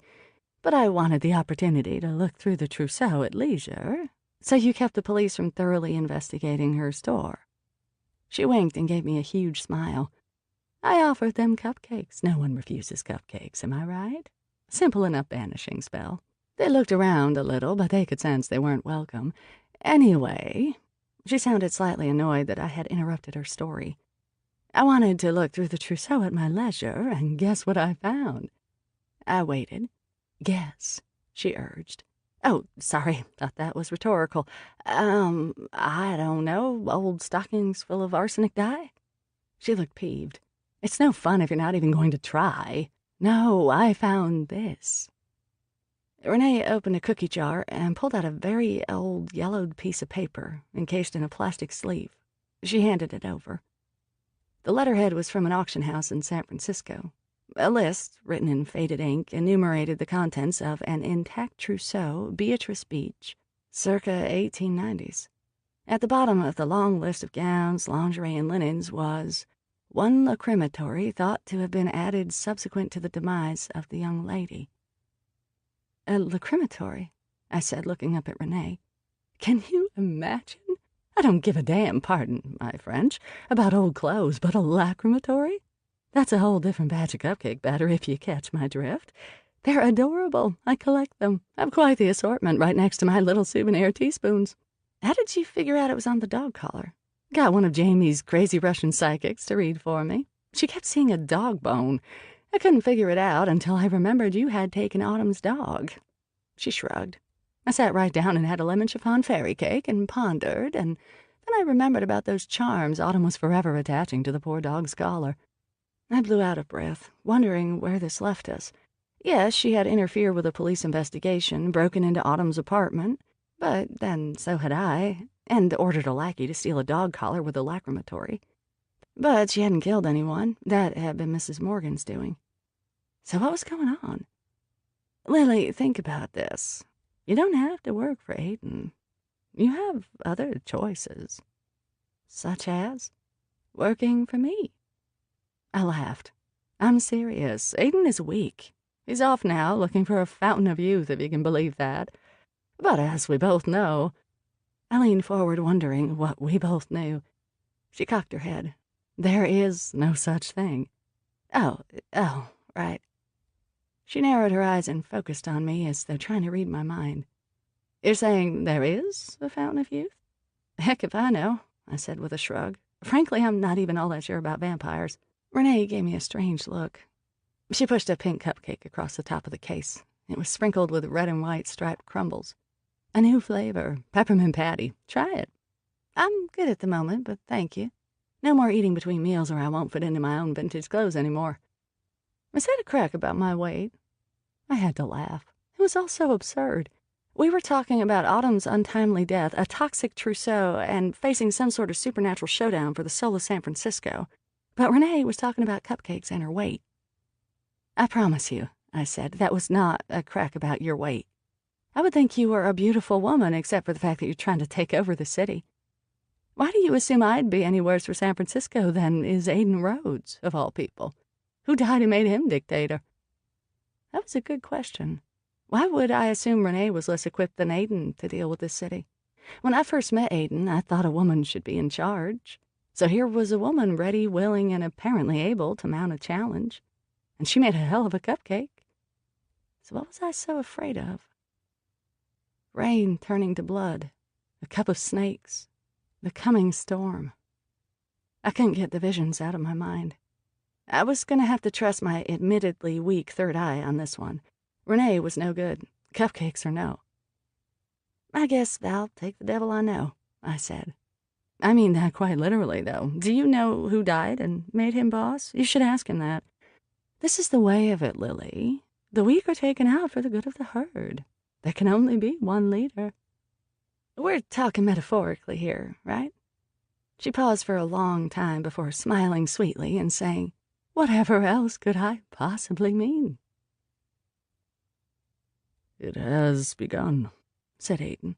He had flabbergasted me by walking into Aunt Cora's closet immediately after I had returned with the dogs, and Sailor arrived right behind him. I had never before invited Aiden into my apartment, but we needed to talk in private, so I left Maya in charge of the shop, and now our trio sat in my small living room, Sailor and I on the couch, Aiden in a chair facing us. Oscar, still nervous around Aiden, had gone to hide in his cubby over the fridge. I told Aiden and Sailor about my encounter with Renee and what happened with Loretta's collar. It has begun? Isn't that a little melodramatic? I glanced over at Sailor's unsmiling face, then back at Aiden. I mean, I know I was the one who first suggested it, but I guess I'm having a hard time wrapping my mind around the idea that the big showdown we're all so afraid of is with the cupcake lady. Don't underestimate her, said Aiden. She's excellent at cloaking. We really don't have any way of knowing how powerful she is until she launches the challenge. And now she has the lacrimatory. If it's that powerful, why didn't I feel it earlier? It's not that powerful by itself, but it seems Renee's been tracking and collecting lacrimatories for some time. And as a group, yes, they're powerful. There's a lot of energy and grief, and she has the residual salts from the tears, of course. You should know better than I how those could be used as a basis for powerful spells. Renee's abilities to brew might rival your own. I chafed at that idea. I'd gotten used to being the acknowledged local expert on brewing. I couldn't scry worth a darn, and my soothsaying left a lot to be desired, but I could brew. But it looked like there was some new competition in town. Still, I said, I guess it's the cupcakes that are throwing me. I'm going to assume you never saw Ghostbusters, said Sailor. Ultimately, it doesn't matter if you're killed by a puffy marshmallow man or a bad guy with a gun. You're just as dead." We all let that sink in for a moment. "All right," said Sailor, standing. "Now that we know a little more about who and what we're dealing with, I'm gonna go talk with my relatives. The realm will be able to rally some troops." "A good idea," said Aiden. And then, as though it pained him to say it, "Thank you." Sailor nodded, gave me a kiss on the cheek, squeezed my hand, and left. "While he's doing that," Aiden said, sitting forward in his chair, "you and I should divide up the folks in the satchel and start making the rounds, making sure people fall in line." "Sure, good idea. But first, I had a couple questions. What was Autumn Jennings' name doing in your satchel?" "She asked me for a favor a long time ago." "What was it?" "That's confidential, as I'm sure you're aware. It was nothing outrageous. Most people want help with their finances or love life or both. But she was keeping an eye on a few things for me until—" He trailed off, shaking his head. "Until what?" "She started asking others for help. It's not done." Jamie mentioned Autumn originally found him through Renee. Aiden inclined his head. "I didn't know it was Renee at the time, obviously, but I knew she had gone elsewhere. She was impatient." "So you cut her off?" "Not exactly, but she knew I wasn't happy. I believe she was looking for you, perhaps to try to win you over to her side. Probably assumed since you had vintage clothes in common, you had a basis for an alliance." "She filed a lawsuit against me." "Leverage. She thought she could use it as leverage, I believe. And as I said, she was impatient." He paused. "The truth is, I haven't been tending well to everyone lately. As I told you before, my powers have been compromised, and I've had to concentrate on the most important threats. These petty concerns are the least of my problems, until folks start getting out of line. That's why I asked for your help while I was out of town." "That satchel is a lot of work." "That it is." "Listen, I wanted to tell you something, Aiden." Sailor proposed. Aiden looked at me for a long moment. Maybe Renee was right. He looked younger and healthier than he had last time I saw him. Had he gone somewhere looking for youth and vitality? Now didn't seem the best time to ask. I read anger, but also sadness in those mysterious, too blue eyes.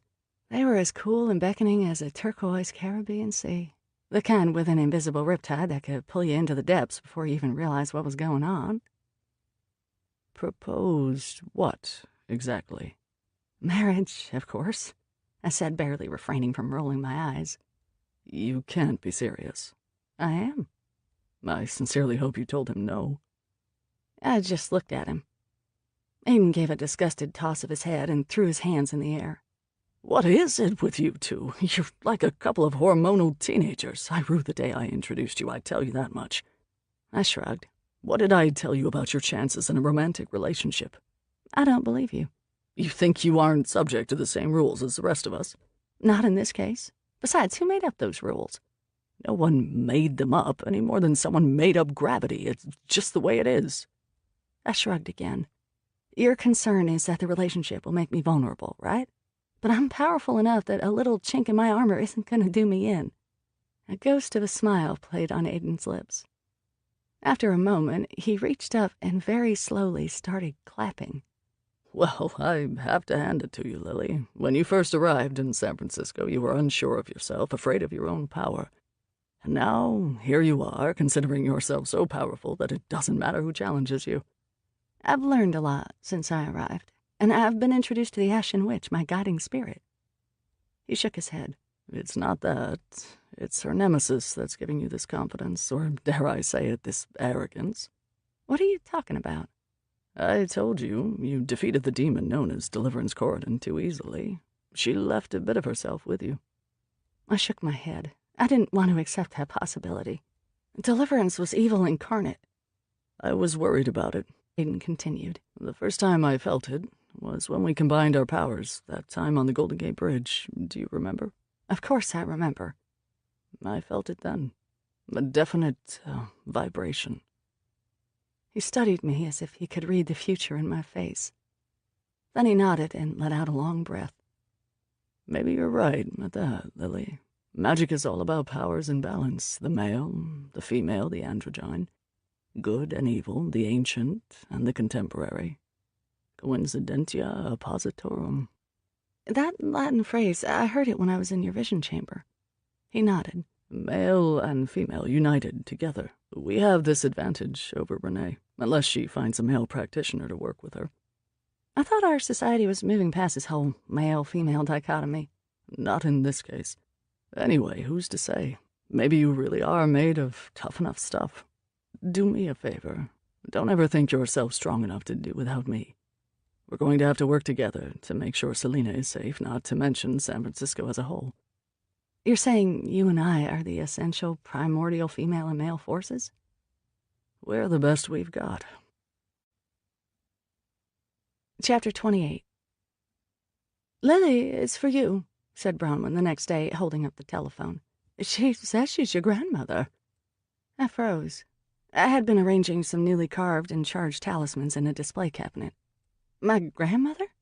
Graciela didn't call me ever. I raced to the phone. Graciela, are you all right? No, she said, her gruff voice coming through loud and clear. What's this about una boda, a wedding? Estás prometida? You're engaged and you didn't tell me? How did you? My whole coven insists on coming, and your mother, if you can believe that. No lo puedo creer. Did you know she has been sewing a trousseau for you? What now? You don't know what a trousseau is? Of course I do, but my mother? Yes, say, mija, I know. Who could have imagined? But all these years she has been pouring her thoughts to you into her sewing. It will be a powerful trousseau, just right for your wedding.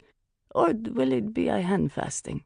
A hand-fasting was a sort of witchy wedding, usually performed in a natural setting, often under a full moon. Either way, it will be perfect. It doesn't take a witch to imbue something with power, as you know too well. But how did you? Rosa's son has an old school bus he will let us use. We're going to stop it in and out. You never leave your land, I said, still amazed. How did she know I was to be married? And I can't believe my mother. This is good, mija. Trust me. Be strong, mija. I want to meet this man who has won your heart and puts you at risk. What's his name? Sailor? Marinero? Yeah, sort of. It's just a name, not a profession. He's a psychic, as a matter of fact. He's very special. He will need to be. And you will need all your women folk behind you. You are facing a challenge, but never forget, mija. We witches take care of our own. As I hung up the phone, I pictured the faces I hadn't seen since I fled my hometown at the age of 17. My grandmother's stubborn chin and near black eyes gone foggy with age. My mother's soft, round face, with its sweet but stunned expression, as though life had left her betrayed and bewildered. My grandmother's whole coven, 13 impossibly old women who cackled and gossiped and worshipped and practiced their magic together, with the insight and knowledge born of age and experience.